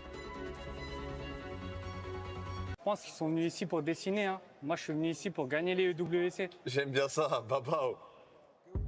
Welcome back to the stage, and I gotta say, Dandro, some of these keys are looking tasty for the cruncher, the crusher, the slammer, the jammer back here. And I'll say, we got some squads that need to make a move these last 2 maps. That's a lot of words to represent this machine that's behind us, but I'm right with you. It was a little surreal to see Twisted Minds earlier send 3 of those keys into the crusher, but we gotta send 3 more, and you're right on the money as we get ready to head into the last final 2 maps. There are some squads, they are looking at the standings, they're looking at their leaderboard, and they maybe are having some nightmares of that key getting crushed. Other side of the leaderboard, though. Hold on a second. Ya están en 12. Ese mapa nos partió mucho. No hicimos mucho kill. G2 looking feisty at the top of the leaderboard right now. Who else you liking? There's so many different squads, I mean, that we're seeing here. I like what we're seeing out of a NIP, right? Being able to come back on in and swinging. We said it yesterday, like, this is a team that's going to come on in and they're going to fry, especially on LAN. And seeing them, you know, they make that roster change, seeing them be able to get back in is really nice to see them kind of have that formidability to be able to kind of say, hey, all right, we'll shake up the bad games. We're going to fry out the good games. That's really all that matters. It's just that we've talked about this now. It feels like verbatim the last 6 times we've gone to any sort of a game break. What is happening with Falcons, though? I mean, at a certain point, we need to see that same sauce we got in the first 3 maps yesterday, right? Yeah, I mean, it's a kind of a timing thing, right? You and I, we've been around. COD timing's a very real thing, and sometimes this is what happens, right? We see it in the middle of that game where they make that push into sort of a kitchen and prison, and it's just sort of just a mistiming. You think the players are probably a little bit further back if you're noobs. They're not. You throw the shoulder, and it's just like, oh, man, now we're stuck.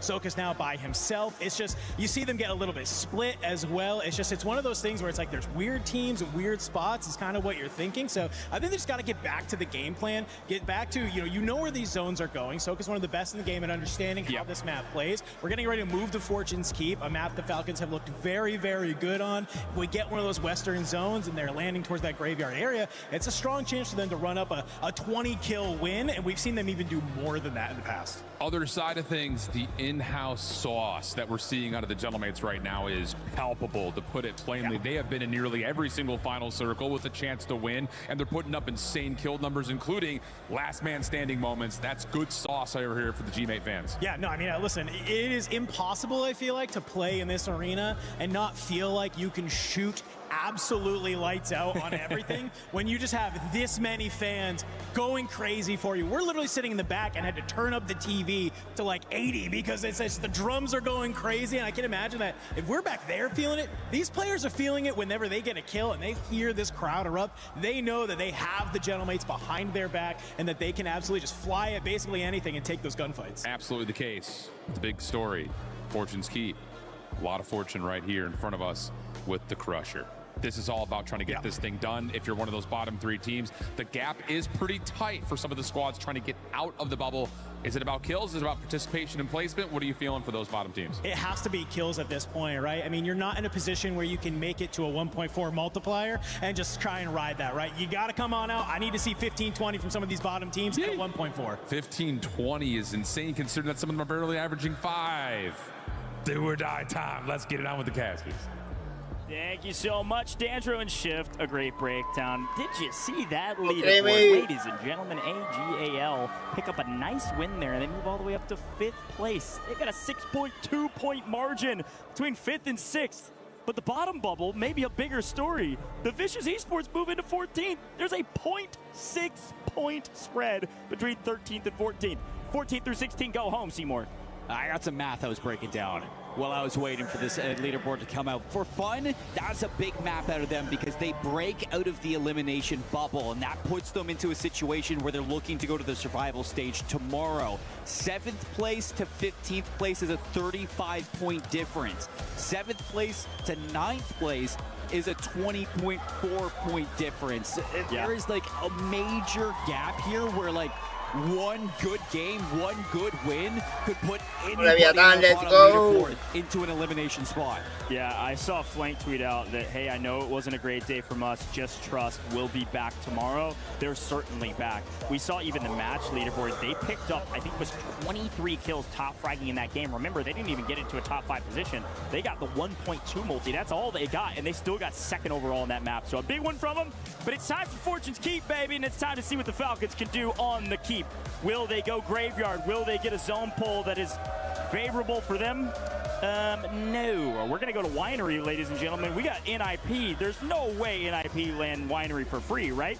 Surely not after yesterday. Falcons are going back to Keep. They're going back up into the Keep. Gonna go play Sploit or somebody. This is where the Vicious cut them down yesterday. The Vicious win an engagement that they desperately need to win. We'll quickly check in with AGAL after their win, but we gotta swing up the Keep. The Vicious are on top of the Falcons, and the Falcons already in trouble. I mean, I get a deja vu right away. Dongy's down. Dongy's down, and so is Noobs. It's all to Hisoka right away. Has to play for the resurgence timers of his teammates, and they will come back, but this is a bold call. Yesterday, after our games were done, after we finished Fortune's Keep, we caught the Falcons. Their coach said, man, we were testing some guys, we were taking notes. I don't really think that they did their homework though, with those notes said. Y wipearon a alguien. Nice. Nice. As per the usual, but if the zone pulls to the east, we go back to Keep. Trust the process. Unfortunately, the process was not right, at least at the very beginning of this one. Let's see if anybody can get back to final form and stabilize quickly. It's the Falcons, and immediately I'm eating my words. I know we want to stick with this team. This is important, and you actually see the Falcons begin to rush out of Keep. They want to go somewhere else. They're going to creep across the wall. Hisoka does win his ones, though, and he'll win that one. Going to get ego chowed by the second. Adrenaline looking to take down Soka, and he'll get it. No! Soka's still alive? Soka wins a 1v2. Should not have gotten away with that one, but sometimes the Falcons get away with murder. They're back to the Keep. They're going to go back in and take these engagements. They're like, wait, we can't win these. It's a big Hisoka moment right there. Kind kind of getting a lay of the land of the entire map as well. It looks like Godlike was forced away. They have to regain to the top. They're dropping in, see where they can go. A couple players to kind of think about too is this Orchid versus AGAL team in Spiral, but we're going to look over towards NIP just outside of the gatehouse as they're crossing paths with new icons. And again, Fortune's Keep a big map, but King AJ just on the hunt right now. We have an Eastern Zone. And NIP have Winery for free? They're not even there. One of the biggest POIs on the map? Like, good grief. NIP are chilling. Their fraggers are out finding kills. NIP assuredly being a top 5 team going straight to match point day. So we continue to check in with some of our bubble rosters. Orchid still technically on the bubble for the top 5. Still battling against AGAL on the leaderboard for that top 5 position. And Swizen looking for some kills will not find anything. Nemesis strikes him down. Nemesis in the caves. Orchid, nowhere to go through Spiral. You got AGAL above you, you got Nemesis below you. You're completely shut out from this position, so you just gotta wait your turn to see where you can go. Still, King HA farming the new icons. Just outside of Winery, these Slayers are doing exactly what you hope for. And I'm looking back at the keep. It looks like Falcons were able to figure things out over there. They push Vicious away towards the terraces and outside of the keep. So it looks like we're going to have quite the battle around those spiral staircases. Quick check-in with AGAL. Playing through terraces like you mentioned. Trying to still keep everybody out of their house. See what Orchid's able to do. Again, AGAL is in 5th. Orchid is in 6th. Top 5 go through to finals for free. Everybody else to the survivor stage unless you're bottom 3. The Falcons restabilize, playing the top side of Keep, waiting on new zones. Fortune's Keep can be a bit ratty. There's so much verticality on this map. And it's 30% bigger than our other maps. A lot of room to work. Can't be getting cut down early. No. Let's see where this circle can go. So we're going to be on board with AGAL back into the terraces. Circle is going to be pulling down into Winery even further. So you still have Lighthouse in the safe zone, Gatehouse, Grotto, the Cove, and just the bottom side of this so lots of places. New zone continues to pull east, just slowly but surely moving their way, and the Gentleman's making trouble. Esta gente tienen que estar cocinando toda esa gente que está cayendo en el agua. Tienen que aprovecharlo. Battle through everybody on edge of zone to make their way there. Aquí, chat. Falcons continue to hold the north and will be able to stay and keep for a while. Ellos están por el faro. Yesterday, 2 east side circles, and they had to go all the way into the grotto. Both times that blew up in their face. So I want to see what the game plan changes for them. And it looks like they're going to go to Smuggler's Cove instead. Yeah, AGAL losing a couple of their fraggers, but still alive. FIFA actually winning his ones. Anchor holding it down. Unfortunately, his teammates getting chowed by the Falcons right on top of him. Scummin runs for, I was going to say the hills, but I guess the caves. Coming back to Limax, looking for a little bit of action over the top. Couldn't hit hardly a bullet, unfortunately for him. As folks are still able to scurry away. The Rats are in. Only one team is out. 15 trios still up. Godlike are now looking to play down towards the Cove. They're into the Gentlemates. Godlike are making a play for this one. Gentlemates get pushed into the town, and that is big for Godlike, who started off this map in a poor position. They found their regain. Yeah, Inkyo in a very tough position. Just barely missed that full sin there from Godlike.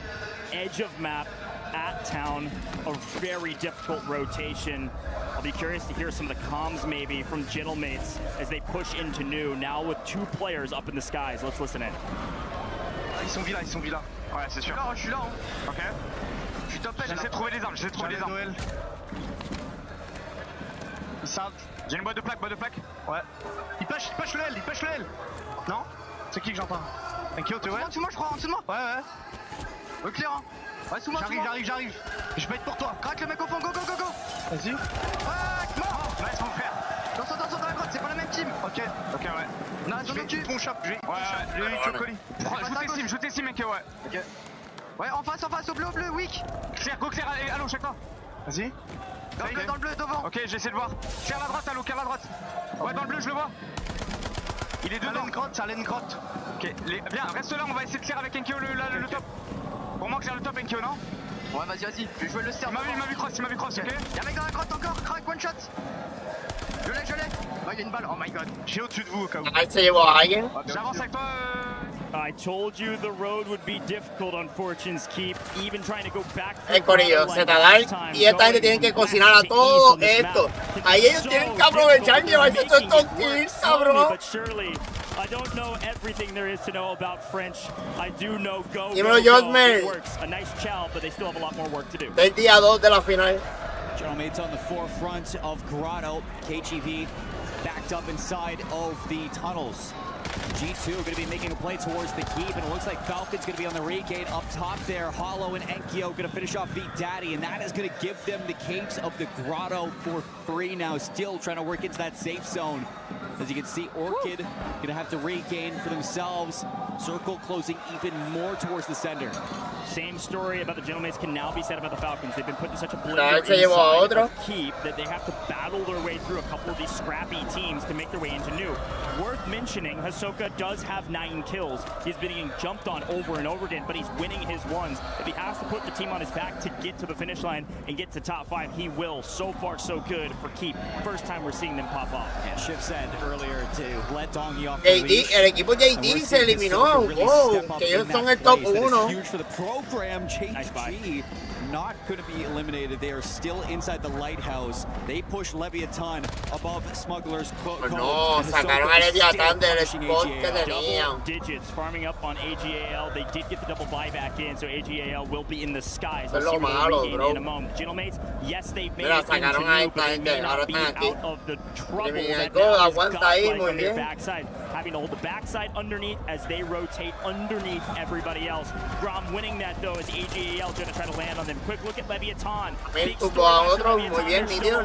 That's better than last Criminal Go se lleva a otro. Deeply in trouble, and maybe out of here. We'll keep that final confirmation for you in just a moment. Yes, they are gone. You're knocked down, pero no le han dado el kill. This is going to open up our leaderboard. They were holding the line. Gentlemen are chasing Godlike. They're trying to get the full kill onto Trick, Intex, and Nate Dogs, and that should be an elimination as well onto Godlike out of this game. 12 trios remaining, trying to get it towards the top 10. A great shout. G2 holding down the north now. The Falcons are alive but barely breathing. A solo on the outside of Winery while G2 are now holding the north. Here's a look at him. Noobs was literally on 1 HP in a dream, and the Falcons are holding on. Noobs hardly even damaged to his name at this point, but Ahsoka's been holding it down for them. Obliterated. Dintelmates, they kill team after team after team, just working their way into New. We told you the road would be tough. Oh shit. Bumpy, but they're driving right over. Oh shit, esta gente están arriba, el Criminal Gun y Leviathan está encima de los Gentlemen, que están bien calientes estos cabrones. They got Leviathan above them. They got KGV still in the caves contesting them. Nemesis just que no suelten altura, por favor. Se fue Falcon. For Orchid, it's a trap. And within Winery, this is not where the Falcons want to be. I told you the rats were in. Could you find a rat in your spot? Or maybe you could have just checked your corners. But either way you look at it, the Falcons still in trouble, but still alive. Circle still closing. Donkey's going to have to figure out now what the heck am I going to do? No tienen chavo, no tienen nada. Sit and wait. Sit and wait for what? He is in the back of a truck just praying at least for a 1.2. One more team needs to fall, and which team will it be? It looks like it's going to be NIP taking down the Vicious. See ya later. G2 going to try to third party this, and they get there just in the nick of time. NIP deep in trouble. One goes deep into the gas to try to stay alive just for a moment long. Yeah, G2, if they can eliminate NIP. Se fue otro equipo, man. For fun, as it's going to be another third party in, but for fun, they recognize that it is a full G2 squad. Nobody went down. They don't want to send it just yet. Gentlemen still battling and working their way, but of course we got to pay attention to G2. Doing a great job holding down the north. For fun, right on their heels, flanked. They need these points. They just came off the back of a banger, and they need to win the north. But vamos, Grimmy, no. Look at where we're at. Yeah, vamos, Zeta, dale. Muchachos. Fighting against JDG to see who's going to own this circle. Gentlemates, they need to make a play early to see if they can get here in time to third party. Leviathan battling inside of New. The Gentlemates have made it here, but G2 white ball Orchid. They obliterate them. Vamos, yo estoy nervioso. Yes, he got 1.2, but he's last alive for his team. He's up on top of them. For fun and Vamos, Leviathan, let's go, Leviathan, let's go, vamos. Out of his hat. No, he's gone. That's in 7th. For fun, fall in 7th. Falcons in 8th. We find our way to top 6, and the Gentlemates are alive. They are fully stabilized in zone. It's Leviathan. It's the Gentlemates, and it's JDG in the best position by a mile. G2 have a long way to get there. Nemesis down. Hacho, protege esto, papi. No rasque. Aguanta posición, papi. It's a pull towards KGV, and Gentlemates are going to be down in the water, waiting for people to La come zona se down está the moviendo ya. All the way to the ¿Dónde se movió el Great círculo? news for G2. If they want, they can go wide outside and play the high side and actually. Vamos, roten exacto por la izquierda. Cuidado. Good move though from Leviathan. They're gonna get really aggressive on the Gentlemates. Gentlemates have to fight from both sides with one member of KGV. But JDG's right behind them, and they're not gonna let you sit for free. And Kyo inside the huts, he pops out, taking down Leviathan, and JDG looking to clear up the rest of Kyo. He goes down, and there goes Leviathan. Está ahí un top 4, pero coño. Such a great pull for G2. Vamos. The only pull that could have saved them. They were so out of position because they were fighting for so long. La gente tan fucking dura. G2 will win this map with a little bit of RNG and some fantastic Se murió. to win out the top side of the zone, working their way up the street and winning the game. G2 come online early this time around. Por lo menos no estamos regalando mapas, no nos hemos cagado en un mapa, hemos jugado bastante bien. So que creo que aseguramos el día 3, chat. Aseguramos ese día 3. A lot of space for you to move into a final circle like that, and you just wait your turn, you be patient, and that patience is rewarded. Big wins for G2. You take down NIP, who took down the Falcons. You take down AG Global as well. For fun in your way, it doesn't matter. You also cut down Nemesis, so a lot of kills flowing through this team on their path to a victory. They ended yesterday with their first ever LAN map win on Fortune's Keep, and it was a 41-point win. I think this team just loves Fortune's Keep. They do it again. This team's just dang good. Let's listen in. Yeah, ping. He's there, Swing him. I'm dead again. Fucking baby. Creo que aquí la criminal gol es de último. A quick Selly, but overall, just well played. I'm loving what G2's doing right now, Por lo man. menos They están en have ese the top confidence to 10, take fights, top 9. and their timing is nearly flawless every single time.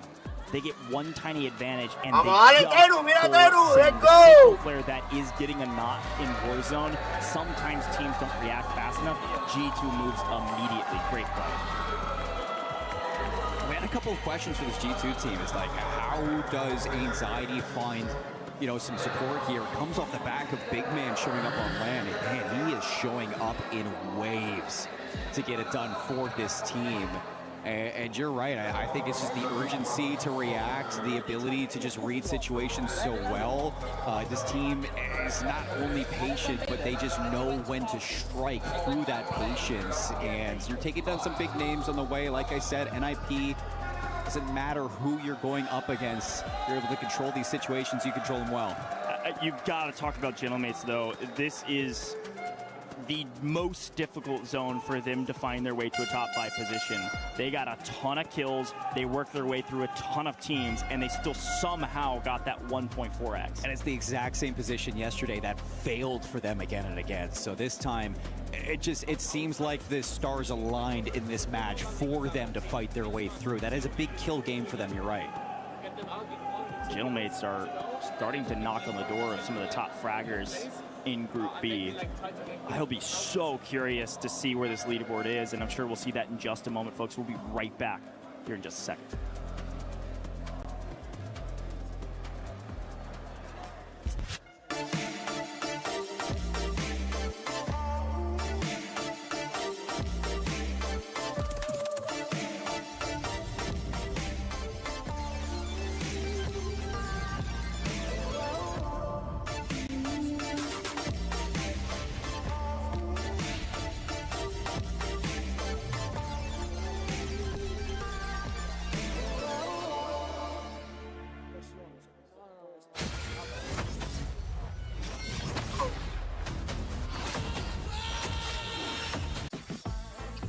rápido, lo dañan todo.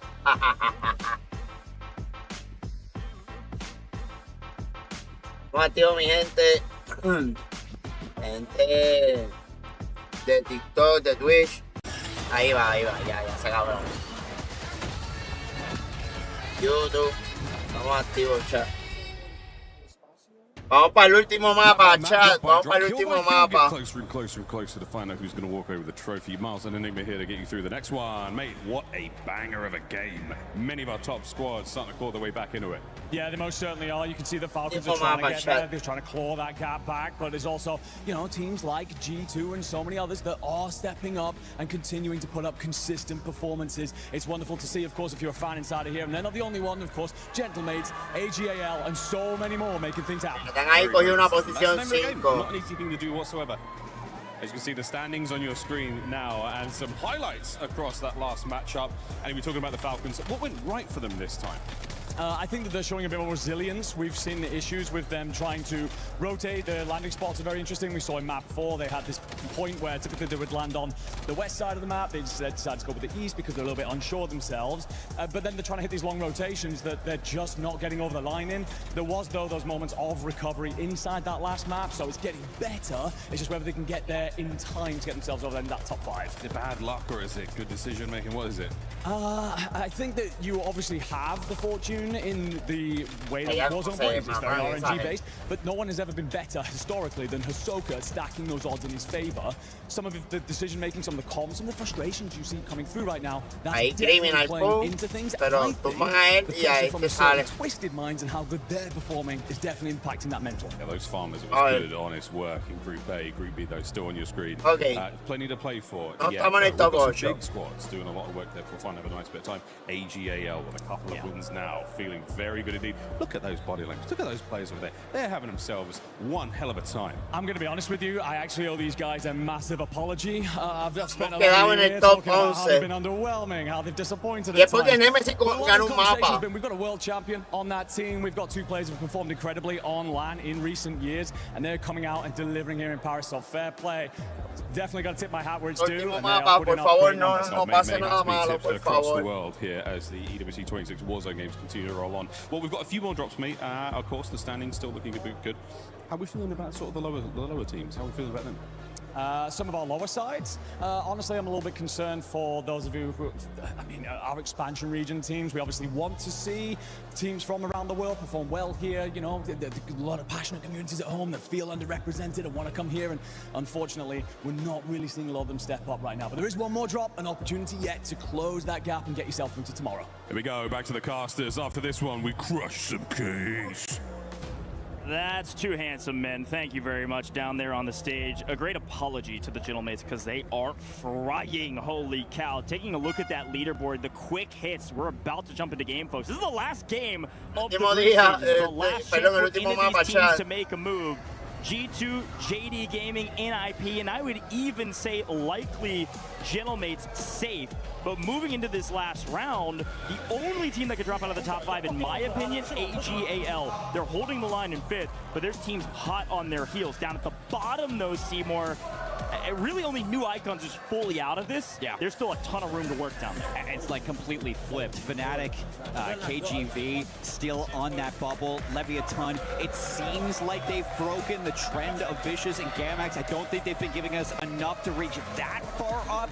But for Fnatic and KGV, you got work to do to stay outside of that elimination. Último mapa, people. Último mapa. Here we go, ladies and gentlemen. The last map of the group stages here at EWC for the Warzone Resurgence Series Championship. The last chance for some of our teams to make it to the survival stage, and a chance for some of our teams to make it straight to match point finals. Let's drop in. It's finally a Western zone. It's finally a zone where the Falcons will go back to the tried and true classic. They're headed back to the graveyard. They're headed back to the town. Let's see what the Falcons are able to do. And the rest of the teams that are on the bubble. And look, Vicious aren't even going to be going to the keep this time. It's going to be a very, very eastern circle towards the southern side as well. And that is going to be good for Gentlemates. I mean, at least they don't have to trek all the way across the map like they did the past 3 times we've gone to Fortune's Keep. And with that, they're going to have a lot of traffic, a lot of early KP to be fighting for. We do still see some teams go all the way to the right. And it's still going to be G2, JDG, NIP, and Leviathan on the outside trying to work their way over to the circle. Nice cleanup here in Graveyard for the Falcons to clear their path and have it actually a safe home for the first time, maybe this entire second half of the group stages.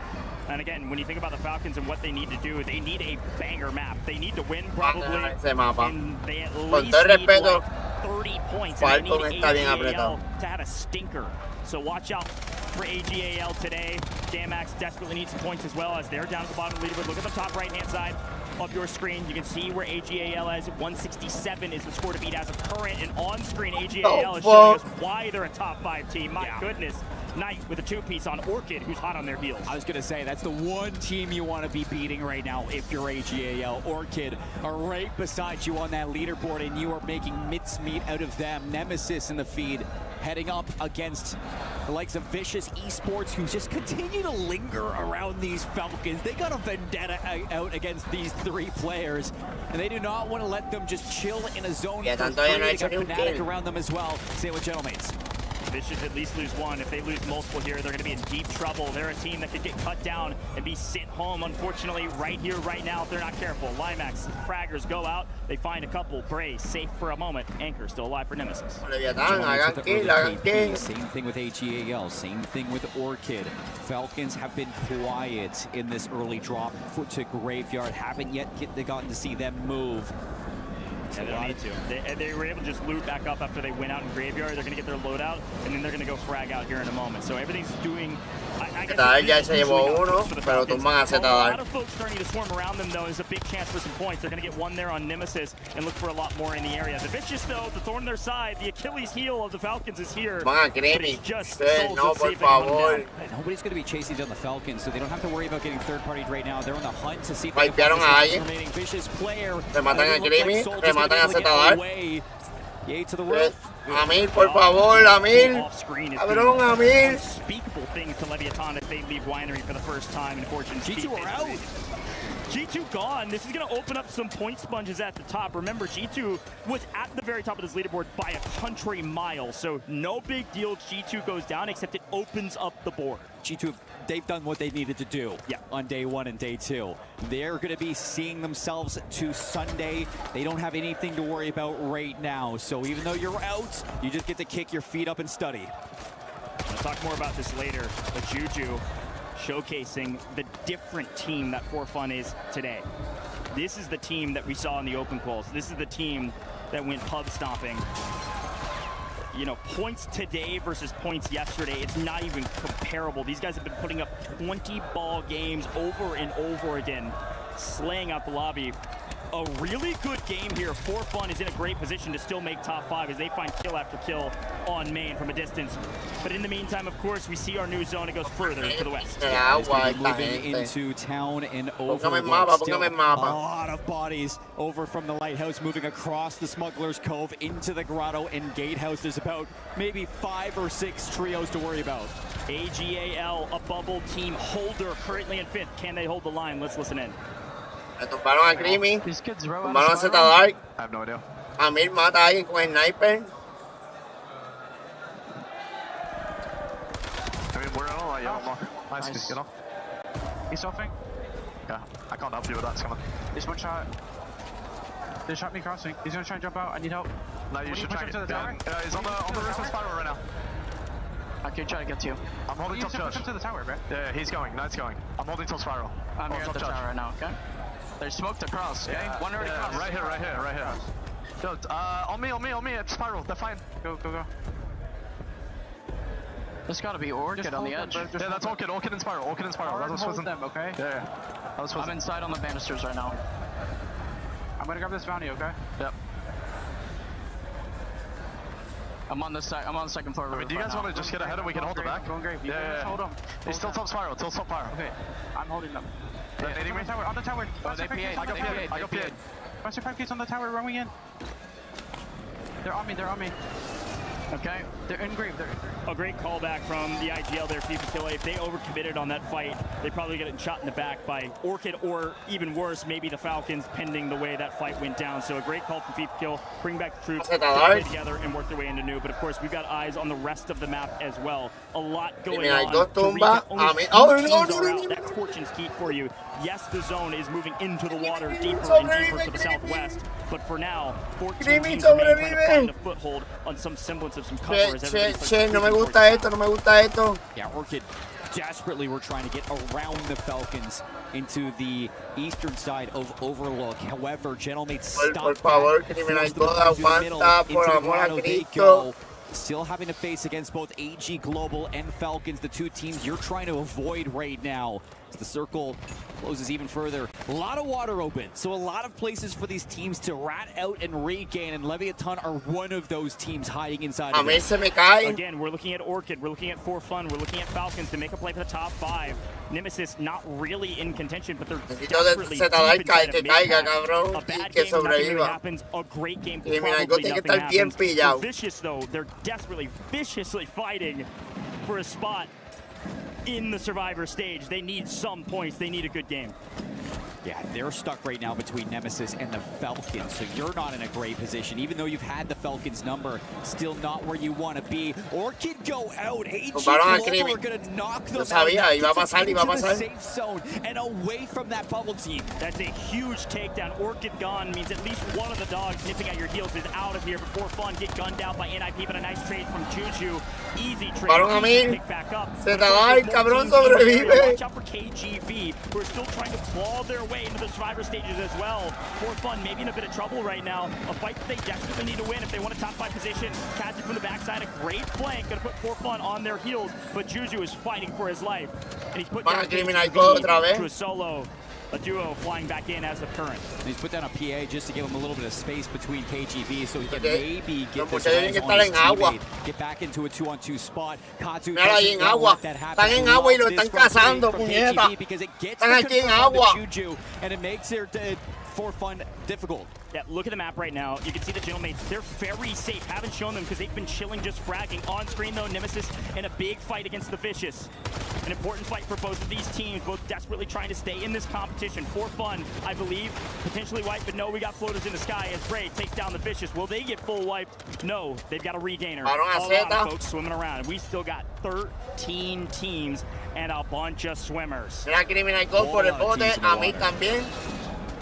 Falcons are in a great spot, though, still coming out of Graveyard. You're going to have your anchor player safe and sound. Your Slayers pushing through, seeing what they can do. That's going to be Dongy and Noobs trying to tally things up.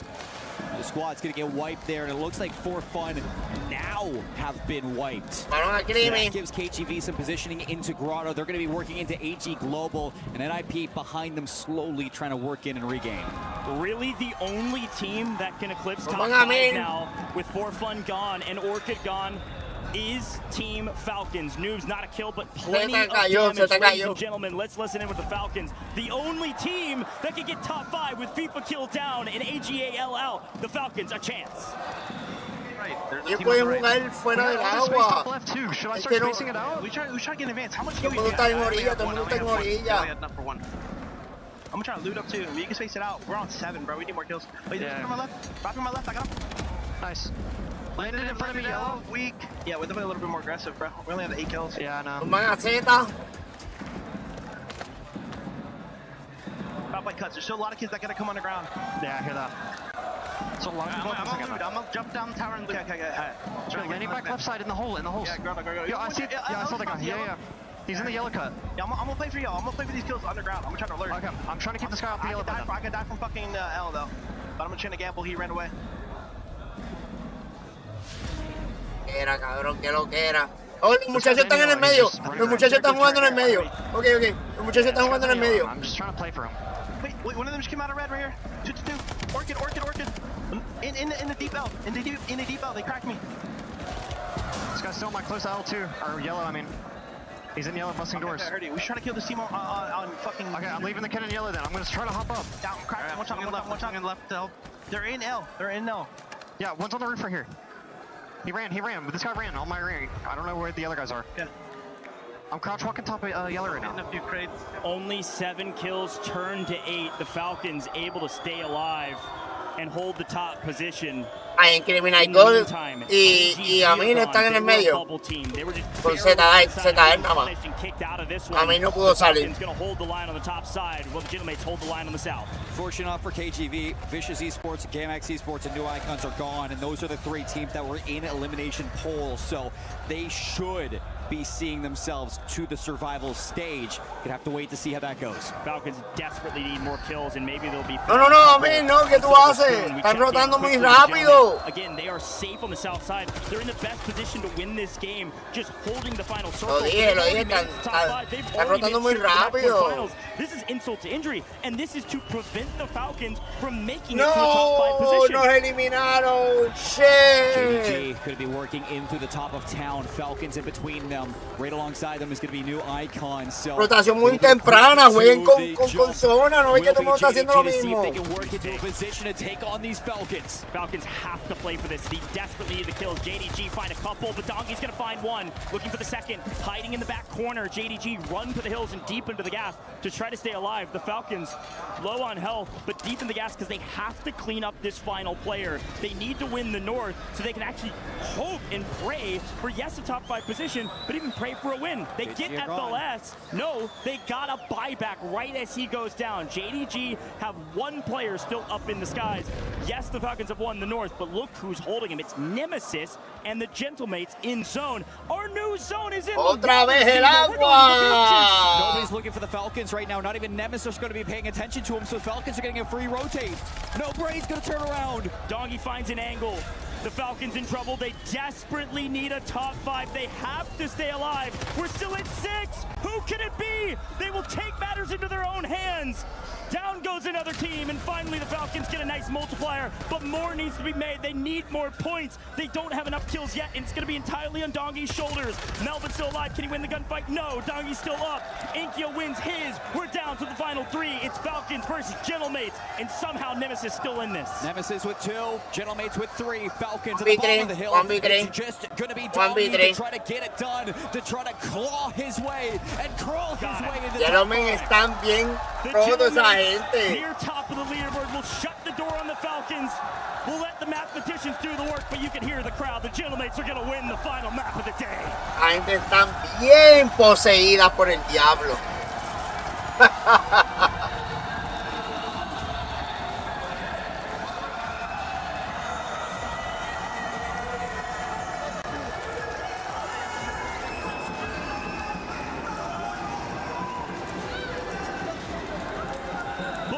For the boys, the first and last map, they've done it.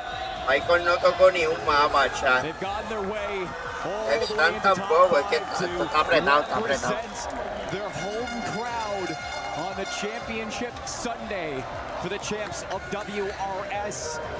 This means a lot for the French fans, but it means even more for these players who all year have been dodging that podium finish to hopefully do it at home.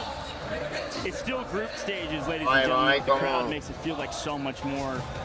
If we take a look back on their win, it was utter chaos underground, and Dongy wins his ones. They found a sizable amount of kills in the final circle, and they do get their top 5 finish. The Falcons did. Let's listen into the win, though. Nice. Remonte.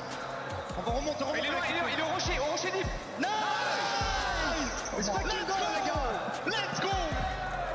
Nice celebration. It feels like everything is finally coming together for the Gentlemates. But of course, we have to turn back our attention to the win conditions today. The bubbles. Who's top 5?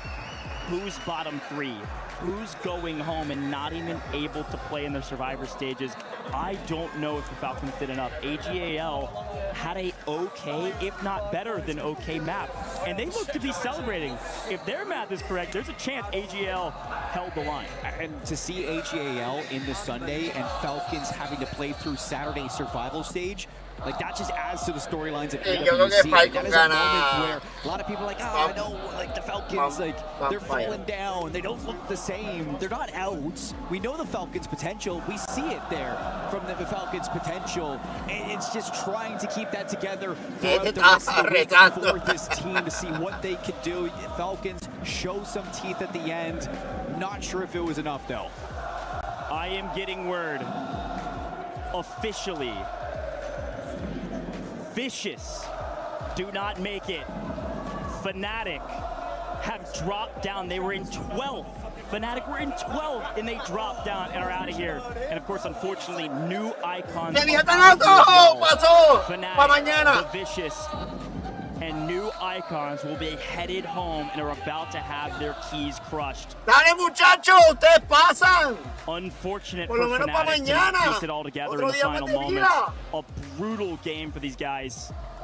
They had a long journey to get here through the regional qualifiers and have had a modicum of success. But in the final couple maps, you can see the frustration on some of these teams' faces. It's always hard to say goodbye to a tournament with as much prestige as this one. Heartbreak, tears, and the representation of your region not able to carry over to another day. It is not going to be a good feeling to walk away with your key and put it on the podium of elimination. But to find a champion, we need to see teams fall. And today just wasn't your day. Can't repeat all the words that I just lick red off of Braxton's face, but he said good job. Good job for Fun, man. Talk about tippable. Fun came to play today. Not an insane last map, but definitely good enough, man. They were ahead of Falcons moving into that last one. Falcons should leapfrog them. But you can see Orchid's frustration as well for a moment. Yes, they've done fantastic. They probably end up in 6th or 7th. But you can see it on their faces. They're just so close. One more good map, they could have taken down AGAL and made it straight to the match point finals. I feel very comfortable these guys will get there, but they just got to keep playing, and there's some risk in that. All right. Well, ladies and gentlemen, we've got Barney down on the stage to unfortunately crush the keys for the 3 teams that are missing out. That's right. I got the 3. I was going to say 3 teams. I've got 3 players here who've just been absolutely smashing it over the last 2 days of the group stage. Congratulations, JD Gaming. What an impressive performance. Pensé que los gentlemen con 2 mapas en su costilla. Let's first come to you, right? To have, to finish out Group B in the top spot, does it give you that little extra boost of confidence going into Championship Sunday? How are you feeling? I'm feeling good. We started off a little bit slow today, but got into it, and yeah, it's definitely a confident boost for Sunday. I love it. And, talking about Sunday, a whole new lobby, other teams enter. There's a lot more pressure going into it as well. How do you guys typically mentally prepare each other going into days like this? What's the scope of, what you guys chat about? I think for us, it's very important that we have good vibes and bring a lot of energy. And then, yeah, the gameplay speaks for itself. It does indeed. Deadly on the dance floor. I like it. Right. Follow me. Let's go over here. Let's go over to the Crusher. Okay. This is the fun bit. This is the bit that you have to earn at the Esports World Cup to crush someone else's key. And not only one, you guys get to crush 3 at the same time. Step up onto the podium, please. Slappy. We're about to crush 3 teams, right? We've got Vicious Esports. We've got new icons, and we've got Fnatic. Those three teams are all been eliminated from the competition. They're standing over there. Anything you'd like to say to them before we crush their keys? I'm sorry, man. Sorry. Be done. It has to be done, exactly. That's the nature of competition. It's the nature of the beast. Melvin, please, my friend, can you press that button? And let's open up this incredible crusher. The gnashing teeth, ready to chomp up these keys. Slappy, I think it's down to you, my friend. I'm going to get you to pull on this lever and send these keys down in 3, 2, 1. Ooh. And there they go. I tell you what, Slappy, consistency is key when it comes to performing out here on the main stage. What would you say your team's biggest strength is? Is it the synergy? Is it the slaying power? Or is it all of the above? I mean, obviously, we all know what we're capable of, so we're just staying disciplined and just doing our game plan, making sure we orchestrate it to its full potential and just playing our game, really. Play your game, and that's all you need to do. It's all you can do, and you've got Championship Sunday to look forward to. Obviously, we're saying goodbye to 3 teams right here. That means 6 total teams from the group stage. Por lo menos sobrevivimos eliminated. Y llegamos a mañana. Eso es bueno. And so with that being said, pues mañana tenemos por lo menos una esperanza para jugar domingo. And get us hyped up for the survival tomorrow. See you in a bit. they will be going home. But we also have 5 teams that will be moving on to match point finals. And earlier at the beginning of the day, we were talking about predictions. We were talking about the playoff pick'ems. And it was none other than Lace saying G2. I mean, look, JD obviously took the trophy, but like by a point, man, by a point. And look, this tremendous run from G2, obviously Shift and I have just been getting super passionate about G2. But this is exactly what we needed and expected from them. Obviously a very shaky start in the original group stages, even at the start. And then anxiety finally awoken, the beast within finally got his claws into all those competition, and I mean, what an excellent job that G2 did to solidify them in that top 5. Yeah, and I would just say, like, the land performances for G2 coming in didn't give us much to throw weight on. And then you also got to think back to how some of these guys had played at EWC last year. Tremendous letdown. I mean, there was so much hype and buzz about what they were doing online, then all of a sudden they show up on LAN and throw an absolute stinker out there. So to see G2 come together and put together the most consistent results outside of what Twisted Minds was able to do in total by placement and kills, incredible stuff. So our top 3, absolute lights out. NIP, who had a great day yesterday, retained their space. AG, huge bump up to get to that top 5 position. Very tippable on top of that. And that is massive for AGAL because that's a squad that's going in the top 5 for club championship, fighting for more points. Now that they're going to be going directly to match point finals, it's a chance for them to grab even more club championship points. Hey, but what a run, man. I mean, and again, we've talked about it plenty. That 5th position, they're in 7th place, telling of how their esports World Cup has gone so far. For fun as well. Got themselves on the front page finally. Great run out of them. And Team Orchid, a dark horse, as many considered, and not a bad position to be in there at 6. Okay, but still, that means we'll see them tomorrow at the very least. Vicious, Fnatic, new icons. We'll see you another time. Yeah, and I'm just going to point to Godlike real quickly because, yes, they had an unbelievable day today. They had the 3rd best scoring day today overall outside of the teams that happened to dominate in Group A. That's comparing to yesterday. They only had 43 points coming into today. So 100+ point day, unbelievable stuff. Yes, they'll go through the survival stage, but they should have a target on their back. From 15th to 9th, not a bad place whatsoever. I mean, a dangerous spot within the middle. I mean, that was very, very unstable waters, both teams bouncing back and forth there. But at the end of the day, good enough to stay in position, good enough not to be eliminated, see another day. And I mean, even Leviathan as well, we were saying that, you know, they were in that bottom 3 for such a long time. They were able to get out since match 2, but to be able to stay out of that bottom 3 with such a great performance today, obviously maybe not where they were hoping to stand on the leaderboard, but hey, they ain't gonna barely able to get out of those bottom 3. That squad is going to have to do a lot more, especially coming to tomorrow, because survival, only the top 6 will be moving on to match point finals. Everybody else's keys will be crushed. One thing that we did end up seeing, especially in the first day, was the sponge points, right? With Twisted Minds, we saw it especially with Group A.